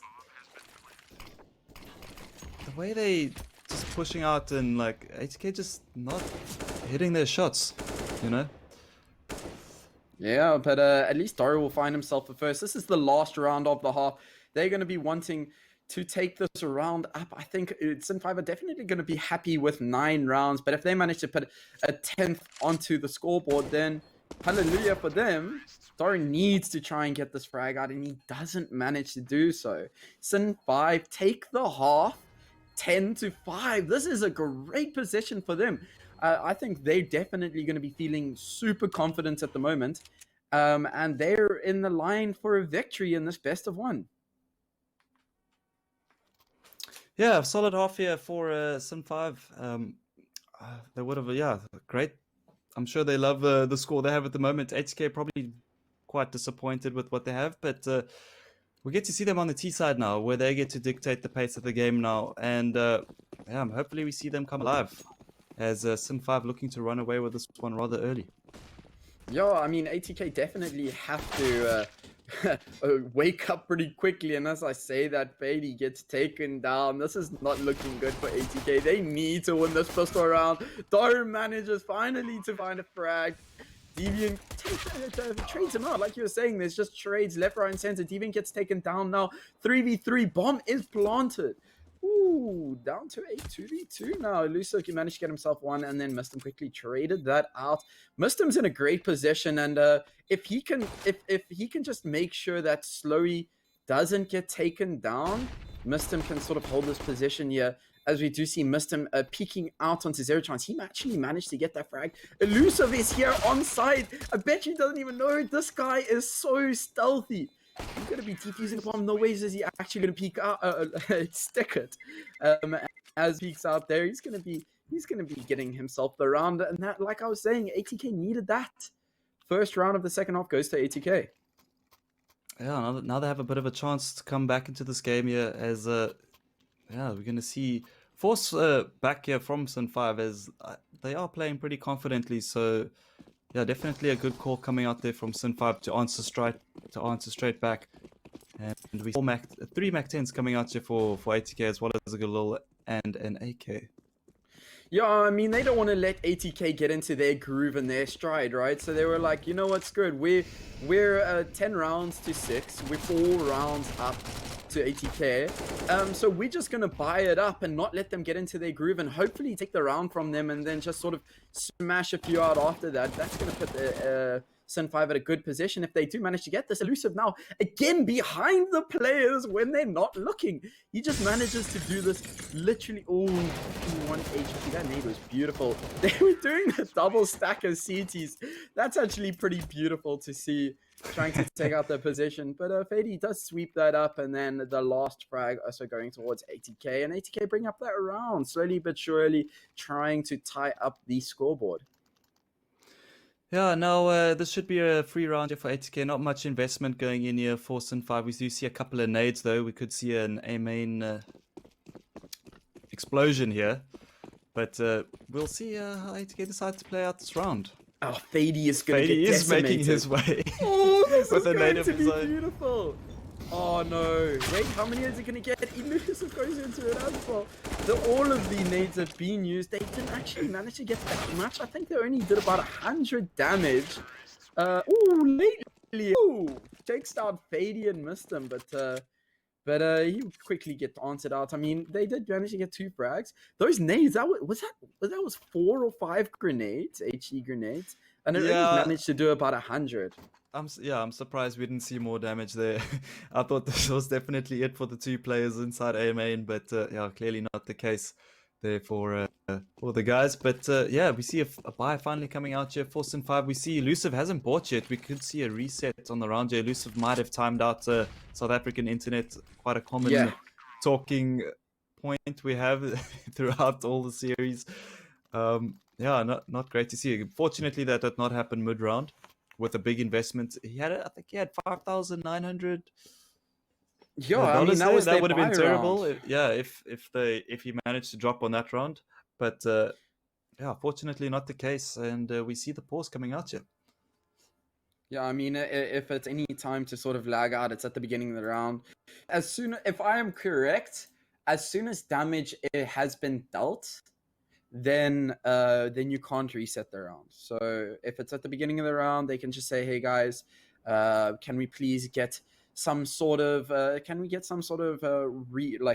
resets in the round?" And then that's easily done by the game admins.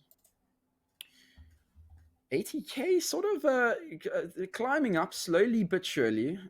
They've gotten all 3 of the second half rounds to their name, so they're going to be feeling confident. But I mean, this is the round that is going to put pretty much at ATK at a tie, or it's going to pretty much start the death of them, I think, at least. And it's going to be interesting to see what Sun5 do. I mean, hopefully they can get a replay.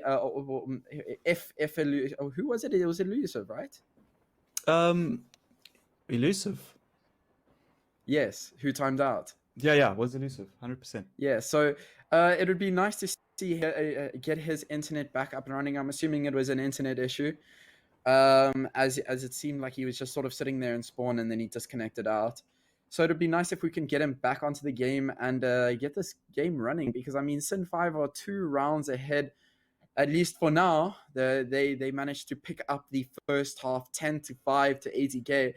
On the T side, they lost the first 3 CT rounds, but you know that's I don't think they're going to be too upset about it. I mean they did take that gamble and they forced up second round, which didn't work out to their favor at the end of it. But they were still forced to save up third round. I mean, we did see all of those nades come through A main, and I think a little bit more a better placement. Those 2 80k players were right on top of each other, so that could have been 2 easy weapons to Sin 5, and that could have been a completely different round. 3v5. It would have been, I think, a pretty crazy situation, and that could have been a very exciting round to see. I mean, we did. I mean, I was talking about like an exciting round, but we saw lately there just double peak a position and get some pretty insane headshots. So yeah, it was good eco damage there from him, but yeah, nonetheless, we have 80k coming all the way back to 8 points here now. And they were on 5 rounds, now we see them on 8.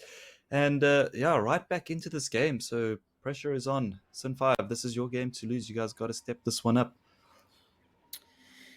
Yeah, and I think the pressure is definitely on. I mean, there's a lot of money on the line for this league, so I think the pressure, at least in terms of pressure moving on into the season. I mean, this is their first game of the first week that we do see on the UMZANSI League, brought to you by Nodwin Gaming. So yeah, this is the first week.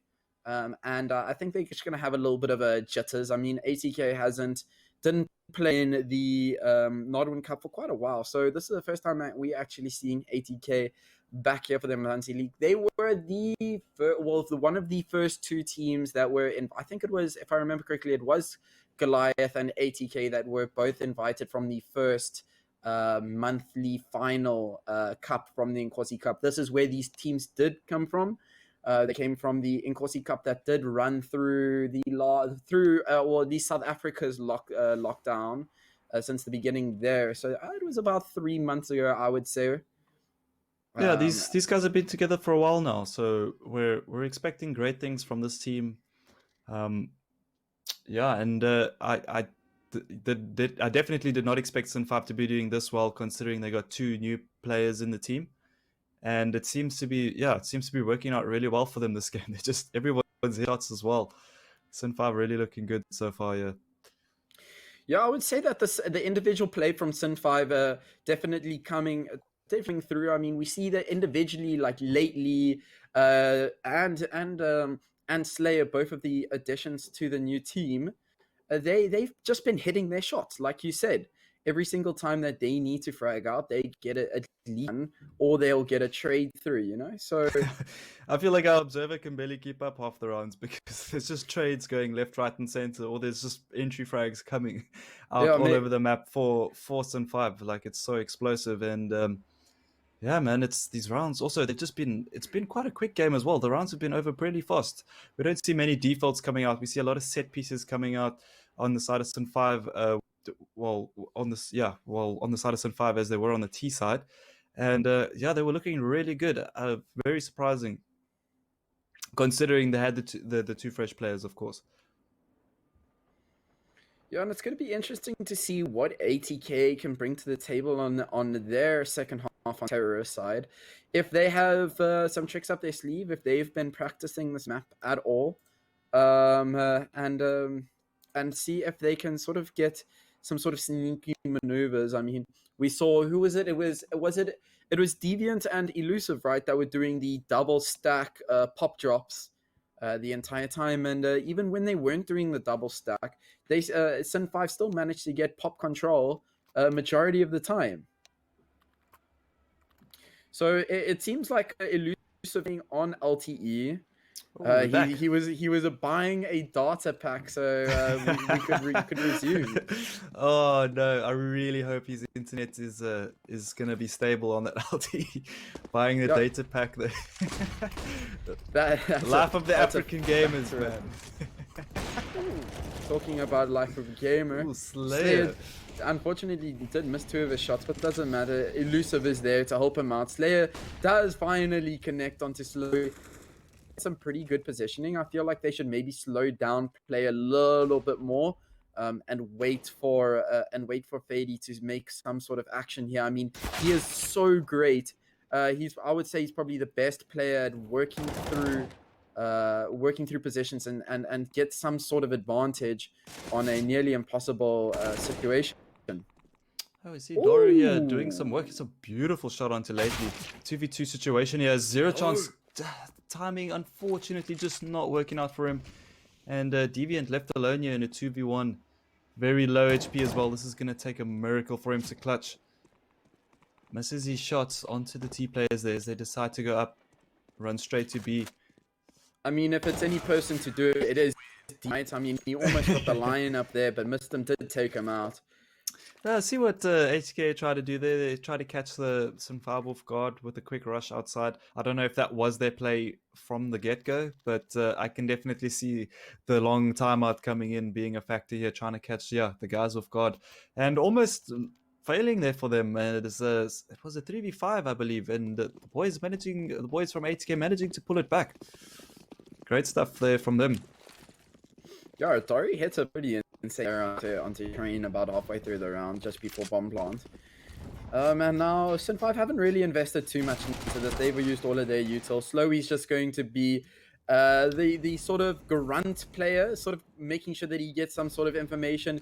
I mean, he just slot 10. That's enough, right? That forced out all of the Sin5 players off of B side because they knew that they were going. That you have when you're saving or you're forcing up around, you have to gamble a certain position, and as soon as they saw at the yard with Slowy push onto the A side, they just rotated so quickly off of it that the ATK got a free side completely, and now Sin5 are looking to retake. They do have an AK and a Mac 10 in hand, but they're not going to have armor. Zero chance of, or very little to zero chance of taking that frag, and now Elusive's go, ooh, Fady. And then Elusive's now just going to want to save up that AK. I wonder how often when casters cast zero chance, they say he had zero chance or the enemy had zero chance. I'm sure it comes up quite a lot. I mean, you've got you got names like Zero Chance, and you have Elusive as well. I mean, he does play, but you see the thing is he does play to his name. Elusive is a very, very sneaky player and a very intelligent player. He'll make sure that he can sort of get around you without you even knowing, and then he just pops up there, he frags you out, and then all of a sudden you're like, yeah, talking about intelligence, he manages to save up an AK, you know, and that's lots of money there for the side of Sin5 saved. As you see Dory come out very fast, full blind lately goes down, and Dory gets a second onto Deviant. Beautiful entries there from Dory, as well as the flashes coming up from Mr. Fast down ramp. A zero chance gets a one onto Fady, slowly with the trade. Slayer looking to do some damage and almost gets the shot, but unfortunately misses out there a little bit. And 2v3 situation here now for the side of Sin5 as Elusive gets a blind shot onto Slowy there. Beautiful stuff there from Elusive. Molotov comes out onto Grey, but no players forced out there. Unfortunately, that smoke placed blocking the vision there of Elusive. Yeah, they 3-2 orbs. I mean, I wouldn't say that's going to work in their favor, but Elusive takes out to get him double right at the end. He managed to get himself a 3-piece. That was weird that at one point when bomb was going down, all 3 of the ATK players were like bomb there, and then they were retaking with 2 orbs, and against 3 of the ATK players managed to take them all out one by one. So well done for Sin5 for picking up their first round of the second half. They did go the first half 10-5 to Sin5, and ATK slowly but surely climbing it back up. They out there 10-10, but now Sin5 saying, no, thank you, we'll retake the lead. And they've got a full buy, but ATK responds with a full buy as well. Fady down to $0 if he ends up dying this round. Nothing to his name, losing it all. That was a huge round from Elusive, getting I think a 4K previous round as Slowly takes down the terror that is Elusive early in the round. ATK going to be very happy about that one. As we see just a 2-2 setup here now for Sinister 5. Both players on the bomb site, on the B bomb site, holding solid. And it seems like they're going to be executing towards B. Dario's going to have to face out against Zerochance there. And Zerochance actually does take out the position. Now he's right behind, but Slowly quickly takes him out himself. Missed him.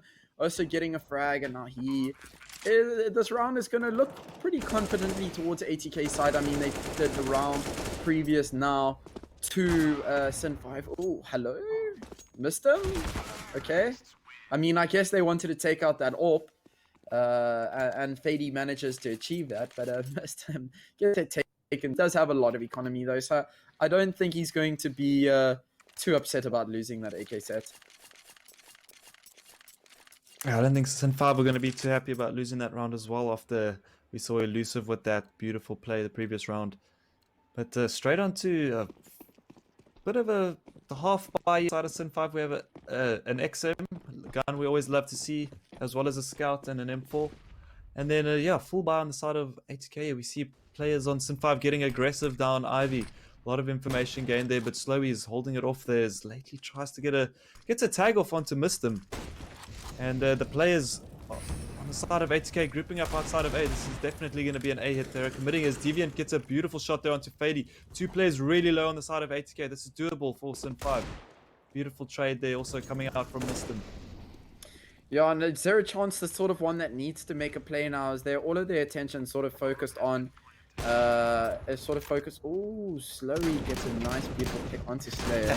Zerochance with the XM kill, yes! Sorry, it's definitely not my favorite weapon, by the way. I don't know if you had caught that or if you hadn't caught that.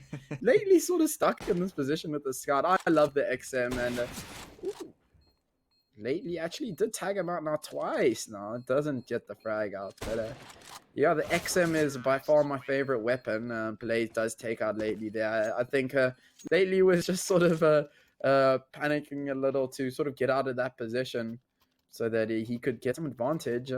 But it didn't work out for him at the end. Look at this, missed him, 26-16. Missed him. Yeah, man, he's been on top of the trains, taking the craziest fights, and yeah, doing really well here for ATK, definitely pulling his team along. IGL as well as the top fragger here, he's doing a lot of work for the side of ATK. And yeah, it was quite a close round actually for Sin 5. ATK was so low. Just I'm not able to connect those last few shots, unfortunately for them. And we see the full buy here for both teams, as well as an AUG out on Lately, and that's a weapon we don't see too often. Yeah, I've seen Lately use the AUG quite a bit. I wonder if he sort of uses it to be playing like backside A or backside B, just to get that little sort of range advantage. I wonder if he sort of picks up that weapon around there, but he does use it relatively often, so I think he's still going to feel pretty comfortable with picking up that rifle now. Fady moving, doing some sort of plays. He's got a little bit of IV control for himself. It seems like ATK will be setting up for some sort of A play. Or did I just get completely duped out by that and they're going to be going B? Zerochance is alone on B. They've, yeah, Sin 5 have taken a little bit of a gamble. To stack up that A site, and it could actually work out in their favor. Daru does get taken down by Deviant in pop there. Deviant again just showing who's boss in the pop area. You just don't want to face up against this guy. And Blaze did not get that frag out. That was slow that those players now all of a sudden a 3 what was it, a 5? Ooh, that was slow. Almost got that pick. It was a 5v2 down to a 3v2, but now Slowly quickly up Elusive as Elusive gets a 2k. Both of them some pretty neat headshots to his name, and again, I mean, we were talking about the trade outs and kills, but look at the scoreboard now. It went 10, 10, 10, 10, 11, 11, 11, and then all the way up to now 12, 12 that we're at. They sort of trading out rounds just like they were.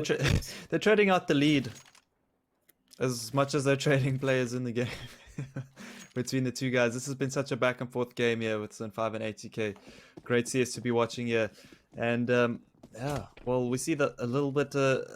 I wouldn't say it's such a bad buy here for Sun5. Actually, pretty decent. And yeah, we see full AKs coming out on the side of ATK here, deciding maybe to switch up the style here a little bit. We see no presence towards Ivy there. A lot of players making their way towards upper B, and Fady just playing there back on the lurk. Deviant's got control here in the pop dog area, so not much information here for the side of. As Deviant actually gets forced out there, so great information denied there for the side of Sun5. Players busy stacking up towards B. We're most likely going to see a B hit here as all the players walking up there, especially after all that pop dog presence there. But Deviant, too smart, goes straight back into Ivy after that, straight back into pop dog after that Molotov, and all the nades coming out here. Zero chance. Has all the util down to stop this push from happening as Slayer gets the first pick, gets the second. They are playing an insane game with his AWP. It's two beautiful frags onto the side of ATK. Go ahead, Daniel. Yeah, now the ATK lose 2 players towards B and they rush towards A now, and just as quickly as they were rushing towards B, they get stopped towards A.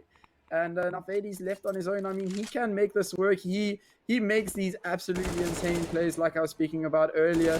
He's able to take these frags out. He gets the first. Can he find the second? Oh, Fady doing so much work. He has bomb control as well. 24 seconds left on the clock. Lately, he's already rotating all the way around to B side. Is Fady going to be able to get himself onto slide? Slayer. Oh, he's not looking to that position. Now he's going to be looking towards that B side again. Shout out Fady's waiting for that play. He should know where both of the players are, though. And now Fady gets the bomb plant down. They don't even know that it's okay. Now they do. Now they're going to be rotating very quickly. But this is going to work out. Fady almost gets off guard. Slayer misses his shot. Fady's playing with fire.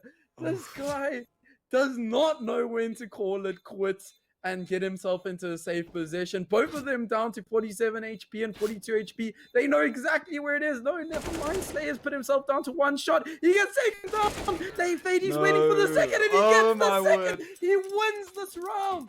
He's back up onto the lead. What a round there from Fady. Was that an ace? I don't know. Was it 4 kills? Wow. Yeah.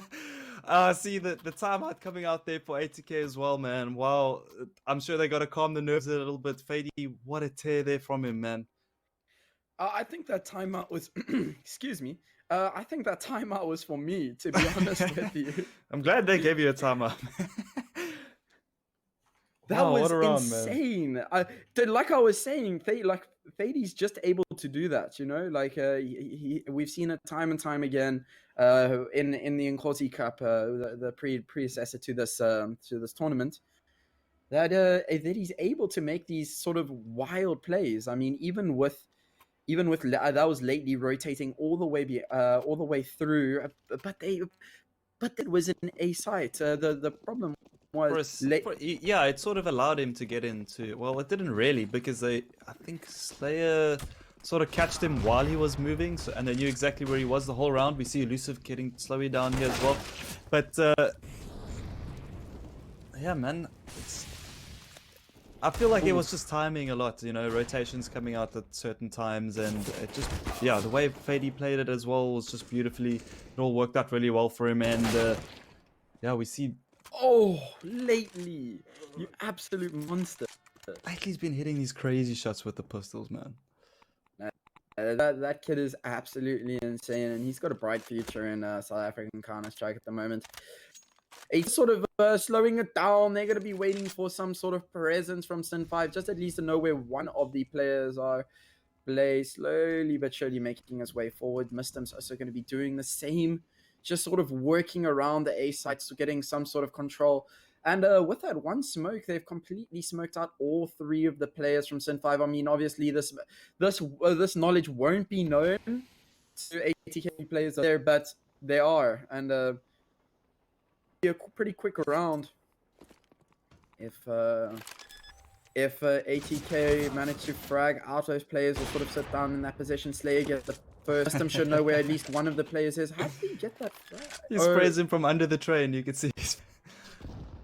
And now it's Mistem's turn, 1v3. Can he do the same as Fady? He takes out the first, but gets shut down really quickly by Slayer, the other new addition to the Sin 5 team. So it's nice to see that these guys are able to keep up, or well, not necessarily keep up, but work well within the team and make sure that they hit their shots. Yeah, once again, we're trading rounds back and forth, and finally, ATK down to way too little money to scrape a buy in here, and just a light buy coming out for them. As yeah, Sin 5 definitely looking like the strong ones to win this round. Not much utility and firepower on the side of ATK, and the Deagle looking to get aggressive, but not getting the frag there. As Elusive is quick to take Slowy down. Yeah, I think this is maybe slightly a little bit of a throwaway round for ATK. They did invest a little bit into it, though. I mean, Daru's down to 1,400. I can't remember how many lost in a row. As in Counter-Strike, the more consecutive losses that you have, the more money you'll earn per round. And sort of cleaning things up lately, gets himself one. Slayer doing a lot of assists, gets himself another. Quickly traded up, missed him, and that will be a swifter round for Sin 5. Like I said, battling it out for that lead. ATK now 1 round behind. Sin 5 up 14 to ATK's 13. Yeah, Sin 5 slowly edging their way closer here. We see another save coming out for the side of ATK, or should I say half by. So, yeah, not really good. They're looking to play for overtime here. Unless we see some, yeah, we see a crazy rush come out here towards B. We see a lot of players going on. There was the fake util towards A. Zero chance in a beautiful position here. Gets all players blind. Gets 3 flags so far. Slayer at the top there to assist him. And Slowy left all alone here in the round. Sinister 5 doing great work of this so far. And yeah, Slowy just getting that one consolation frag. Can he get another? He's on 21 HP with the Tech 9. And Deviant looking to find him through the smoke. Does not find him. The nade will end it. A perfect B hold for Slayer and who was that? And Zero Chance. Great stuff, man. Yeah, they picked up 3 frags into respectively. They'll be happy with it, and if it's curious, there is no OT over in these matches. If I am correct, they will be going through to just a draw at 15-15. Yeah, and it's the point-based system. Yeah, Sin 5 do time out. But this was, luckily enough, this time it's not elusive timing out. It's just a little bit of a attack pause, a tactical pause. He's buying more data. You know, it's quite nice about Counter-Strike is it's not very heavy on the data usage. Really? So yeah, I think it's. I could be completely talking absolute rubbish now, but I did research this a while ago, and I think it was like 23 megabytes a game, more or less. Sounds like or Dota. It could be 100. Sounds like Dota. 23 megabytes. I'm pretty sure it's like 100 and something, but yeah, that's just a wild guess from my side. Haven't used data in quite a while. I don't even think people overseas know what data is for your computer. I'm joking, there probably are a lot, but yeah, we finally, the pauses are up. Elusive has his Mega 5 bundle, and we're ready to go. Once again, it's 15-13 here. Sin 5 on the brink of victory. The last full buy, ATK have left here, and yeah, certainly still favoring the side of Sin 5 in terms of the economy as well. ATK going to have to pull some big rounds out here if they want to win this game. Yeah, and I think ATK will obviously end result for them will be a draw. It's 15-15. Zero Chance 3 has done quite a decent job at holding down B. He slipped up a couple of times, but to the most part, he's done a pretty decent job. ATK not really with any sort of information at the moment as well. Yeah, Zero Chance, he's not top fragging at the moment, but he's certainly been very impactful throughout this game. He's gotten such important frags. yeah, throughout this game, and yeah, definitely doing some good work here for side of Sun 5. Missed them getting a frag onto lately, but Elusive immediately there for the trade. Elusive, what an insane player and an insane series he's had so far. We have a disconnection. Daniel. Yeah, well, luckily enough, this spectator that we're busy running off of isn't in South Africa. So we'll as soon know what's busy happening with the server, we'll get back to you. But for now, we're just going to be holding tight. It seems like they're going to be disconnecting now. Yep, there we go. Straight back into the menu. If the scoreboards still work, which they actually might. Nope, they don't. We might be able to say something, but now it seems like Sin 5 won the game. Oh. My prediction spree is over. Well, not saying that I had much of one, but I would have confidently said that ATK were in the lead to win up that round. And as I think William, I think we're gonna let the desk, the analyst desk, to talk a little bit about that. But for now, let's just run through about what we thought of that game. I mean, now Sin 5 did take it up 16 to ATK's 13. I mean, that was that second last round was quite an important round for them. And Sin 5 did manage to take it out at the end. Yeah, Sin 5 bringing their A game tonight. All the players were looking on form. Not a single player there had any like, you know, bad rounds or anything. They did super well, except the Fady with that huge clutch almost getting it, you know. But yeah, I think we're gonna go over to the desk. And yeah, we're going through to the desk now. Goodbye, everybody. All right, thank you so very much, casters. What an interesting game coming in right there for day number 1. Yeah, it was interesting. We're not used to seeing that high-paced action of sort of Counter-Strike, especially on a map like Train, because like the region where we come from, like city side, usually you hold on to your positions and just wait for the T's to come in, and then you start like moving in with the rotations. But this was pretty aggressive, and I like that. Some of the plays being made from both the teams, like especially with the side of Sin 5, the IV push did not work out in their favor as much more often as they thought, but still getting that one frag from the T side did sort of relieve some pressure. The timing was a little bit off here and there, but they figured it out towards the end. And as the casters were saying as well, almost everyone on Sinister 5 was pulling their weight. Absolutely was. I mean, it was a team that was just knit in grit together, and that's the kind of synergy that they played with, and that was, of course, very, very clearly evident in the game itself. But talking about the other side itself, when you talk about the gameplay coming in, I mean, let's talk about the initial few rounds. The initial few rounds, that was... Oh man, it was pretty aggressive, and because with ATK, I mean, them being down the pistol round, I did not expect that A main counter push to come in. It did come in, it did work out in their favor. Also, like the sort of positions they put themselves in, like being aggressive with their playstyle, just taking the aim duels really confidently. I really like that. This team, I mean, we knew Sinister Fight, they had something up their sleeve, so they take the victory this time. The revenge match for the last matchup that we were talking about, finally kicking in. But this was a really tough fight put by the players of ATK, and especially if I have to name someone from that side, it is going to be Miston. It certainly has to be one of the OP fraggers for this team itself, for ATK. And on the other side, I mean, again, going back to these initial few rounds, it was a bit of a throw again and again, right? Every single round, coming in from one team to the other, and that's how the score line progressed along. But eventually... Yeah, eventually we did see Sinister 5 sort of stabilize. I did expect them to have a really good second half, but as we were talking about, like, different styles of play that we have sort of experienced in the difference this sort of style of play brings to us, like T-side being a little bit faster on your execute, coming in with the surprises does work out in your favor, and they took advantage of that situation. T-side, you're always going to have the advantage of the fact that you can stick together.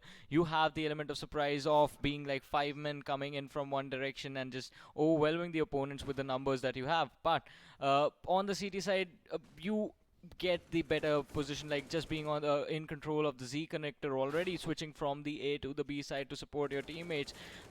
The IV push, also the IV battles were also well fought from both sides. But look at this, 880k, they are on the CD side and they still managed to come in with the beat push again and again. We saw the pop dog push happen multiple number of times. I mean, one of the weird ones was with the Opper dropping down the stairs and just getting taken out instantly. But still, that was a good try.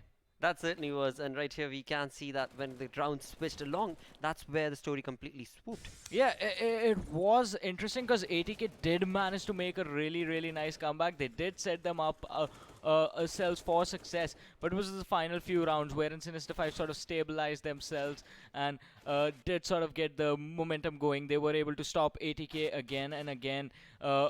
The 1v2 clutch on the B side, that was really impressive.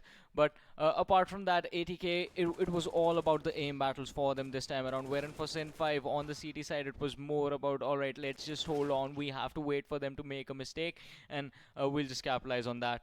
Absolutely, and talking about Sin 5 itself, a couple of players to actually talk about will certainly have to be Elusive, one of the players, Deviant being another one. The way these guys were clutching rounds and wonderfully indeed holding down fort for this team. Yeah, Deviant was really impressive in today's game, and as I said, Elusive as well.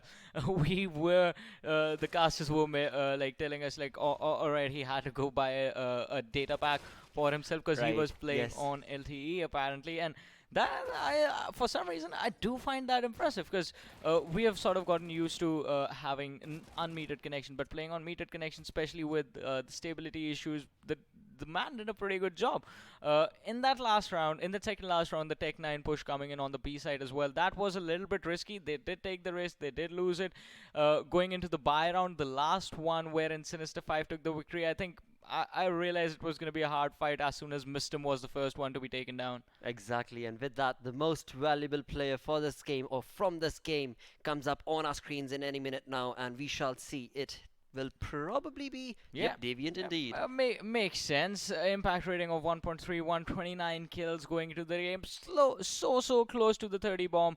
ADR of 100. Multi kills 8, entry frags 3. Pretty good stats. Pretty good stat. Kills in itself. I mean, we did see.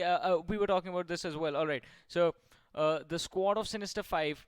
Deviant, he did a wonderful job, but the entire team was also sort of coming together slowly and steadily. So I think this was a really good game for them, and this has to be a good momentum setter as well. Absolutely. I mean, right off the get-go, first day of Umzansi Esports League, you have a match like that. Well, that is certainly going to be pushing the envelope for all the other teams as well, because after all, that was a very close match. No question about it was a close match indeed. I mean, I got the prediction wrong for the map, but the matchup was close. Absolutely, and with that, what a wonderful day this has been. Just day number 1 of the Umzansi Esports League comes to an end, but of course, we will be back again tomorrow with some wonderful matches in FIFA 20, moving on to PUBG Mobile, Tekken 7, and then finally, once again, CSGO is going to be here for you. But right now, like I said, it is time for us to say sayonara, take care, stay awesome, bye-bye.